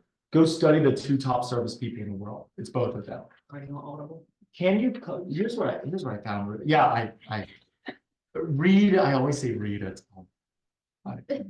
And I'm at like 1.5 speed too, so I'm just like. Yeah. My wife gets in the car and my book will start and she thinks I'm insane. He's a crazy person. The CEO of Nordstrom has his phone number out there. You can call him anytime Wow. It was great to turn. and he will answer the phone. They have a great everything policy. I mean, Everything. It's tough to go to Nordstrom and have a bad experience. And that's why people are so committed to them. They're not losing stores? Hmm? They're not losing stores nationwide, like Macy's or something? I'm not aware of any Nordstrom closing. There's 2 by, No, yeah, the 2 by my house are no. packed. They just opened a cafe and the one in my. You're in Charlotte, right? Yeah, They have a better shoe department in the Nordstrom down that way than they do down here. the Nordstrom outlet that they have now, or just in this regular It's a store? store, Yeah, period. It's just like. we've got a Nordstrom outlet, which is awesome. It's like Buffalo Exchange, but Nordstrom clothes. Really. Yeah, so those are the 2 I think of. Go study service providers. Disney's one that people often bring up.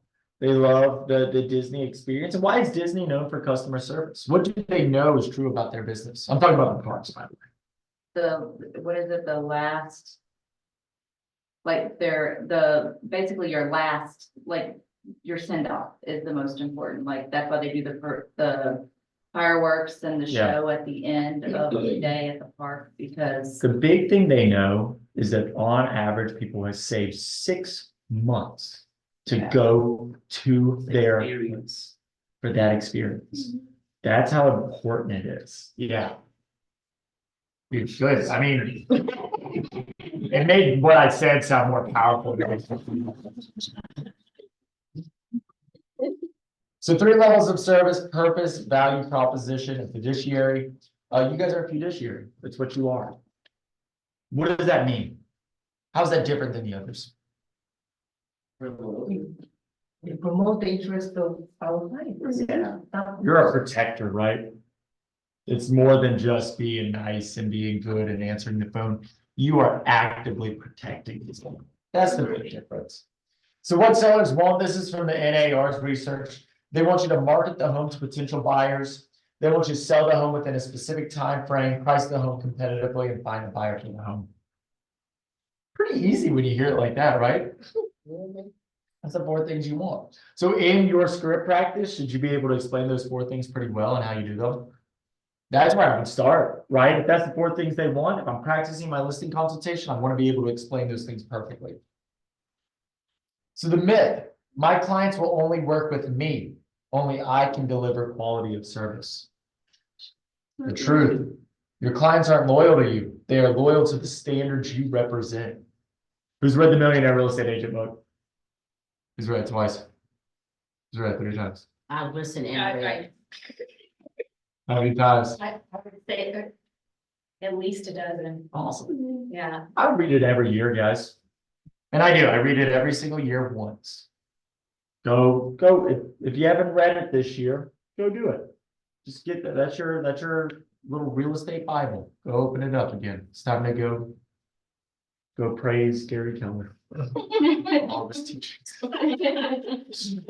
Go read it. It's if you haven't read it this year, read it once a year. Go get the Audible of it and just flow through it. You know, I'm not expecting you to sit there and take diligent notes. Just get it in your ear. That's all you got to do. Go sit by the pool, have a Mai Tai, listen to Gary Keller yell at you. Communication standards provide a strong foundation for a sustaining relationship. I always tell them, and you figure this out, I'm gonna guess you're similar to me, that anything like muy pronto, text me. Text me. Don't often always, like right now, my phone's on do not disturb. It's been do not disturb since I got here today. So if somebody needs me, I'm not gonna ever hear a phone call, they need to text me, and I will see it at breaks or after class. So tell them that, set that expectation. Set and manage expectations proactively, create peace of mind for your customers, demonstrate your professionalism, and enhance your credibility. Has anyone read How to Win Friends and Influence People? You of us? The big takeaway from that book, yeah, and actually, again, another book for you to go read. I'm a big reader. Last year I read 52 books. My goal is to read one a week, and I knocked it out. Yeah, I spent so much on Audible. I like that they have the free books now, so I can get the I've free never ones. tried those though. I always, I have some. Well, you only get 1 credits. credit a month, so I get. I let mine build up. That's how I do. I didn't mind doing it. Yeah, but I still do my 52. I tell you, the free one's got really, really good stuff in there. And one of them, I believe, is How to Win Friends and Influence People. I can sum that book up for you pretty quickly, though. It's nobody cares about you and they only care about themselves. And they will trust you more if they are able to talk to themselves or to you. Yeah, they want to talk about them. And the quote of the book is like, man, Kinsey's such a great guy. All I did was talk about myself the whole time, and now I trust him completely. That's the goal of that book. But it's really, really good. You should go read it and do the same to your clients. One of the trends, it's kind of faded now, but it was really popular a few years ago, was everybody studying FBI agents. Why were we studying FBI agents? Negotiation. Really good at negotiation. They're really good at asking questions. Really good question. There's another good book called I'm sure you guys have some in here. With the negotiator. Yeah, the negotiator, what is it? Oh, I'm forgetting the name of it. Yeah. I have it. You are a big reader. You're Well, doing good. and I used to be a hostage negotiator. Oh. There's that. That's fine there. Well, then you'll definitely know this, because that's what he is. Yeah. He's a hostage negotiator. And he just teaches you how to ask really good questions. Yep. Got something lime? Something, I'll tell you. okay. So while she's doing that, learn how to ask really good questions. There's a bunch of sales books all about questions. Go read all of them. It will be your superpower. It's just being good at questions. So we're not gonna do this, this section here. It's just saying what standards and what accountability would you have your clients know about. We don't have time to do the groups. So you guys just tell me, what are some of the standards you have as a real estate business? Not you. Remember, you are different than your business. What are the standards your business has? Is it split the difference? Split the difference. There we go. I don't know why I thought line was in. Split the difference is the hostage negotiation book for business leaders. So say again, honest, does someone say honesty? Cool, perfect standard. It's good. Transparency, Transparency, authenticity. I authenticity. mean, those are also mine, but like, obviously, that's gonna be my business too. Yeah, and I've said it a whole bunch of times today, so. Transparency. I'm saying That's what you just said. Oh. I thought you said authenticity. She does purpose. Shows how much I face. I think, and I didn't hear any of the times that you said it, and I think. Transparency? Transparency, I think I heard it once, but. Like. I feel like I overused that word. Well, that's my expectation anyway, so maybe I didn't hear how many you said it, Yeah, but. too many. So they're looking at me like, yes, you did say it a bunch. You have said it a bunch. Cool, what other standards? Integrity. Do the right thing, whatever, all the KW ones. Efficiency. Efficiency. They expect you to be efficient now, don't they? Accuracy, for sure. Accurate. Yeah. Make sure all your documents are spelled correct. God, you get a document from another agent with misspelled stuff. Yeah. Punctuality. All they have to do is run it through ChatGPT once. Just do the minimum now. You don't even have to have spell check on it anymore. What else? Reliability. Reliability. I love that one. Being punctual. Punctual. Time. Yeah. Well, you're hostage. You better show up. Negotiating hostages. I hope you're not late. Anything else?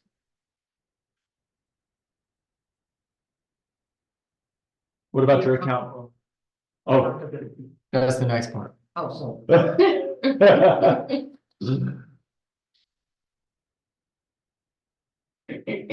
So what is your plan of accountability? For yourself and for your client? Set up a timeline as Awesome. to how things are going to proceed so that they know what Yeah. is coming up next. And it's a system that throughout the transaction, every Monday, I will check in with you in email and a phone call to let you know how things are going. Awesome. The worst thing you can do, sorry, the worst thing you can do to any client is leave them guessing. They should know everything that's going to happen and about to happen in that transaction. The number one reason a client leaves their agent is lack of communication. And it's just because there's too many what ifs. Nobody should ever be a what if. Tell them what's going to happen, do that thing, and then let them know how it went. Over and over and over again. Over communicate. You can never communicate too much. I've got a buddy who smokes too much weed to be a real estate agent. He just doesn't answer the phone. It's not for you. There has to be a sense of urgency that goes Yeah. along throughout the entire thing, Absolutely. no matter if you're on the buyer side or the seller side. The state of real estate comes with a sense of urgency, and if your client doesn't have it, it all falls on you. Yeah, or the other agent doesn't have it. Yeah, right. Yeah. Either one. Either one. Assume you're going into every deal doing both sides of the deal, and you'll be let down a lot less often, right? What were you gonna say? Oh, you're also accountable for example, there are problems that arise along the way that you can solve those problems, you know. Good job. What does Gary Keller say about professionalism? You guys know that? You know that quote? He says that he's a professional. He will figure out and solve your problems. But since he's a professional, if he can't do that, he'll find a person that can for you. And that's his guarantee to everybody. Says that it will get solved. I don't know everything, but I know a lot of people, and I know a lot of really smart people, and I'll make sure that your problems are always based off my team. Again, you're always a team. It's never just you. Anything else? Is anybody on a team in here or has a team? I'm on a team. You're on a team. I'm gonna skip over the team service stuff for right now because there's not many teams in here. Again, you guys have all this pamphlet if you want to go through it yourself. We talked a lot about my team already, so y'all feel free to reach out to me if you have any team questions later on. You've got my email and phone number there if you ever need anything. Problem resolution, focus on facts, not emotions, issues, not personalities. Apologize for any error and validate the concern. Own your statements personally, say I, not we or they. On certain things. Some things is I, some things is we. You gotta get good at deciding when that happens. Paraphrase the concern to be sure you have it right. Get to the real root cause of the issue by just asking multiple whys. Get really good. Just, you see me right now when I'm doing the ahas. What else? What else? That's not something I'm doing to do. That's a script. That is just a script to get you guys to continue talking, get you to continue thinking during the class. Discuss a variety of possible solutions to speak to the root of the cause. Once you have an agreement, move fast to solve, build any useful lessons into your business for the future. All right. This is actually my favorite part. We can talk about marketing. I love marketing. I love having excuses not to talk to people. I just feel doing stuff. Research shows that if you lead generation program consistently deliver seller listings, you can count on the marketing of those seller listings to deliver buyer leads. Your goal is 2 buyer leads per listing every single time. And when we do your numbers, when we do that activity that I showed you, when you're figuring out how many deals you have, we always assume that you're going to have more buyers than listings because your listings should generate double the amount of buyers. So that's why we do the math the way we do. Marketing consists of 5 parts. Marketing plan. Where does your marketing plan go?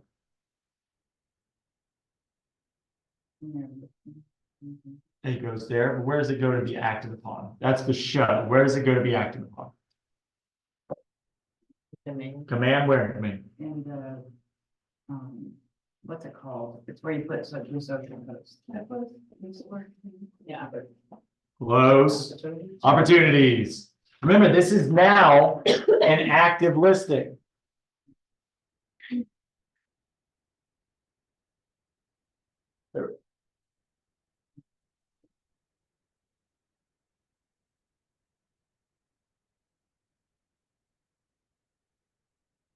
So your listing marketing plan should go to opportunities.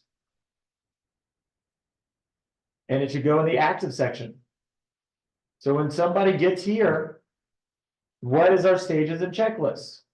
So we're preparing the listing. What needs to happen? So you can see mine, send copy of contract to sellers, clean up house, stage house, schedule photography session, compose ad copy, start creating listing on MLS, get photos from the photographer. Coming soon. All those things. Active showing, those things. Negotiations, 9. Legacy, we don't have anything. So there's 9, 18, 27, 34 different things that happen for our listings when they go live on every single listing. Share that. Yeah. Yeah. I've never If seen I that. had to put mine on Here, take 5 minutes, y'all, or what time is it? 1. You guys need a break right now? Or are we able to keep going? All right, let's take 10 minutes. You guys come copy this. We'll take 7 minutes. How's that sound? Take 7 minutes. Come up and copy this if you need to, and I'll go through each one for y'all.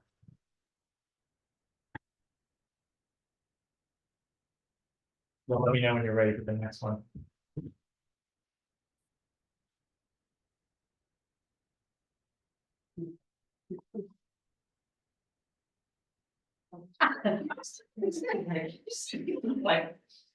The video recording of this is gonna be so funny. Okay. Everyone just coming up here to take pictures of the screen. Thanks for the reminder.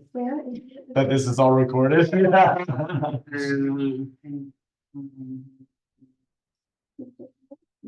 I don't remember until I see the back of my head when I look this way.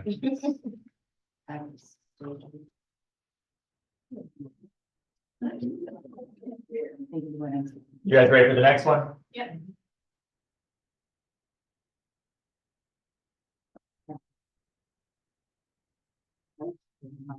Is that Y'all feel free to just click on the next one. Right, that one. I know, mine is on the one. That is one.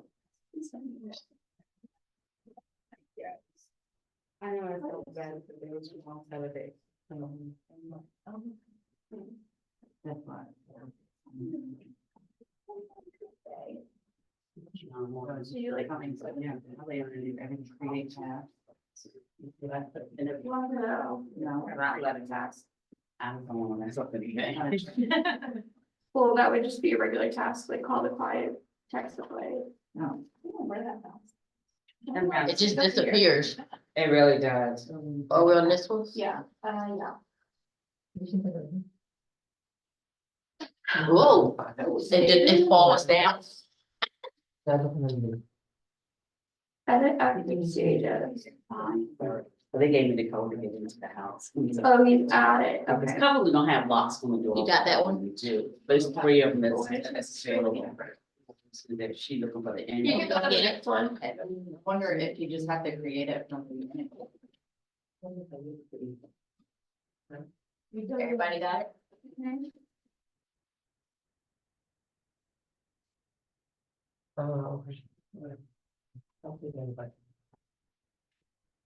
The other ones.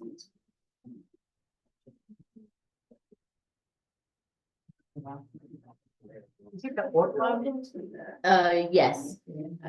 Oh. I just did the same thing. I got my niece and I missed the third one, I think. What's the third one? I know that. Oh, okay. I got you. I missed one. Which level? I'll go Oh, back. there's nothing on it. All right. Okay. Steve. Payroll is casual for the same. Then that's the last one. That's the first one. Oh, sorry. Mhm. Yep, it is. Yes. How about, So you wanna teach, we'll be on riding, Huh? we'll be on the I don't ride. think there's anything on the, When do you want? yeah, there's nothing on the last one. What about the prepare list, you know, Thank you. on the ending, you know? What are they? That was the first one I just did. You're really, never If you been. look, you see, so listing at the top. It'll be an adventure, Yeah. Sylvia. Always You got everything? No, the last one I did. There's nothing on the last one. Oh, there's nothing? There's nothing here. Oh, yeah. Just, Thank yeah. you. Okay. It's working on to me, but I don't have mine on the decoration, please. It's Brian. Yeah. Also, their name. It, no, it slides because the mouse slides, so it's always at the bottom. All the time. It's like the mouse has a mind of its own. Everybody else got them? Well, that's because it's on a mouse pad, and when you let it go, it slides Yes. down, so it's always. at the bottom. Okay. Yep, Try to remember. You guys got them all? yes, All good? thank you. This is so tricky. Give everyone another 3 minutes to come back in. Do you have any that are coming soon and active showing? Yeah. I think I missed those. I asked if everybody had everything. I can barely see from here. My glasses, all right, you can do the next one. Thank you. That is a humongous help. Thank you, thank you, thank you, thank you. This, Yes, yeah, I wish Command had something. You need negotiations or active showing. active showing? I think that's the one we just did. Was it not? No, we did coming soon. Right, yeah. Yeah, I wish Command had I this was having in to there. like come up with it all in my own brain Yeah. and it was feeling too Well, overwhelming. we can go, and like I said, this is something we work on all the time. So ours has a lot in it. Before we get started, I'll go through the other sections and see if there's other stuff. We can do that for the buyer one too. Y'all can steal all of it. Good there? Mhm. Let me wait for. We're missing a few people. I'm gonna go through the other ones before we get started again. Y'all can take them all.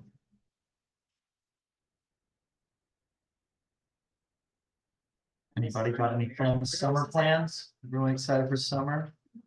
No summer plans? What are yours? When do you finish yoga? When do you finish your? So I bought the 500-hour course and I'm almost done with the 200 hours. So I'll probably be done in like 2 months. I'm taking my time. I'm so busy right now. But they're fun. They're all online. What So- do you plan on doing with it? So my brother passed away last year and he was in rehab for a while. And his favorite thing was yoga and the rehab, and that was actually helping him a lot. And so I want to go to rehab centers like at least once a month and go do that. It's kind of like a way to remember them. And then besides that, I do it every day, do it for an hour. So I'll go, I've got, mostly I do all my training online. And so I've got all the equipment to do good quality. I've got the nice DSLR camera, I've got the mic set up. So I've just got a space in my house where I'm like, oh, I'll just record me doing it and I'll do live sessions. Yoga, yeah. Yeah. And there's a huge need for male yoga instructors. It's all women. And they were like, if you're a male yoga instructor, we need you now. Like there's so many, just guys don't want to take it from women. They just don't. Right. They see it more as a workout Mhm. than they do like a spiritual thing. And so they just want like a guy. Just makes sense. Yeah, so yeah, that's the plan for it. Sorry to hear about your brother. What, if I may ask, what happened to him? He got on fentanyl.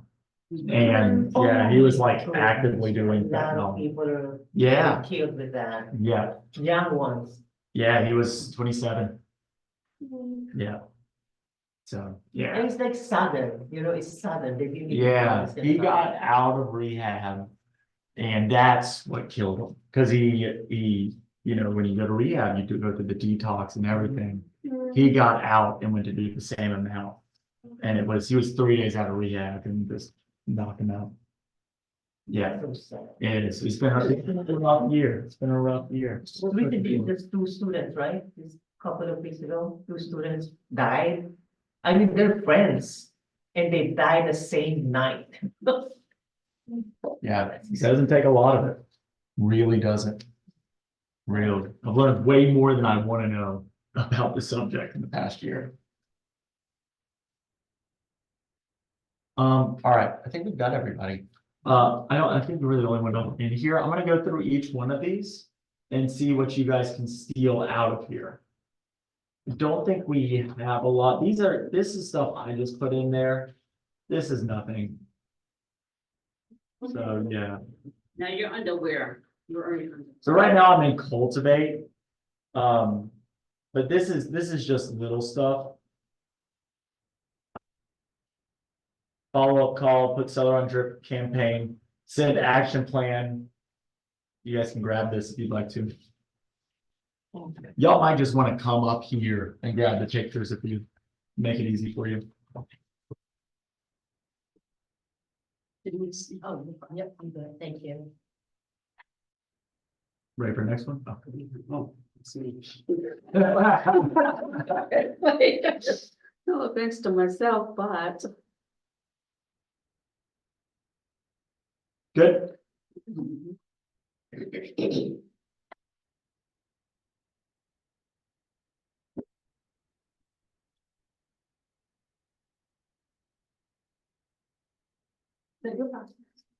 So when you put this here, you're on, so you go until someone or you just go, I just need to make sure I understand how it works. Yeah, so as you move, so you can see I've got like my little test opportunity here. Every time I move him, the checklist updates. So as soon as I take him here, the hot checklist begins. And that's how it works. So now when I move this person to the appointment section, just drag and drop. Now it's here, the checklist is updated again. So there's the next list. So now we're on the appointment scheduling section.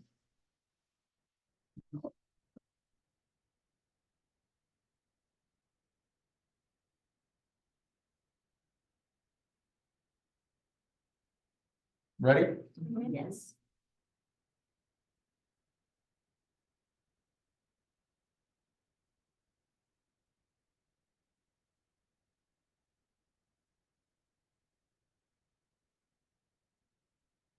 What's down? Obtain signature and contract and I don't know.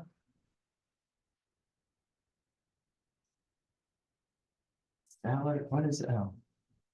You guys have any idea? You can tell when it's my listing coordinator writing stuff. That means something to them, I'm not sure.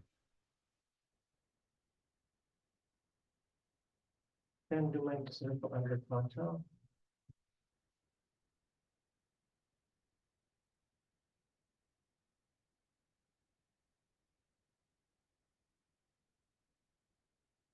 Now, I hope you guys are seeing the other things. You can add due dates on here. So it's just. And as you build out a team, you might add an assignee. For these, the other thing that you're not seeing over here is the client update. So for all of these in the stages and checklist section, you can also add a client update. So as soon as I check mark that I've done it, they'll also get an email saying, this is what your agent KT has done for you today. Oh, wow. Yeah, really, really handy trick there.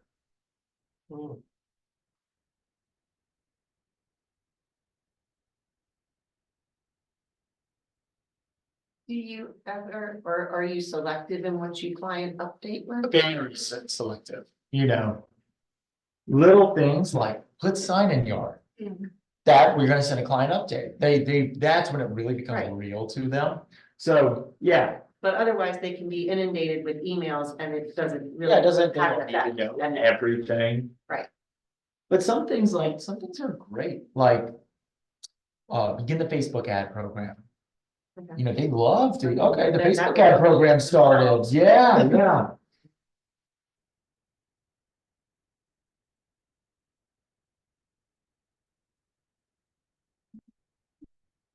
All good here? Now, I believe we got most of the active, right? We're all good here? Ready to go to under contract? Mhm.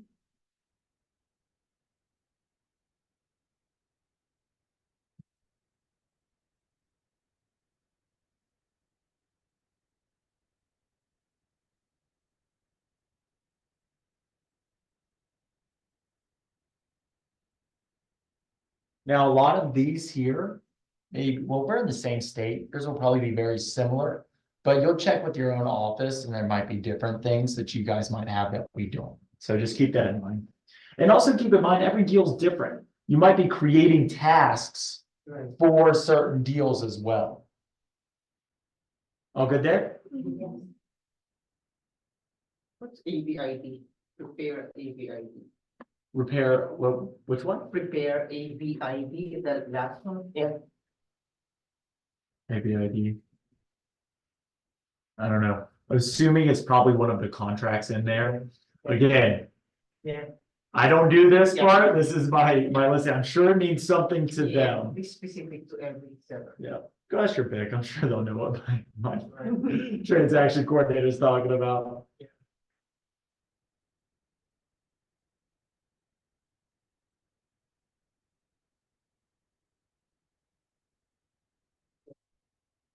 Oh, you're good. I'm doing that.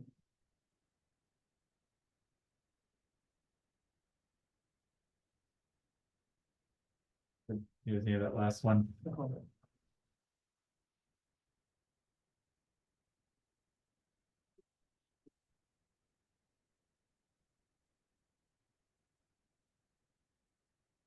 All good?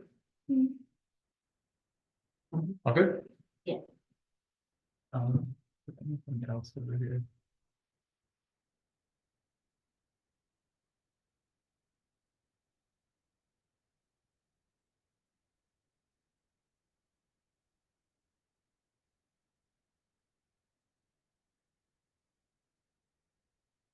Good?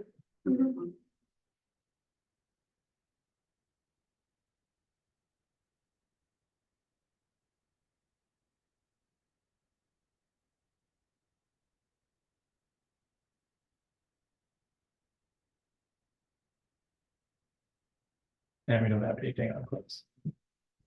You guys want the buyer one? Sure.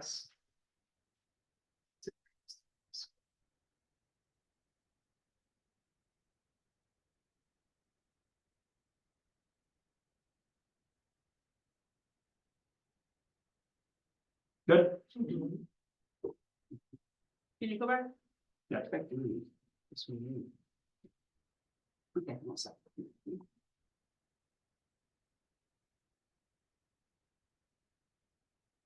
Good?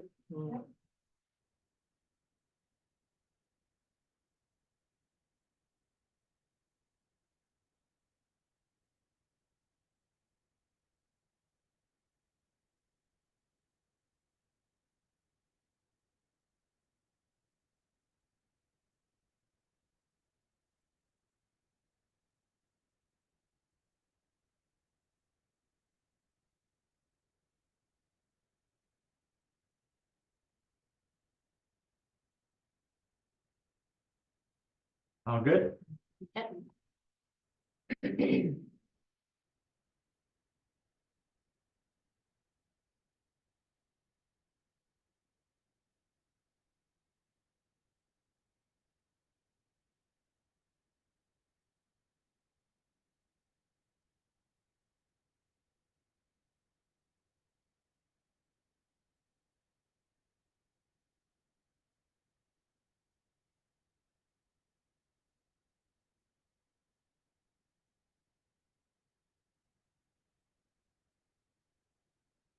All good?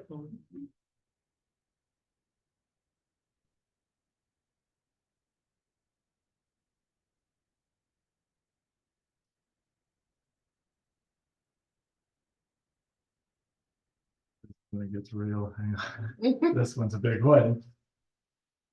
This one's the only one we have, we've got it all under one on this. I'll do that and I'll scroll down.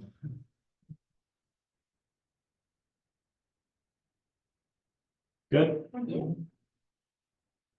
I think that might have been all of it.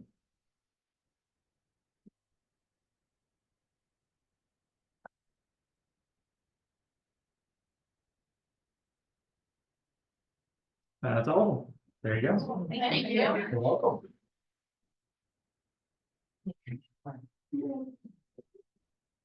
All right, where were we? I think we're ready for 82. 14-step marketing plan for listings. So this is another option for your checklist in there. We're just gonna go through them, and I'll let you know if I have any extra to put on them. Price strategically, duh. Stage the home to present it to the best possible light. Place for sale sign and directional signage strategically. Follow up immediately on every sign call. And by the way, guys, the for sale and directional signage, really important. Especially the directional signs, if you can. Get them, get a whole bunch of them. Just go ahead and order like 20 of them right now and just have them around. If you can get away, and by the way, if you can't get away, then normally just take them, ask your bid. But we use them all the time. The sellers like it too. They were like, I don't see any directionals to my house. You know, they want to see that and they kind of expect that sometimes. And that might be when you're talking to them, you expect directional signs to your house. Some people might not like them, so definitely have a conversation about them. Distribute just listed notices in the neighborhood. You can do all that through command now. You can just choose the neighborhood and have the mailer sent out that the house is for sale. And again, the seller likes to see it. Sometimes we do things just to make the seller happy, even if they don't do anything. We still run Facebook ads. We're getting no results from Facebook ads recently. They have fallen off hard. We still do, but we run like $25 per listing. Not a lot, not a huge budget. But I can still say at my listing appointments, we do it. The public doesn't know that Facebook ads don't really work anymore, but they want to hear it. So Yeah. you might still just run $25 per listing just to say you did it. Post on Keller Williams listing system. This happens automatically for you now. If you don't know, the MLS is now just hooked up to the KWLS. You shouldn't have to do that anymore. It should just automatically happen. Add lots of professional stage photos and a virtual video tour of the property on online listings. I don't do like virtual video tours. We just do the video. Get the gimbal if it's not in that price range. Do your little tour. Maybe go Facebook Live. Figure out your social media marketing plan on top of this for the property. And then obviously if it's luxury, get drone. The best ad I've ever done for Facebook ads was just drone video. Didn't say anything, didn't do anything. It was just drone video. I was getting 30 cents a lead. Best one I ever ran.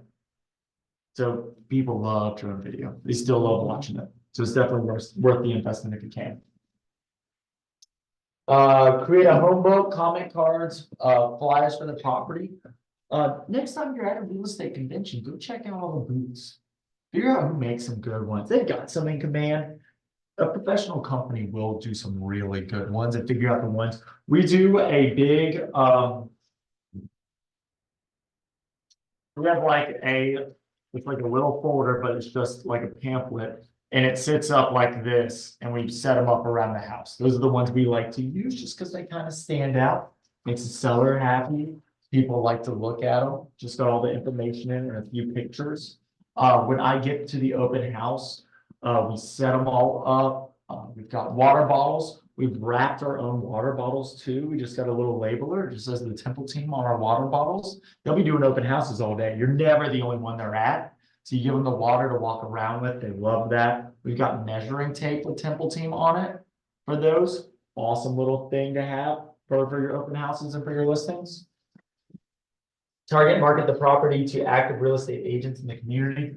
We're not doing it a lot right now. I mean, it's just not worth the time. Houses are selling too quickly still. Luxury, we still do big, if it's 1.5 million, we're inviting every agent to come check it out. Yeah, broker open.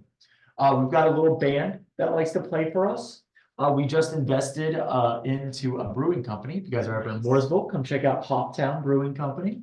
But we get all of our beer and we bring it there. It's a fun event for everybody. Get some wine.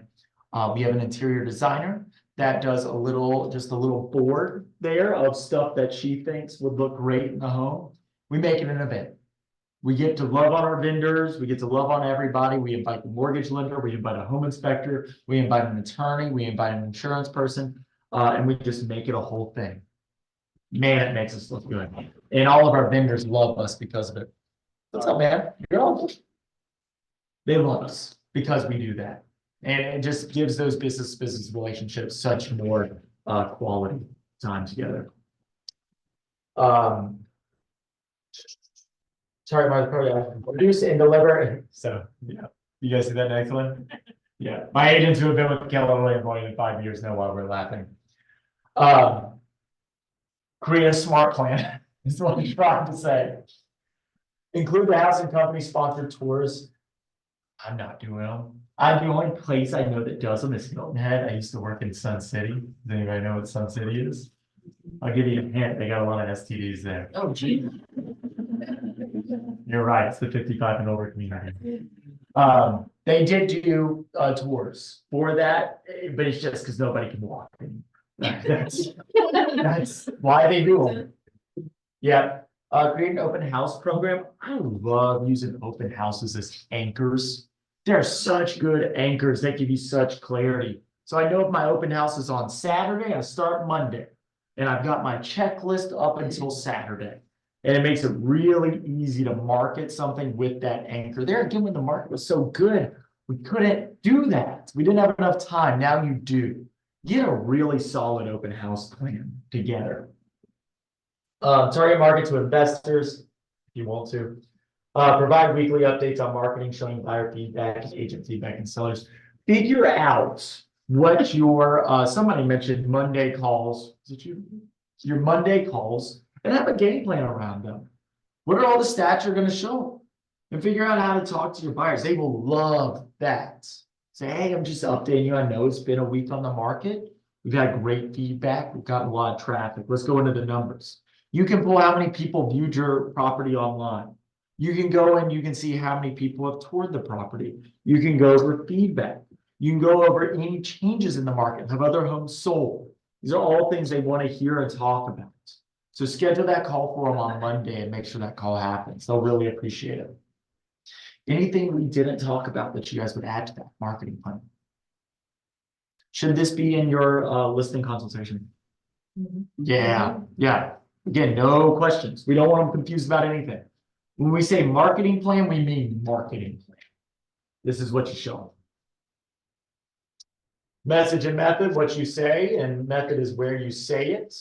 The message you put out to attract prospective buyers and sellers is everything. Why would they want to contact you in this market? What would they get if they did? These two questions are the heart of effective messaging. So it's asking you, and you guys can go to this. We'll take 2 minutes to do this. Do it quick. What are some other creative, exciting, effective messages and methods of marketing listings? Take a second, brainstorm a little bit. Any other methods we didn't talk about? Or am I so good? Did I nail it? Nailed it. Yes. I really can't think of anything more. You guys tell me if I'm missing something. Depending on the price range, I have heard of people going ahead and putting them on Facebook Marketplace. Oh, man. So here's the problem with that, because I've tried it too. You waste too much time dealing with all the crap you get in. I was thinking too, because you get all of it, you're inundated. Yeah. Google. I'm not putting it. You remember how I started this in this business? Yeah, you were Chrysler. And that's what the problem was. It was just crap, man. Yeah. And you're weeding through it all. It was a waste of time. Yeah. At the end, after that year in high school, no one did it anymore. And we all stopped for good reason. And if a client asked about it, I would say, you remember when we used to do this on Craigslist? And they'd be like, oh yeah. I was like, do you want Craigslist people to show up to your house? And they go, no. And I go, we're not gonna do that. I think the same thing with Nextdoor. Yeah. It's that same ballpark, and I've heard people talk about it, and I'm just like, it seems like it'd be a lot. Yeah. It's not worth your time, I don't think. I think if anything, it lowers. If I see a house on market, I think it undervalues you. I think it makes you look crappy. I think it really does. Like if you came to this class and started talking to you guys about putting houses on Craigslist, you guys would judge me, wouldn't you? Right? Right. Yeah, I think it kind of does the same thing. Still people that want to buy that's looking on Craigslist and Facebook. They want to buy. I don't know if they can. Right. Yeah, People are not as an agent, but I've sold properties on Facebook. Yeah, oh, for sure. We sold tons of them, not marketplace though. I just don't, I only talk to you guys about success stories I know of. Whether it's me or through another person, I don't have one. And I have 2,500 people in my coaching group right now. I don't know of one marketplace story I could tell you. Managing marketing budget. That's on you. You decide what you're willing to do. And be honest with yourself. You might go and say, I literally can't afford one yet. So you might not be ready to take a listing yet. You might not be. If you can't do the photos and you can't get a professional photographer, it's not so much just about what your client thinks, but I judge agents when I see them upload iPhone pictures to the MLS. You do. And are you doing your fiduciary duty when you do that to your client? No. Do other clients do it? And in this business, you do have a reputation. You really do. And so if I see that and I unfortunately remember your name as the iPhone MLS picture person, and I see an offer come in from you later on, am I likely to tell your clients I have confidence in you? No. It just might be something you think about before you say, let me take your $1 million listing. Sometimes it might be better to call up your buddy who's done this for a while, has a big budget, says, hey, I want to do 50-50 on this with you. Will you do that? I don't know of a time that somebody has said no to that. And you just say, I just want to learn. I'm giving you the listing. Let's do 50-50. I'll do everything you need for it. We'll do it all through you. But just let me be a part of it. I don't have the budget yet to get drone, to get high quality video, and I want to see what you do. Don't ever feel bad about doing that. My mom is listing my wife's parents' house. It's a $3.2 million house. I don't want to get divorced yet. Mom is giving it. I won't tell anybody that. But that's, I don't feel bad about that. I know where my place is not listing a $3.2 million house. My mom's the luxury person. Why wouldn't I go to her? You might go to the luxury person and take a step back. It's much better to get a home sold, have a happy client, than you try to screw up a luxury listing. Because there's a lot more to it than just a normal listing. There really is. I'm pretty sure you're 50-50, right? I'm not. You're not? 25%.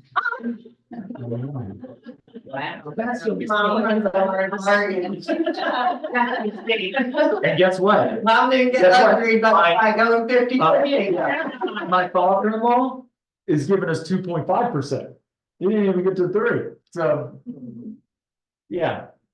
But they paid for a wedding and a honeymoon. And so I'm not complaining. I'm so cheap. I got my dad paid on the ring. I had to buy rings and stuff. I didn't even buy this thing. Fun story about this. This is my grandfather's ring. He's Kenneth Ray Temple Sr.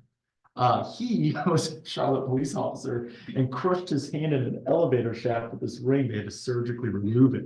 And then when my dad got married, he gave it to him. And then my mom didn't like gold anymore. I don't know. And made him get a black ring. And now he gave it to me. And now I have it. Awesome. Fun story. So I'm Kenneth Ray Temple III. So this is the 3rd time this ring has been passed down. Yeah. Dude. I've already heard like deep loving, like people love to, once you get married, they love to tell you the worst thing that's ever happened on every scenario. So, yeah, what were we talking about? 50-50. Don't feel bad about doing that, guys. There's no shame in that. Know your place. It's okay. Get a home sold. That $3.2 million listing. If you do quick maths, Yeah. I'm getting a good check to Yeah. not do Not anything and not get on my in-laws bad side. Yeah. You're getting a real good check eventually. Been on the market for a month, but you know, it's a big mistake. All right, managing budget, we talked about that. Staging. My listing coordinator, Lynn, she does all of our staging for it. She took courses and she got really good at it. I'm not a good stager. That's not my strong suit. I am very bare bones though, and I kind of know what to say. And my general advice, and you guys know what good staging looks like. You do. Go find somebody you might want to rent furniture from. Some people let you use furniture for free. We have a store. Again, we've been in this for a while as a family. We've got a storage unit just full of furniture that we use. We just have it. You know, I can bring in, you know, a bookshelf anytime I need to, or a coffee table or something. We've just got stuff from years of doing this. We're going to go back to Facebook Marketplace. Check out the freebies. Maybe start a little furniture collection if you have space. Don't go get a storage unit just to do this. If you already have space and you can store some stuff, check out freebies. See if you can start getting some furniture in case you need it to start staging a few things. It's never a bad idea. But though I would say take a little interior design class. If one's offered here or in the MLS, be very helpful. Make a friend with one. But what I generally say is hotelify your home. That's the way I hotelify your home. When I get into a hotel, I don't have to see your family. I don't see this. You want the client to be able to go in there and imagine themselves there. And feel free to fill that garage up. It's okay. Nobody cares. Nobody cares. Fill that garage to the brim full of stuff. Get it out of the home. We want things to be open, wide. Does anybody, you guys have an opinion on that? I know you guys have done this for a while, so. For staging, any other advice? Question of that. Was that? If you're staging, of course, you have the furniture, right? But if you are going to hire somebody to do the staging with her own stuff, Yeah, you don't charge the seller, I pay for it. you pay for it. Yeah, that's out of pocket. But most of the time, the stagers we've worked with will do it for free. You know, they'll normally come in there in hopes to sell some of the furniture there. Or to sell their services. So a lot of times they won't charge you. Some will, but it's normally they have an incentive to do it. You know, so figure out, there's talk to your people, see what you can find. I don't know if that's still a thing. I haven't had to do it in a while. Most people have furniture now. We're not having to bring in furniture as much as we used to. I mean, there was a lot of inventory. It was more of a thing. We just don't have enough inventory. There's not a lot of just vacant homes. And now we've got a lot of AI software too, that we can just pull in stuff. If you use Adobe, you can just say, make it a boho theme in this living room. And you don't even have to drag and drop. I'll just go, here is boho living room. Like it takes 5 seconds to do. Yeah. I just hate virtual stage.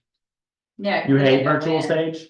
I hate it because I got, this past weekend, I was shown a house.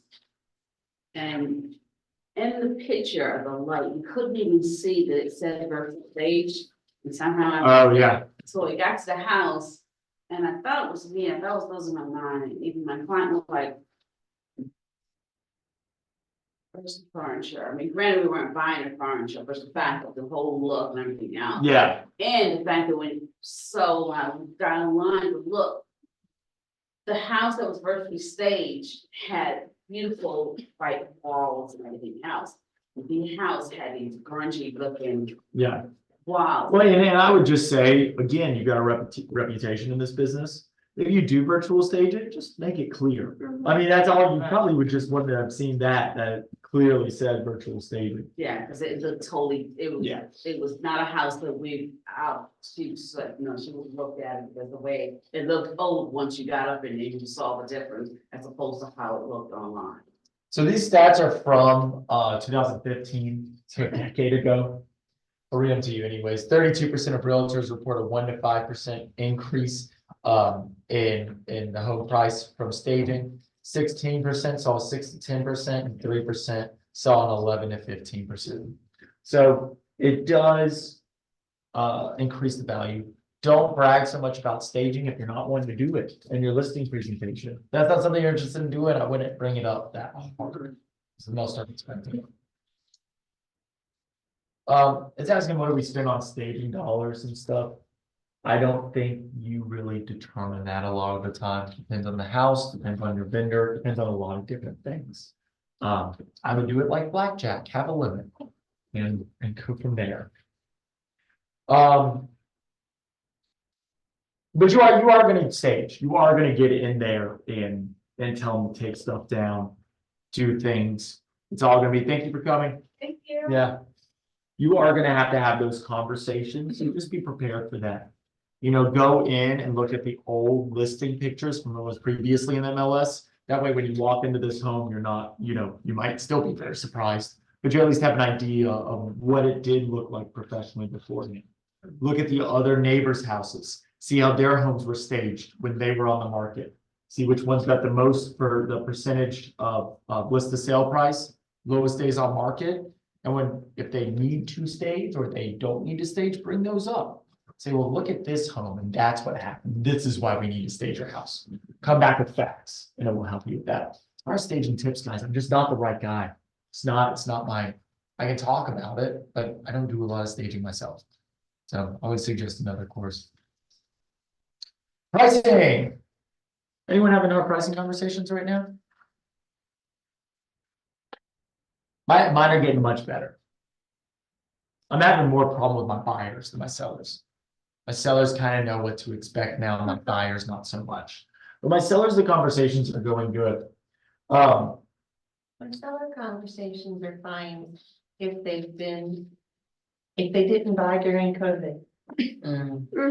If they bought during COVID and they're trying to get out now, or if they're last year and they want to sell now, that conversation, they're expecting a lot more than they would truthfully be able to get. Yeah. But if they're older than that, the conversation is much easier. And I mean, gosh. But you What, have to be realistic if you've been in the house less than a year. yeah, Like, come on now. people that do that always blow me away. Having- What's that? Like if you bought it in 2020 and you sold it 2023, nuts. Yeah. You know? Nuts. You did that, right. Congratulations on making $100,000 you didn't deserve. My little brother did it and I was like, I hate you so much. Gosh, I hate you right now, dude. He's like, find a bigger house, dude. Hey, you talk to me. Enjoy that interest rate, sure. Know what the seller and you can and can't control. She's got a little script here I'm gonna read to you. Mr. and Mr. Seller, some of the things you can control during the selling process are the condition of your property, the availability of your home for showings, and your positioning in the market. In the end, value is determined solely by what a buyer is willing to pay in today's market, based on comparing your home to others currently on the market for sale. I don't determine value, and neither do you. The market determines value. Man, is that a good script? Yeah. I love that one. The other thing you need to explain to your sellers is what your buyers are going through right now. So if they say there's not a lot of showings, well, hey, there's not as many people trying to buy right now, especially like $600,000. I see this is where we're hurting a lot right now because that's not a starter home. That's a second home. And the second home market is hurt right now. Because why would they leave their home they're in? They're at 2.5%. Why are they going to Yes. get that up? Yeah, so you have to be able to explain to them, say, hey, by the way, this is what buyers are seeing. They're in a 3% interest rate. And to get into your home, it's not going to be some person's first time home buyer, your $600,000 house. However, the person selling their home to get to your home would have to move up to a 7% interest rate. And honestly, we've got to find that right person who's in the situation where they have to move. Your home is not a want to move home right now. It's a have to move home. And it's just because of the price point you're in. It's a tough conversation to have. You're going to have to walk on eggshells with that conversation. But if a home is sitting for 3 weeks, it's a conversation that might come up. It's weird, like the luxury, they're always fine. The first time home buyers range, you know, that 300 to 400, those are always selling. It's weird that middle part right now, given the market, is what's hurting, which is interesting. That was like the safest bet a few years ago, and now it's, you know, kind of in flux there. But again, it's because of that interest rate. It is, it's all because of the interest rate. But that interest rate ain't gonna change. Yeah, that's like the funny thing about that was like, being that I came from the other side when it was, I came still basically when COVID still in place itself. And I think what people now is, you're not gonna, I've been in business for 30 some odd years.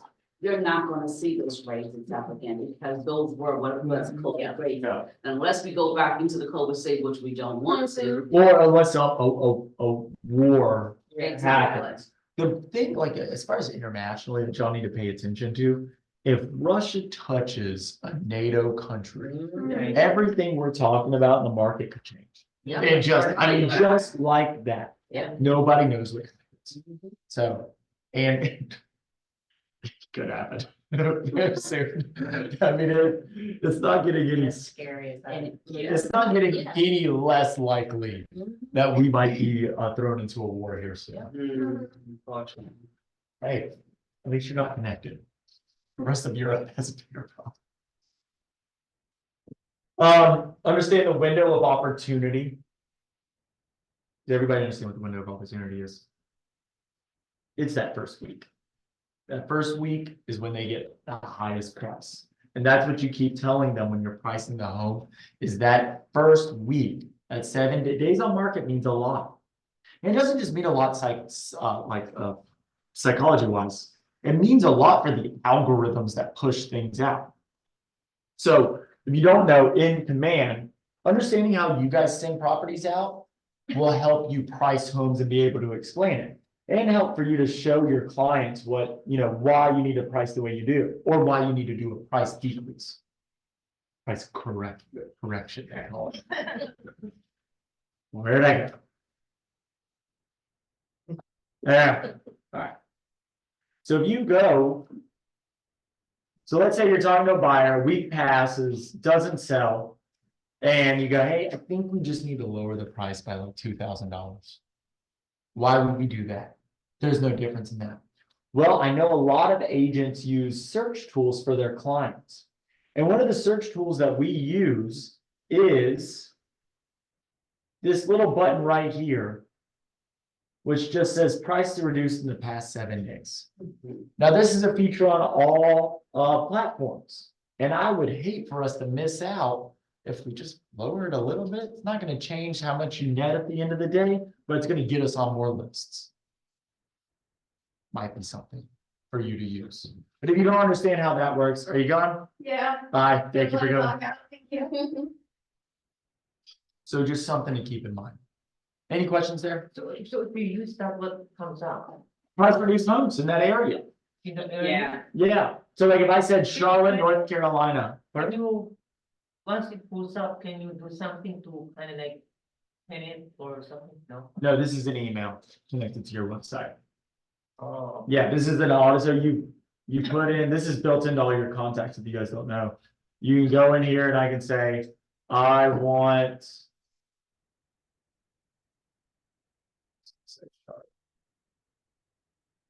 So if you click your own contact, personal contact, and then you do the search. Yeah. They search it, okay. Yep. I don't use that.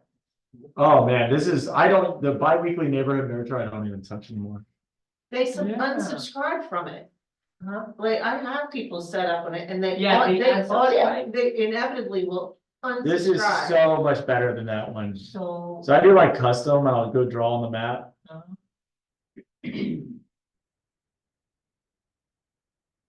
So I just make this quick, I can say it's here. Apply that, then I can give it any more details I wanted to. Hit next. Title it, so the monthly neighborhood nurture, you can't even title. Right. This one you can title it. Okay. Yeah. Specifically to them. Yeah, and then you can just do send email notification, instant, daily, weekly, bi-weekly, monthly. So yeah, so And that's. everyone using a bi-weekly neighborhood nurture, do this. And you can do neighborhoods on this one, just like that one. I don't know why anyone uses the bi, I just think they don't know the Thank you safe for search. saying that. Yeah. I appreciate it. That's really good. Yeah, do it through there. For each of your contact. with- And how did we get to that search? You're in the contact? Yeah, Yeah, and it's just right there at the top. at the save search and you create Got the the contact. Yeah. Thank you. Perfect. It's in every contact, and I teach this class, I teach classes like this all the time. I always make sure to bring this up at least once, because I feel like nobody knows about it. I've never heard of it. Yeah, We need to look for that. How can we find out when you're teaching classes? Add me on Facebook. They literally post something for it. Cool. Thank you so much. Yeah. Awesome. Price to reflect market movement, market direction, whether the market is appreciating or depreciating. What's your market doing right now? Appreciating. A little.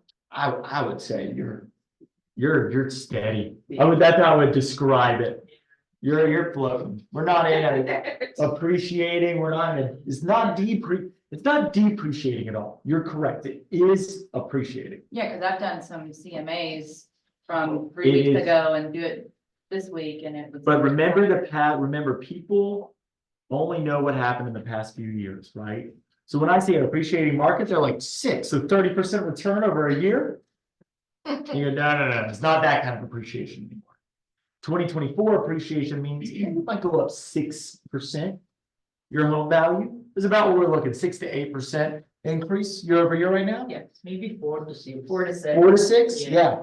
So it's in the past few years, we've had 20, 30% increases. So make sure you don't just say appreciate. Make sure you understand the market to say, in reality, it's more of a flat line. Like I bought my house for $330 last year. I'd be lucky if I got 340 for it this year. You know, I'm not expecting a huge return already since I bought it in October. You know, it's only been 6 months. Yeah, that's the only problem with that, like I bought my house in the 2020, it was 290 and it's at 4, I think it's 4 right now. Oh, boo-hoo. But the thing is that I sell my house, where am I going? Yeah, oh, no, you're stuck, you're stuck there. That's the key thing. Hey, see, I'm at a 7% interest rate. I don't care anymore. I don't care anymore. I'm screwed. Just get your refi. Yeah, it never happened. Oh, hey, it's this house. My refining is my I'm staying here on a principle now. That's all I said about the. Oh, no. I have a 5-year arm, but I You gotta refinance. I got 2 more years left. 4%, but 6 months later, But I have a full. but I'm thinking, like, we were getting inundated agents, even that agent that sold it, 6 months later, instead of having you paid over 100,000. Okay. It was like, oh, you know, we had, what's the month, but then we're the month. Yeah, where we go? 4%. I want to hear that. Real estate all come like this. Where do these people go? And they're like, hotels, cool. Because someone else. Like 2%. It's That's what I thought. 2%. So if you're at like a 2, No, it wasn't that low because I have a portfolio. Share of the notice, but uh, I went through my old employer, so basically my own But, experience. Casey, even now, like, ours is appraised almost 800,000. But again, look at my interest rate. Why would I move? There we Just, go. you know, like, Yeah. It's not gonna go down. exactly. Yeah. So yeah, I'll make that profit, but I'm Where going you to going? high. It's just like, I'm like, I mean, I can downsize, but I have 5 bedrooms, so I'm just making them, I don't, it's just me, so I really don't. Well, like, if you wait till you can take all that money, downsize, and buy it in full, so you don't have to deal with the loan, you know? Right. That's your target, and now, but you get that story now, so now at least you have an idea. One of the things we do in my marketing classes, we're not doing it today, obviously, but we talked about your perfect client. Your perfect client can change. So that might be the story for your perfect client, so you can start telling that story, and you start attracting that client. So understanding these situations are so important, so now you can say, oh, I know what a seller looks like right now. Learning what a seller is right now. Is your seller a first-time home buyer right now? No. Is your client a first-time home buyer? Several. Several. They're clients, but they're not able to get homes as well right now. You know, they're still there's so much student debt, there's the cost of living so high, the price of a home has increased, and interest rates are up. Being a first-time home buyer is hard. Really hard. Yeah. So if I'm drawing my perfect clients, probably not. You know, I want someone with a little bit I have more a money. downsizer. Mine is my downsizer, There you go. my almost retiring or retiring downsizer. Don't be afraid to be professionally honest, market conditions, property conditions, buyer agent feedback, complete property sales. Again, just honesty works out best. We're gonna skip this. That activity. All right. Any ahas, any questions before we jump to offers and negotiations? That first chapter is just long. We're on chapter 5 now. All right, step 5, offers and negotiations. The offer, best practices for presenting an offer. Present all offers to your sellers. Duh.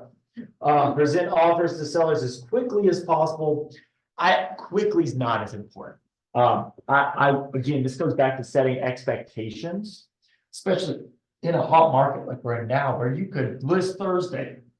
And by the way, that's when I list. I normally list Thursday, and what I tell everybody, my clients, potential buyers, we will consider offers Sunday. That's what we do. Why do we do that? Give people time to look. People time, Open house. open houses, There's time to prepare the offer because they're not working. prepare offer, because they're not working. You're letting Let the, everybody know. okay, so. I'm to listing create this Thursday, by the way, we're gonna review offers Sunday.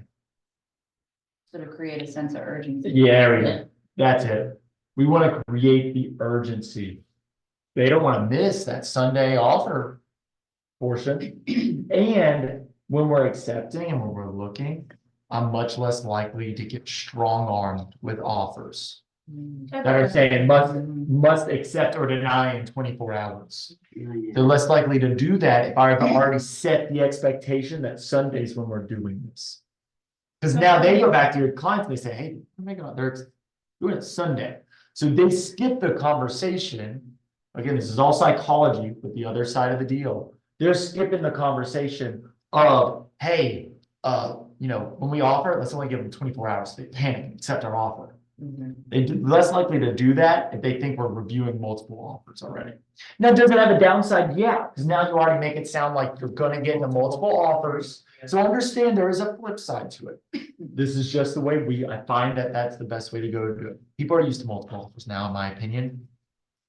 It's not so much seen as a negative, it's kind of seen more as the norm. Do you also put in there a caveat of seller can accept at any time, or do you just leave it as we're going to entertain offers on Sunday? I don't say it out. Obviously they can. Right. That's just knowing the law. I see other folks put it in there and I'm just like, Yeah. It's not so much that we do that. I guess now I'm trying to think. but I had This is the somebody, part I of had it. another realtor go ahead, my seller did accept one ahead of time and like I was inundated the next day. You can't leave, you already went under time. Like, sorry. It's a reputation thing. Again, I've had those kind of things happen. I'm pissed. I know his name. I will never accept an offer from that guy. I hate that guy. You know what I mean? Like, I have a question. yes, ma'am. So you putting offers will be reviewed on Sunday. So there are kind of like expectations that, what if you don't, like only two and they're not good offers? So we're reviewing offers. We're not accepting any offers. Yeah, it's just. At the back of their mind, sometimes they think they're gonna view it, they might accept an offer Yeah, But you again, can that's, pay- you gotta I took explain the process. to the two offers, right? Yeah, That, be like, hey, It's just neither one of these are reviewing good. Yeah, and say. and that happens almost every time. Right. Very rarely do we, it's not every single time we're selling it that weekend. Most of the time they sell the second weekend. We're looking at about 14 days. Is that about similar to your days on market? No, it's 27. So what, about a month? Yeah. Yeah, we're about 14 in Charlotte right now. We have a horrible inventory issue where we are right now. I mean, there's no homes. There's no homes. It'd be longer if we had some homes to sit, but they're not building anything over there. Okay. You guys are getting much, I think. I don't know this for a fact. This is just me living in Apex, for me living in Huntersville now. I'm seeing way more builds. We have a ton Yeah. of new construction. You don't have as much as that. South side, the Yeah. entire south side. of Y'all- Construction. Y'all have more inventory than we do, Yeah. which is good. Y'all don't want what we have right now. And I'm in Apex and it's like everywhere I look, they're building. Do you live in Apex? Yes. Oh, yeah. Yeah. I was your team leader for a little bit over there. Yeah. Yeah. Well, I'm on the opposite side. I'm closer to Holly Springs, like Walnut Avenue. Have you been to where that, there's like, the highway. that a Bloody Mary place? The crabs sticking out of it, so good. You see- Pelicans. Is Pelicans? Pelicans are So good, right? The thing I missed about my, Oh my gosh. I had my 27th birthday there. So good. I was, In Apex? yeah. I heard about it, but I never. Pelicans. Go look it up. Pelican, Yeah. the blind. Blind Pelican, pelican. that's what it is. It's so good. It's good. Sorry. Distracted. But this part of the chapter, guys, there's gonna be little things like this. It's do we have to do things? I am not the right guy to ask the legal questions for this one. So expect the next like 30 minutes while we're going through this for me to go, I don't know. And I refuse to answer because I'm scared because they got me recorded. All right. Presenting offers, so quick. I want to show you guys one more thing in here as well. When you're doing opportunities.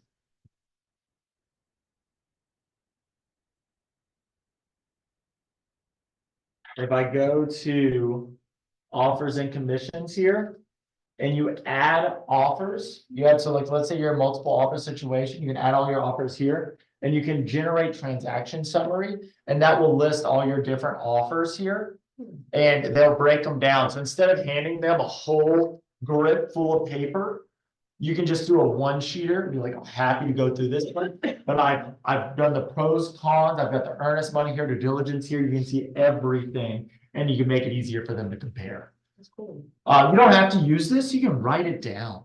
But I would really suggest for multiple offers to have it listed out in some way rather than handing them all the documents. Is there a way to add due diligence in there? Yeah.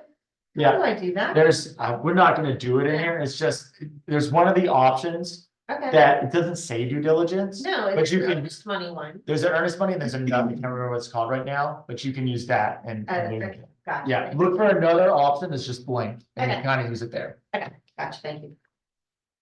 Due diligence is very North Carolina. North French. Carolina, I worked in Nobody else- Florida. Oh, I hate Yeah. that. Moved down here, I was just like. Yeah. everybody looks at Very it, good. when they make character backwards. So be enthusiastic, non-judgmental, get your offers in writing and put your responses in writing too. Never even mention offers that come just email, like we're planning on offering 400,000. Okay, you can tell your clients that someone's mentioned that they are going to send an offer, but I never say that is an offer, you know? Encourage yourselves to think about accepting and countering any reasonable offer, and not rejecting any offer too easily. I'm just, we almost counter every offer we get, you know? Just, I mean, sometimes you get the right offer, right? And your clients are happy with it. Full price, fair due diligence, fair earnest money, you take the thing. Most of the time we're countering. I wish I was better at it, but sometimes I just say, hey, just so you know, we are countering this way, you should put it in writing. In the real world, sometimes you just don't. Sometimes you just call and say, hey, we got a deal, we just gotta bring this up. Would our clients be cool with that? Sometimes that's how it happens. And that's just the reality of it. I'm sorry, Vic.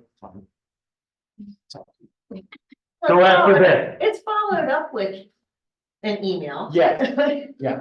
Some people are very particular that everything's in writing the whole time, you never mention anything. Just in the real world, it just doesn't happen like that. Sometimes it just happens through a quick phone call saying, hey, let's get this deal done. Bring it up, bring something up, bring something down, and we've got a deal. I like those phone calls.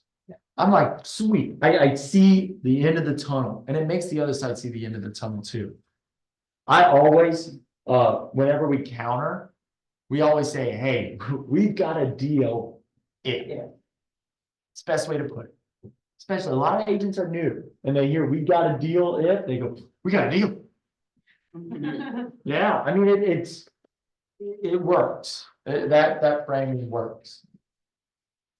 Make sure the offer contains offer price. Yeah, good job. Earnest money, down payment, terms of financing, key timelines, deadlines, the name of title, escrow company, descriptions of any item. You guys should have that down. That shouldn't be in this class. Here's an example: asking price, offer, difference, monthly note, real difference. This is just listing and doing the price sheet with your clients. Does everybody know how to do that with their clients?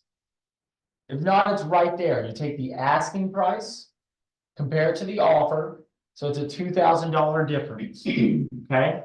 Then you take their monthly note, which is $1,500. It's just their mortgage. Why would you ever show this to your client? Well, if they don't accept the offer, let them know, well, good job, buddy. You're still paying a $1,500 mortgage If you stay for more. if you stay another month. Even if it's just another month, this might be the only one that you This might be get. the only one. So this is just the easy math that helps. Sometimes they need a little help to understand that, hey, $2,000, are we really gonna send a counter offer for $2,000? It's nothing compared to a house price of Where do $350,000. you really want to go and when? Yeah. Yeah. What do you guys do for lowball offers? We've already talked about multiple offers. We're gonna move straight to lowball. Depends on how low. Yeah. And if it's the only one. Mm. If it's the only one, And what is it? We'll go back with this. We'll come down 1,000 since she came in so low. My advice for local is you gotta take, and we're all guilty of this, you gotta take your emotions out of this. Again, when I talk to realtors and they get all pissy, I remember, and they'll remember if you do too. So even if you get a low ball offer, accept it. I mean, not accept it, but accept the fact that they sent you that and respond accordingly and professionally. Don't let it get to you, because it will. You'll be mad. You'll be super mad. It'll ruin your day. It'll ruin your client's day. You still got to show it to your client. They're going to be mad, and you're both going to respond saying, "Hey, I appreciate the offer. We're just not interested." Yeah. If you guys want to move up in price, we can talk. But this isn't anything close to where my clients are willing to go to. That's it. Let's got a role playing script for you. Responding to the offer, the best practices for responding to the offer, accept, counter. There's a good counter sheet contract out there. Do you guys ever use it? I can't remember the name of it. There's actually an actual counter contract. National form. Do you use it? Yeah, my last class, they were saying that one of their agents used it. And I was like, awesome. I just don't know the point of it.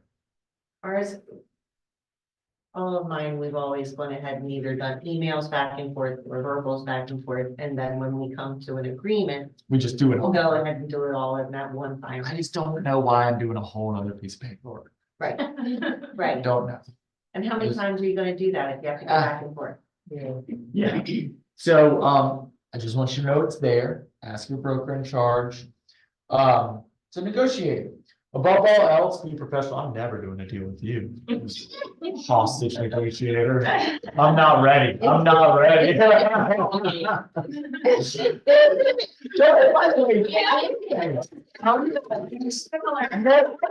I would stop telling even the agents in here that. They're gonna get offered back. They're gonna be offered. They're gonna be hungover. They'll be like, I'm not ready for it. Don't need your client be like, we're gonna lose this one. Because whatever she said, we can't handle it. We gotta know anything. It's completely different. You would think it would be the same, it's not, it's less stress. So remember, your goal is a signed contract. Control what you say. It's wild. And you understanding this, not that I trust all you guys are great agents. You're never gonna disclose any information about your clients. Nothing. No agent needs to know anything. Sometimes I will tell them stuff, but it's on purpose. Especially when I'm representing my father-in-law, who is a builder. And we, he'll buy some land and be like, I changed my mind, I don't want that. And we have to sell his land. He does that way too much, which is fine. I get paid every time he does it, but I'm just like, It's a problem. whatever. Connection. Please, I don't have to worry about my inheritance for a while. But I will tell people stuff about him on purpose. Be like, hey, he's a builder. We'll get the offer and, hey, look, he's a builder.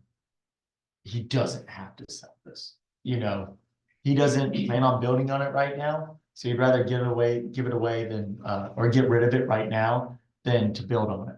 So if you're not interested in actually paying what we're asking for, probably not going to get closer. That's me planting seeds on purpose. Now, the difference is when you get a seller and they're like, yeah, the mom died and now they got to move to Kansas. You'd be amazed at what people will tell you. Now, I'm telling you this for two reasons. One, don't do that. Okay. And two, go ahead and ask the other side, because there's bad agents out there. They're everywhere, and let them spill it. I have agents all the time. They're like, why would they ask me that? I'm like, they're supposed to see if you screw up. That's a game. Yeah, see if they screw up. Just fine. I mean, that's your job. Your client should want you to get as much information as possible. And if they tell you information, it's not on you. That's their fault. So I always ask, why are they moving? And the agent go, why would you ask that? You're like, oh, just curious. Don't tell me. Gosh, all right, whatever. Like, Some people will get sassy with you, but it's your job. So don't ever feel bad for it. I was just like when agents be like, why would they ask me?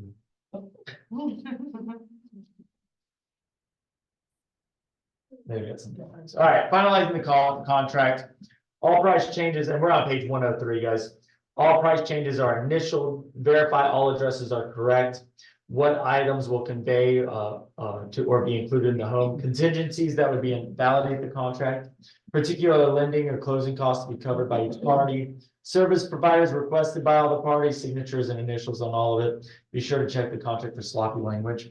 You absolutely need to make sure that you nail down whatever the parties believe they're signing. You want clarity. Hello.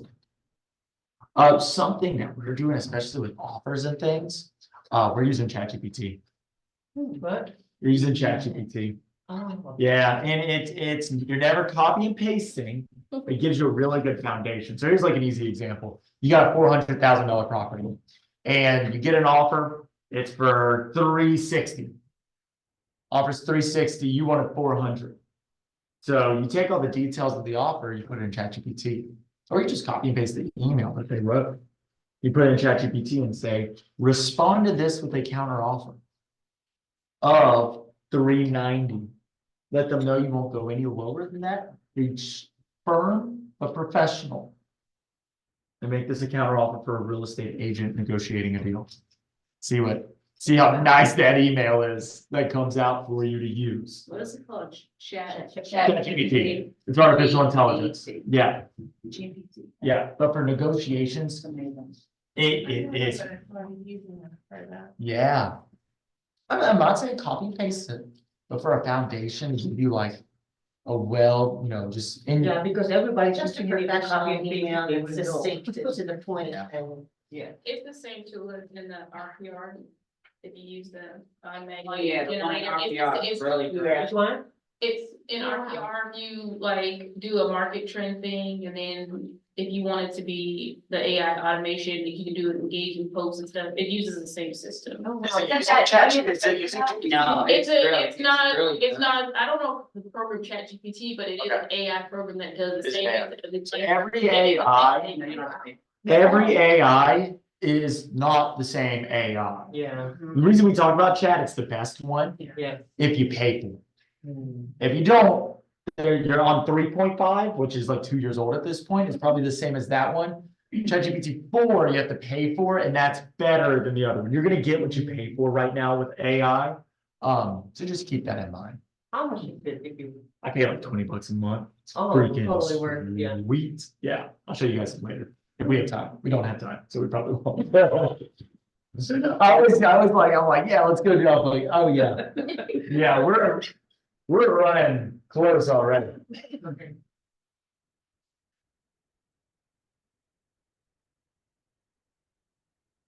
We're pretty much good though on this chapter. Anything in negotiations that we need to cover that we did not cover, guys? Any ahas, anything? I feel like we had a good conversation here with that one.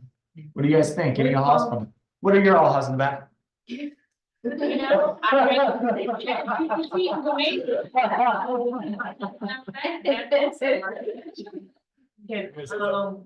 A seller, yeah, since we're in negotiation, you did know about it, that when the appraisal comes back, right? Hmm. They're not willing to budge at all. So what is your question? Or your? How do you handle that? Well, I can tell you what happened to me. So my house that we got was on the market for 370. And I offered 360 for it. Thought it was worth 360. My house is freaking sweet. I love my house. I'm so happy right now. So we offered 360 for it. We agreed. We were good. We're under contract. It appraised for 330. And I put $5,000 down for due diligence because I just didn't see that coming. It was an FHA loan. So do you know what that means? You come up with the difference. Well, it sticks. And I didn't have any money to come up with the difference. I put $60,000 down. It was all the money I had after getting married. God, what a silly mistake that was. So Telling your children, right? Just take the money. I mean, that was all the money we had. We had no money, so I had to tell the guy, I'm like, hey, get appraised for this. I was in their hands. I really was. And sometimes there's nothing you can do. You just need to know what the repercussions are. If they had said no to me, that's fine. But any FHA loan that came to them for, I think it's 6 months, not even 6 months. 6 months. 6 months. Is More than 80 it days. 6 months? FHA loan was at 330. Yep, that the case number stays with the house. So, and it's in that range where it's mostly people like me who are buying their first home. Don't tell anybody I was a team leader before I owned a home. But it's my kind of person that's gonna buy that home. So they were like, well, shit. Now, who actually looked bad in that case? In that scenario? The buyer. The listing agent. They overpriced the house. Now, I had my parents see the house, I saw the house, we agreed with the agent. I got really lucky on the appraisal and got 30 grand in equity immediately, which is cool. I still think the house is worth 360, we all do. The appraisal just came back, you know, the way it did. Sometimes things are out of your control. Appraisals are one of those things that are out of your control. So the seller being, Huh? the seller being agreed to. He told it to me. Yeah. So he was stuck with it. Okay. The FHA loan, Gotcha. he would have to get a conventional loan or Right. an all cash buyer, and you just don't know if that's gonna come around. And I was ready to close in 2 weeks. Right. So are you gonna do 330? Or are you gonna go back to 360 now and hope? Possibly hold it for the next 6 months. Yeah. Yeah, Also, your negotiations, you didn't. there was no negotiations. It was, Yeah. it's 330. 330, it is what it is. I can't do anything else. I've got no more money. I've spent all my money on this thing. The man. good, that's a good thing that. Oh, dude. So probably a lot of things they say they don't accept. He didn't get back to me for 3 days. You know, again, wedding, honeymoon. I went to Japan for 2 weeks. I balled out. Like I spent all my money. And then I spent due diligence money, which was 5 grand. I was like, I'm gonna have to wait another 6 months to buy a home. Because if all he had to say was nope, and then I would have lost that 5 grand. And I was like, oh, I was so sad. I was so confident in this deal. Yeah, it's sometimes just things are out of your control. Things are out of your control. But yeah, I mean, the listing agent looked back because he obviously overpriced the house. Even buyer's agent should know the homes, right?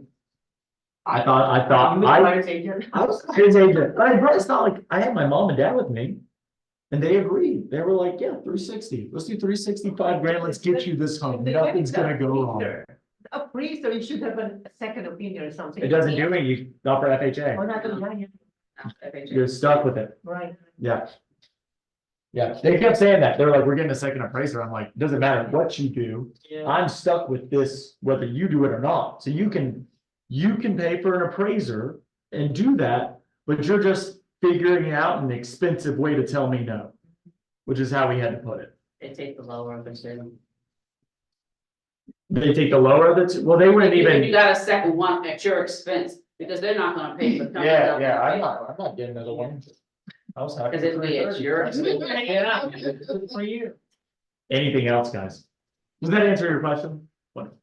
Depends on the seller, I guess. It depends on, that's such a, you just don't know. You haven't done to your first sale. That appraisal comes out of nowhere. It could be the best thing ever or the worst thing ever. Yeah. Anything else, guys? Any ahas from the chapter? It's not like y'all know how to do your. That one is on the, Yeah, my checklist, my checklist. All right, contract to close. Again, you know, I could tell you guys, I'm the marketing guy. I know this stuff. This isn't my day to day. Most people that teach this class, this also isn't their day to day. You're gonna talk to a closing person. I'm gonna give you guys all the tips I can. This isn't what I do all day long. We pay somebody really good to do this all day long. My best advice to you is to go pay someone to do this. what's our work? Sorry? We have one here. Kelly is in office now. She, from Dale Suggs' team. I do have a question Yes, ma'am. on that section. It's simply, and it goes back to more of customer service and, Perfect, something I can answer. What you got? right. So during contract to close, you hit major milestones. Do you folks do any wow moments for the folks? Like when you go under contract, when you get through inspection? Nothing consistently. No? Nothing, and that's a wonderful thing to do. I just think in the real world, it just doesn't work like that. People are so busy. People are so busy and so tired oftentimes. Remember, all the deals that we're getting right now are because of reasons. Mhm. You know, people are normally moving out of the city, moving Right. into the city. You're not seeing somebody just move from one side of Charlotte to the other side of Charlotte. You're not gonna see anyone go from Apex to Holly Springs anytime soon just cause. So I think people are busy. I would love to.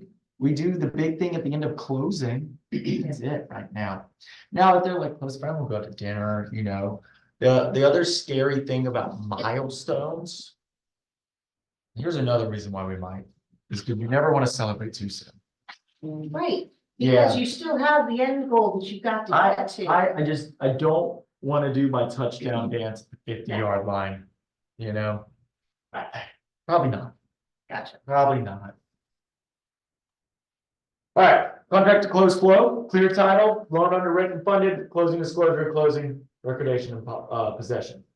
I would just get clear about what actually happened. You'd be amazed. Again, me, agent, 8 years.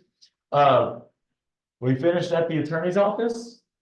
We all left. And I go, "Where's the keys?" You'll do it. I promise you'll do it if you haven't done it. And they ended up just giving me the lockbox. Just sweet, free lockbox. Yeah, I actually still in my house too. I just give all my friends the code, especially if they're watching my dog. We just never got rid of it. Yeah, it's fine. Yeah, I love my free lockbox. So clear out, title, review the title report to ensure clear title. Loan underwritten, fund to take action, follow up the buyer's lender to ensure, follow up the buyer's lender often if you can. And you're probably not gonna do it much, but you know, get everybody's number just in case, if they'll give it to you. Take action, review the closing disclosure with your client, ensure it's complete and correct. I send my closing, we have 3 different people who look over it. And if you're a single agent, go find somebody to look over it with you. Your BIC will do it anytime, I'm sure. I never want to be the only person with eyes on it. I don't remember the last time we got a clean CD the first time around. You guys get clean CDs a lot, or is it just my people? There's normally a correction, there's normally something, you know, just look. Are you talking about, because I do the settlement statement, comparing it with Yeah. information in the CD, but not the actual CD, the complete details, right? You're talking about the settlement statement. Right? Yeah. Comparing it with the CD. Yeah, all of it, all of it. I get eyes on everything I can. I don't ever trust me. I really don't. I go through, I want a second opinion on much stuff. So any deal that goes through the Temple team, we have our listing coordinator, they look at it, the agent, they look at it, and then we have 2 admins, they both go over it. And we all 3 of us go through it ourselves and see if we can find anything. We try to poke holes at it as much as possible. Do that. Do this, just a good activity to do. And then it's nice on closing day, you get to sit back there and play on your phone. You know, you say, we've gone over this extensively, we know everything's perfect. You don't want to show up to closing and that the first time you're looking at everything, which is what I see a lot of agents do. And then closing should be easy. If finding the motivator and getting to the table and creating urgency represent playing offense in the game of real estate sales, then bulletproofing the transaction is about playing defense. So you've got your whole listing checklist. By the way, if you're looking at mine, here's more for you. If you're looking for more stuff, it's in your file that you have there. So if you're looking for more stuff to figure out, go through that. Take that, take it to your bid. Say, what else should I add from this? What should I take out? What's a waste of time? Be proactive with all involved, inspectors, title and escrow people, appraisers, repair vendors, and lenders. Checklists and lists, seller property disclosure, location relocation disclosure. Mold, radon, septic, other environmental disclosures, homeowner association, home warranty, power of attorney. Again, it's just a really good checklist for you guys. It's all this part is. All right, let's talk about this, because now it's trying to get me to get you guys to get reviews or referrals. When do you ask for a review? Let's change the question. Where do you get reviews? First off, there, no, Google. Don't you dare have one sent to you directly. That is a worthless review. You just wasted a whole bunch of time. Can you have a negative review erased from Google? No. That's fine. Again, look for opportunity. I always look for negative reviews because I want to see how they responded to it. Negative reviews just an opportunity, guys, to see how you respond. If you respond catty, everyone's gonna see that. You respond professional, people will respect that. You're gonna get a bad review. It's just how life works. You can get a bad review from the agent's client that you have nothing to do with. You never know where it's gonna come from. So expect a bad review. You're gonna get one. It's fine. It's fine. One guy told me he picked me because we have a 4.9 stars. He goes, everybody else was 5. It looks fake. You had 4.9. And I was like, sweet. Okay, cool. What a weird way that worked out. Get a Google business page. Get really good at Google. I'm teaching a CES class like next week, all about Google. There you go. Where? Online. It's all online. Here? No, online. Oh, Yeah. Yeah. can you share your information then? It's on Facebook. The link's on Facebook for you guys to sign up. I just shared it the other day. Do you also, like, I put out one for Google, I do Zillow, and then I have another one with Real Satisfied. but I it's a focus separate- on one. Just one? I do. I just, you know, one, they're never gonna do all 3. I They're always send gonna it go as to one. copy and paste, and they're pretty good about it. That's good. That's awesome. I just tell them straight up, I'm gonna send you 3 copy and paste, you'll be fine. I focus on Google just because right now It's Google's, big. well, they're in their lead programs the best. Yeah. Google local service ads are the best lead source I've ever had in my 12 years in real estate. That's good. Never had anything better. And the only thing that differentiates you on that service is the amount of reviews you have and how pretty your headshot is. It's the only 2 things you got going for you. So we put my mom's face on there.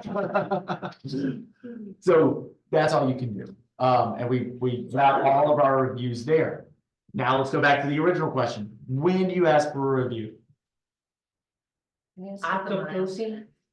What's that? After closing? That's what a lot of people say. Say a milestone, basically, you let them know at the end of the transaction, you want, they'll be nice, you know. We just got went the over right the idea. contract, let's go ahead and have a review. I think We it's just a, went through everything, let's have another review. I think you're right. I think it's a milestone conversation. I think closing, I'm busy at closing. And you know how much stuff you just made them do in the past week? They're sick of you trying to get them to do stuff. And a lot of people do it at closing. They go, oh, we finally closed. Hey, stop everything you're doing. Can you leave me a review now? Here's your keys while you're going to the music truck. Please, yeah. There's a builder who does that, new construction and closing. They give it that. They give it at the closing table before they actually sign. Yeah, not a review. But Yeah, I would have them go on Google, have them with their phone. And it's a personal conversation, but it's probably not gonna be at closing. You know, I try to, you asked if we do stuff in between. I try to take all my clients out to dinner after we close, once they've settled. It's more of like our month-long thing. You know, they got into the house, everything, and I try to just take them out to dinner. Or a drink at least, or a coffee, or anything. Just try to meet with them. That's when I like to do it.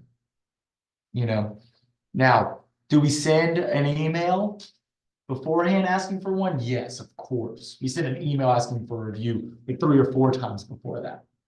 Personally, I'm asking like a month. I'm like, how is everything? Because I don't think I'm done yet. We haven't even got to after closing. You're still working with that client for a month directly. They're your client for life.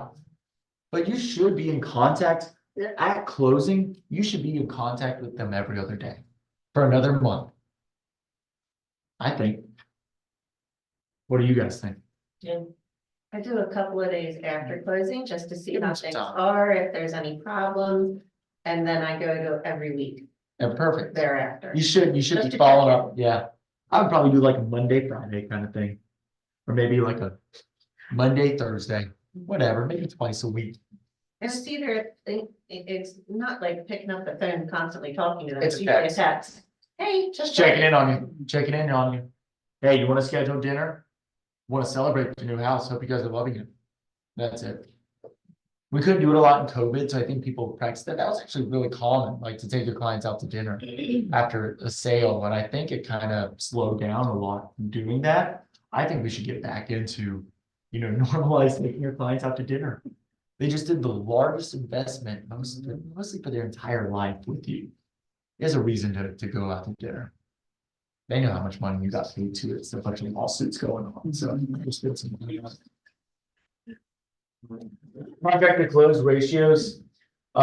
This is your tracking your numbers. We're not going to go into it right now. Just know how to do it. Pay attention. I would really suggest you guys using, we're going back to again.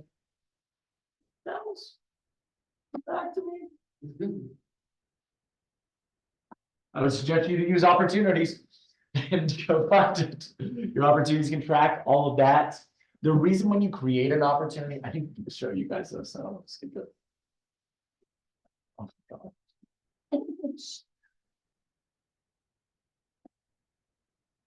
But if I just see it once, then I can.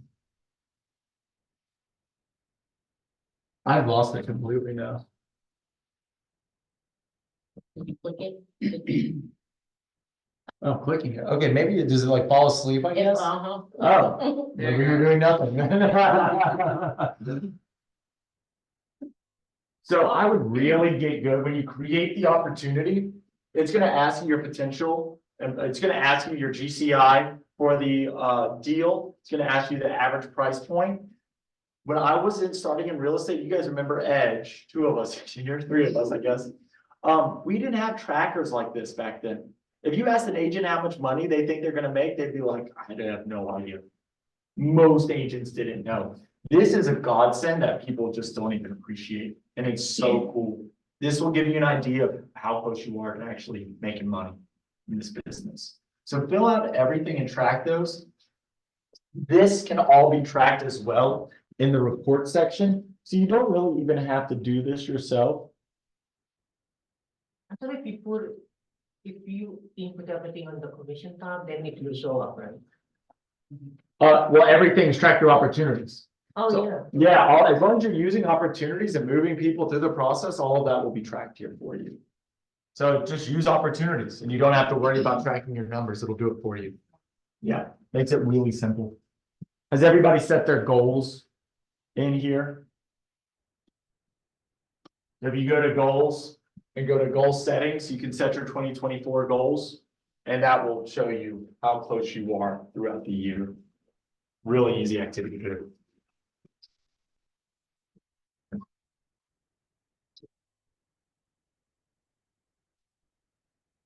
We made it to the lifetime. We're doing so good. Great job. It's always scary. That first chapter is like 2 hours long. All right, clients for life, big picture, dropping contacts with clients after closing, leaving all report equity on the table instead of getting numerous deals from them. How many deals should you get from your closed clients?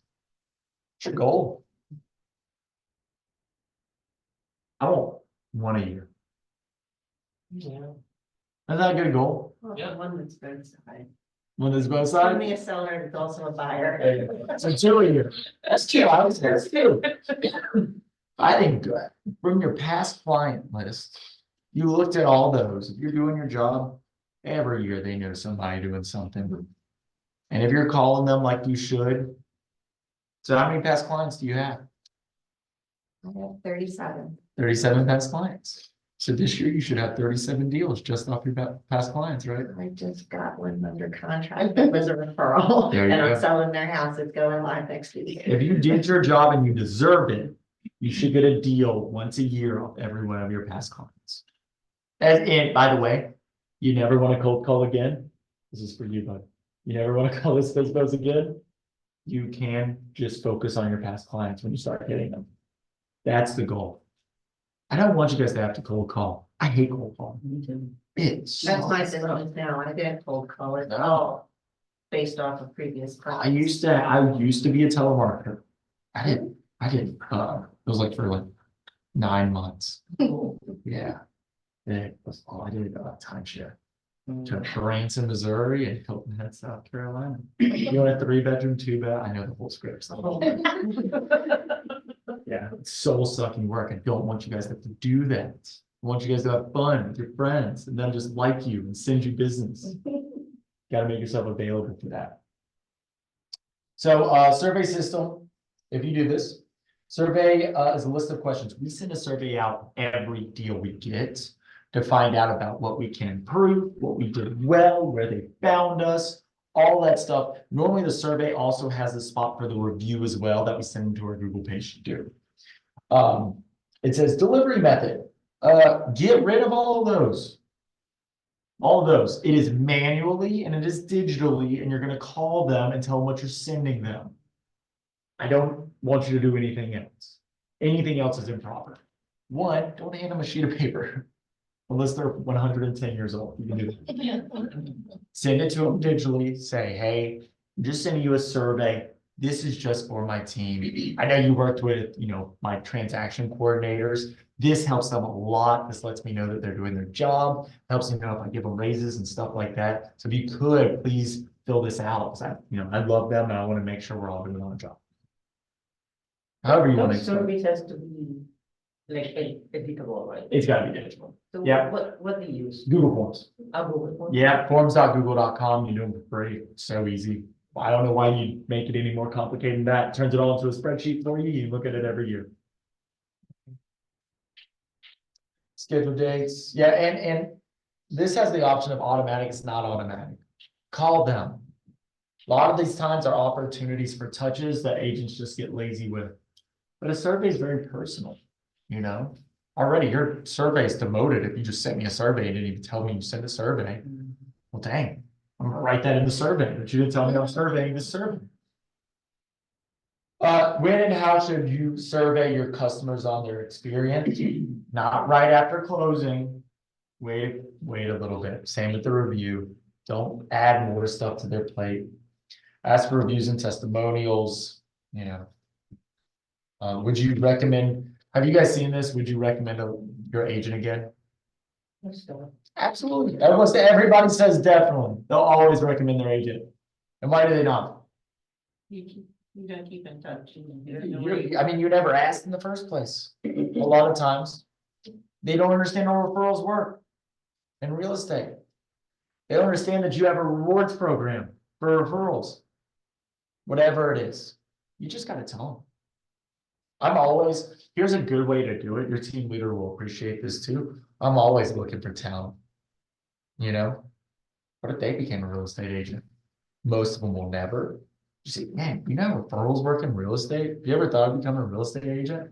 You get like 25% just for referring a client. By the way, if you ever know anybody, let me know. It helps my business a ton. Me being able to refer business. You ever know of anybody moving here, another state, doesn't matter. Reach out to me so I can connect them with the best agent possible.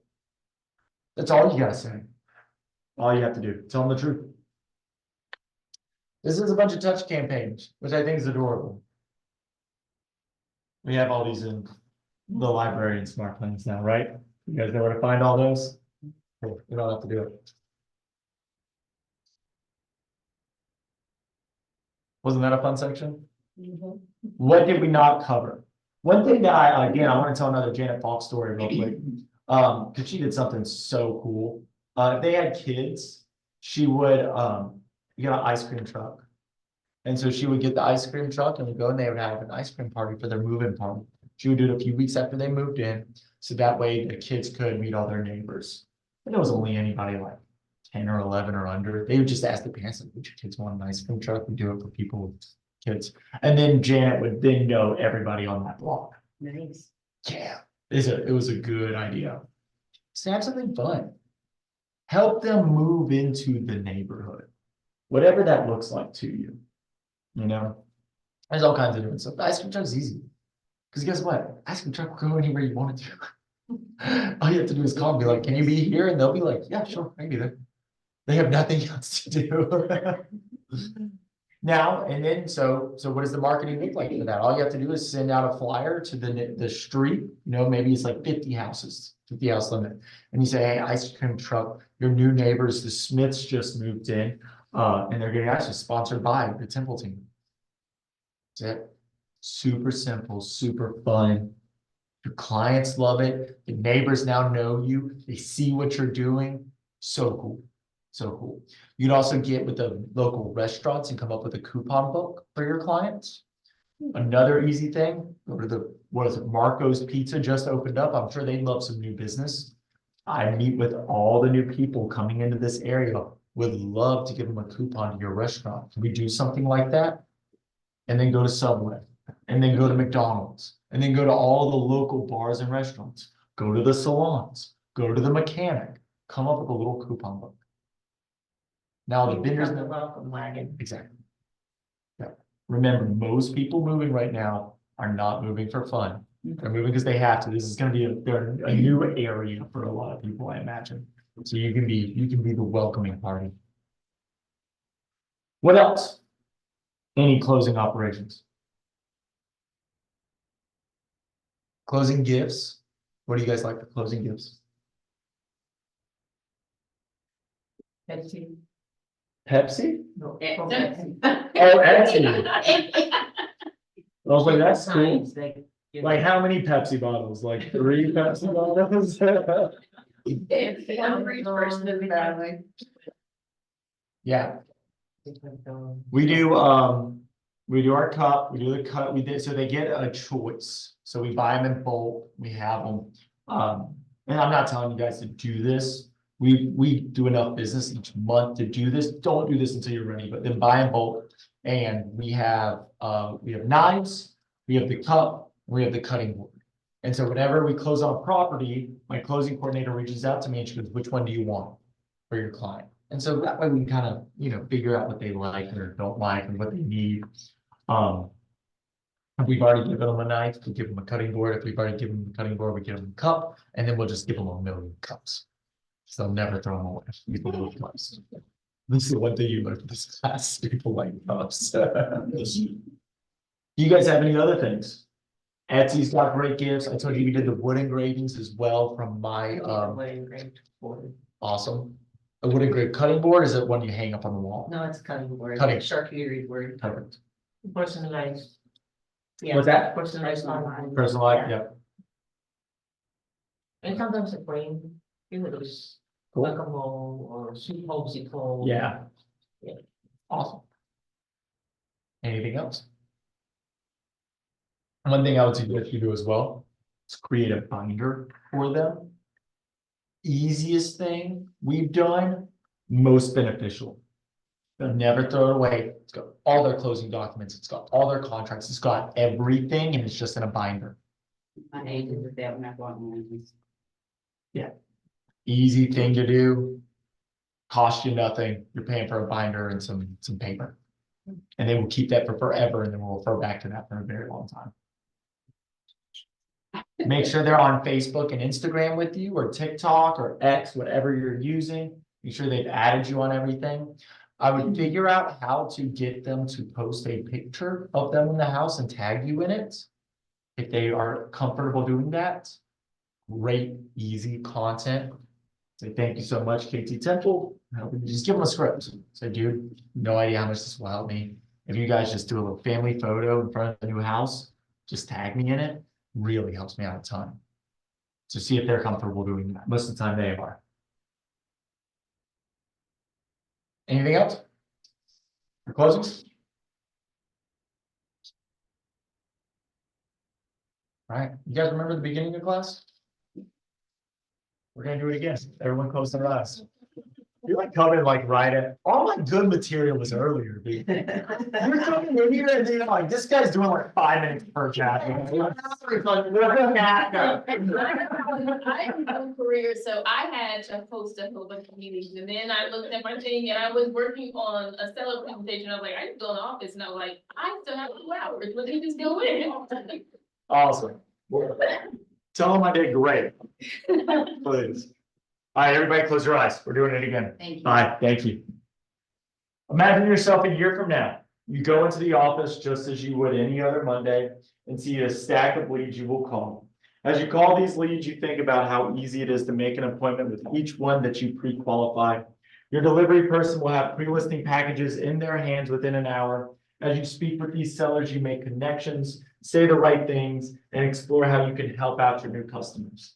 When you're done with your calls, you realize that you have 5 appointments booked and a solid follow-up plan for the rest of the day. As you get ready for your appointments, you already have done your homework for each seller and you know what pricing you'll recommend. As the day progresses, all of your appointments go as well. Open your eyes. Is that a little bit easier to imagine now? I hope so. Have a game plan for it. Does it feel real now? I hope it does. That's the goal of this. We want you to, just like your clients, the less questions you have, the easier it is for it to actually happen. All right. So on page 131, I want you guys to find your one things from each portion of this chapter, from each portion of this class. For your lead conversion, what's one thing you're going to do for lead conversion to make all this stuff happen? And tell me, I want to know. You need to make consistent calls, daily. Awesome. Follow up, What's that? follow up. Follow up? What's your other one Mine things? is basically following up and getting people, I mean, clients first. Cool. Um, Can I give you guys a suggestion, all y'all that said follow up? Can we say smart plans I, instead? Smart plan. I would say smart plans. If follow up's yours, then I want you to become the master of smart plans. And really get into there. mine's gonna have to be setting people up basically for sellers on the smart plan, because like I said, I've been working primarily with buyers, so it's like more or less flipping it. So basically, if I've been doing the golden letters, basically sending them out to within my neighborhood itself, for those who might be interested in selling, or they know someone is actually selling itself, because I live in a community where some of the houses, people, my house was the last house that was built, and I've been there 3 years. So, but some of the houses been there for about 5, 7 years, but the community next street over has been there for 8 years plus whatever and stuff. So a lot of people have been selling and everything else. So trying to reach that community itself, see what's going on. Well, once you get their information, I would go to ChatGPT. I know you're just learning about this. And just go to it and say, give me 52 things sellers should know. There's your seller learning smart plan. And then you just say, write an email prompt for each one of these. And now you have 52 different emails for sellers for a seller education email smart plan. Make it easy for yourself. Can you, in our gateway command, how do you upload your own smart plan? You just say create smart plan. Oh, there. Yeah, so in smart plans, just hit create over here and make your own. How do you attach the document? You don't attach the document. Don't worry about designing or making it anything fancy. Go click send an email. Give it a subject line, give a text. Oh, Yeah, make it easy. You can create designs, make it all pretty, don't waste your time. They're emails. You're lucky if they open them anyways. Don't worry about you. I'm making it black back there. Yeah, don't waste your time making them all pretty. Get the emails out, get them done, give them good information. I don't care what your email looks like, just don't waste my time. Too many people try to waste your time. Give me stuff that's actually about real estate too. Don't send me any of your recipes or anything of that. Send me value about real estate. Whether it be local statistics or facts, those are the 2 things I'm looking for. Pre-listing, what's your one thing for pre-listing? Is it just a do one? Yes. Anything else on pre-listing for those of you that might have one? Is there anything you got from looking at my pre-listing packet? Packet's a fun word, email. That will help you to add to your one thing list. yeah, the pre-listing package itself. Just doing it, yeah, that's fine. A lot of people don't do it. But I think it really wins them over. I think it buys in for us a little bit more before we even get in there. Your listing consultation, what's your one thing for your listing consultation? Script practice, good. I love that. One thing for script practice, guys, I mean, one thing for listing consultation. I promise they did learn stuff.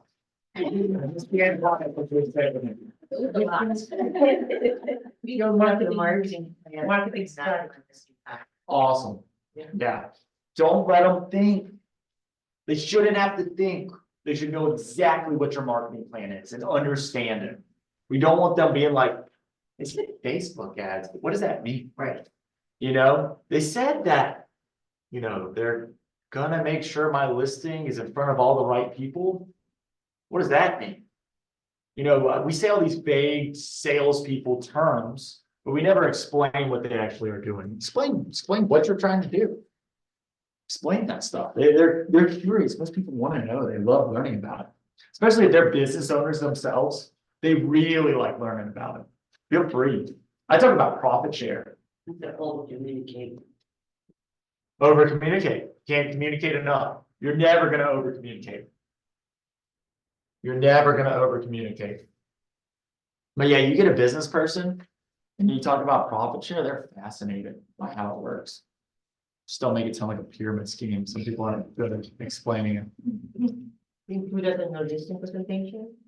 Profit share, I wouldn't put it in a listing presentation. This is not for everybody. Right. But when I talk to business owners, they just like to talk about it. You know, I was a team leader, so I'm really good at explaining. I've had tons of training about explaining it. So I would make sure you're good at explaining it before you just go and try to do it. But you should learn how to do it anyways if you want to recruit people to your profit share downline. Servicing and marketing. I hope you've got some good marketing tips. Nimble. Sweet. Brent has to have one. Brent has one. Yeah, Yes, that's why I know who knows Brent. I wouldn't spend more than $150 on them. Yeah. You know, mine I think was like 120, about the Yeah. sweet spot. Amazon usually has them, and Oh, I- sometimes I looked Amazon it up. has them basically, especially during like when they have little Black Friday things and things. Yeah. I would get maybe a little, you can get like a little lavalier mic, so you can just put the little thing in your back pocket or just clip it to here and it's right to your phone. Those are really cool too. The one that's put in, that's a microphone. Yeah, it's called a lavalier mic. Yeah, and it'll just clip to it and it's Bluetooth, hooks right up to your phone. Yeah, and I even use it for like when we do like vendor interviews. Oh, you got one? Is that one to your phone? It comes with two so that you can go ahead and do an interview as well. There you go. So I had two. And this goes in your phone. I would definitely go with the one with two for the interviews. But if you don't, if you just have a one with one, I'll do. You know, just put it in front of their face and we'll go like this. Go on TikTok. That's what everybody's doing anyways. Thank you. I love those. I'm gonna have to check those out. So you can connect it to your phone. Yeah, it's connects right to your phone. Yeah. Oh, yeah, you can just. Yeah, if you have just one, if it's just you, your AirPods work great, to be honest, for filming stuff. I record so much stuff with them. We've done a bunch of the podcast episodes with the AirPods. Offers and negotiations. Anyone thinks? I have a whole bunch of notes, you know. Yeah, so you learn how to handle objects. Well, I feel like a lot of you guys are just like, yeah, your opportunity list. And then I'm gonna get over here to the contract and close and be like, yeah, your opportunity list. Offers and negotiation contract to close. This is kind of similar ones. So basically, a little bit of taking emotions out of it. Yeah. I think so. Contract to close. I hope that was hire somebody that's better than you to do it. Kelly, right? Kelly? Kelly Yeah, I'm is Kelly. here in the office. Eventually, your one thing ain't gonna be contract to close. Your one thing's running and managing a real estate business. It's never gonna be contract to close. There's people whose one thing is contract to close. So I want you to grow out of that. Eventually, or now, whichever one, you're wasting time. doing it. A lot of agents are tough. They don't like to give it up. You kind of seem like you do that way. Yeah, I had a feeling you might be like A tough. little bit of a control freak Yeah. on that one, yeah. Yeah, My thing is, and that's why I appreciate so much the checklist, because now I feel as though I have a framework that I can go ahead and systematize it and Yeah. hand it over. do you guys know how Keller Williams got started the way it is? Gary Keller hired a guy, so what he found is he would have a Keller Williams and he'd go open up another Keller Williams. And so he'd go open up that Keller Williams and then that one would fail. And that happened a whole bunch of times. Paid a guy to follow him around for a year, 9 to 5. His one job was to follow Gary around and systematize everything. That's where this class comes from. That's where all of our classes come from a guy following Gary around. And that's why Keller Williams is so stable now, because we have such a line of processes that are all set up. You got to do that with your business.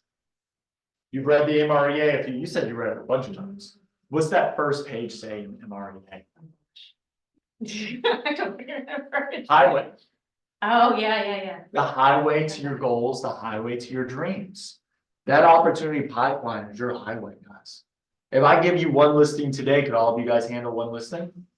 Say yes. Yes. If I gave you 20 listings today, could you handle 20 listings? No. Say no.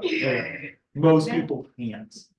Because they haven't done this. They haven't gotten their pipeline set up and they're not ready. You get to 5 and it becomes tough. You get to 3 and it gets in a day, in a week. That's a lot. That's a whole lot. You need leverage. Yeah. But unfortunately, the way real estate goes is up and down. It's waves. And so you gotta be prepared for that big wave. Because it's coming. It always comes. You have slow times, you have good times. Just how our business goes. So you want to make sure you're ready, because that's when you get burnt out. When you do get 3 listing appointments in one day and you get all 3 of them, and you were like, oh no, what did I do? Y'all all want to go live Thursday? Cool, we can get this figured out. That's about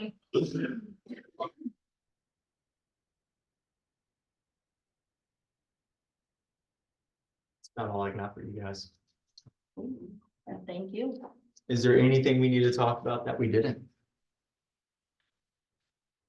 You guys, like I said, please add me on Facebook or Instagram. Love connecting with you guys. If you have any. It says follow, right? What's that? It just says follow you. Yeah, I maxed out the thing on it. It just didn't let me. The junior, right? I'm the 3rd. The third. Yeah, I'm KT Template. He's the Trust me, if it was my dad, it would be some bald guy. Different picture. Yeah, Someone in the picture, with someone in the picture. yeah, it's me and my wife in the Yes. picture, being all cute, So add me on there. Check out the podcast, guys. If you're interested more in the tech stuff that I talked about, we've got a lot of tech episodes there. We do mega agent interviews all the time. If you want to listen to TNT Business Podcast, Temple and Temple, it's me and my pops on there. If you're interested in virtual leverage, you can reach out to me if you need a cyber backer to help you with your business. That's it. Now let me know if you need anything. Thanks for being such a. Upcoming online seminar. Next week. Yeah, go on my Facebook. I normally add all my classes to my Facebook that are open to the public. Yeah, like this one today wasn't on my Facebook because this is a private session for your office. But anytime I'm doing something live on Facebook, live, just open to everybody until it's on Facebook.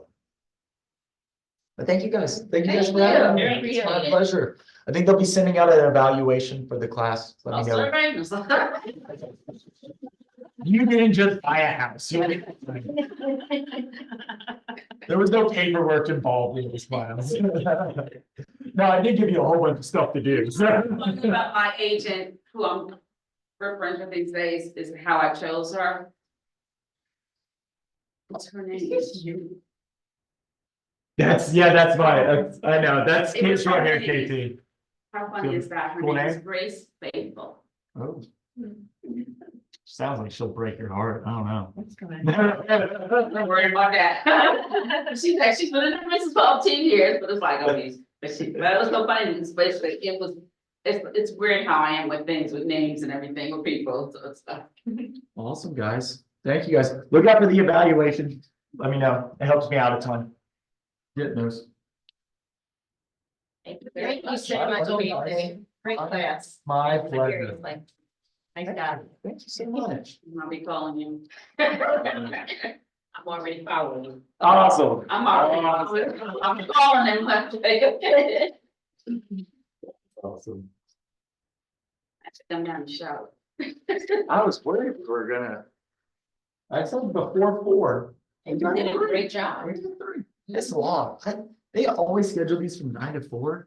It's a long day, 9 to 4. But you know, it's better to schedule for long and then in. And, oh, yeah, So- and you guys are always like an hour off? so- Yes. Yeah. That was like, I was like 9 to 4. You guys get an hour I back. had 9:30 meeting. This is why we work through For a lunch. listing tomorrow morning. It's like, Have a good day, y'all. You too, girl. Take care. Too. You have a listing from this, right? I have a listing tomorrow. Same person I met with Saturday. She's gonna look at some end units. So look, we're making a decision tomorrow. Yeah, it's right down the street from my house. That's a beautiful thing about it. It's like So we just put in invited market center and then your board. 9:30. Yeah, I think you guys are part of, I think your market center's on there. I don't know. I. You guys have CES Digital? Yeah, your market center should be in there. As long as your office is subscribed to CES Digital. Please tell.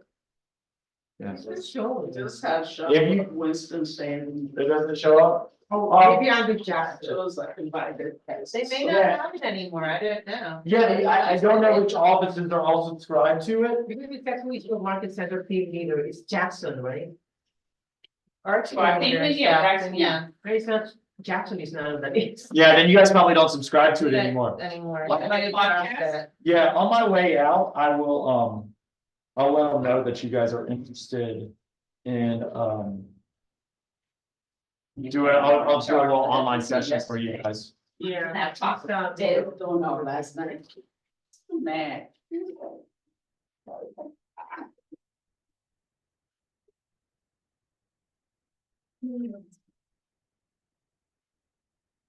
Going on with you for that? I have a listing appointment, Sunday, so. Is it Sunday? Yeah, so I made my house on Sunday. I was gonna start. Yeah, that's why I figured I would, I couldn't find updated list.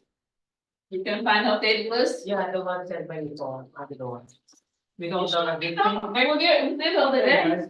But I saw the old one, but not the. When you said the old one, Hey. What was the old one? Like five, I things don't know if the Now- notification went out that might on board. Sign up for Class. the. Right now. we're all sort of looking at this session. We'll be back again next Thursday for the mastermind and for onboard. So I'm sorry about the confusion though. Awesome. My pleasure, y'all. Bye-bye. Have a good day. Have a good day. I went into it. Yeah, bye, y'all. There's so much. Absolutely. It's my pleasure.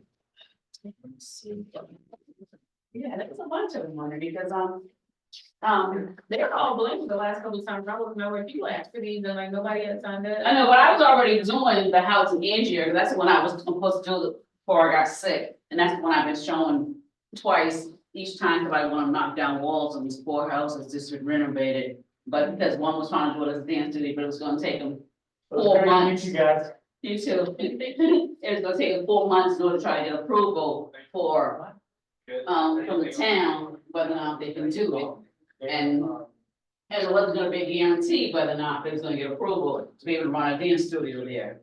So, So you've already done a listing appointment before? no.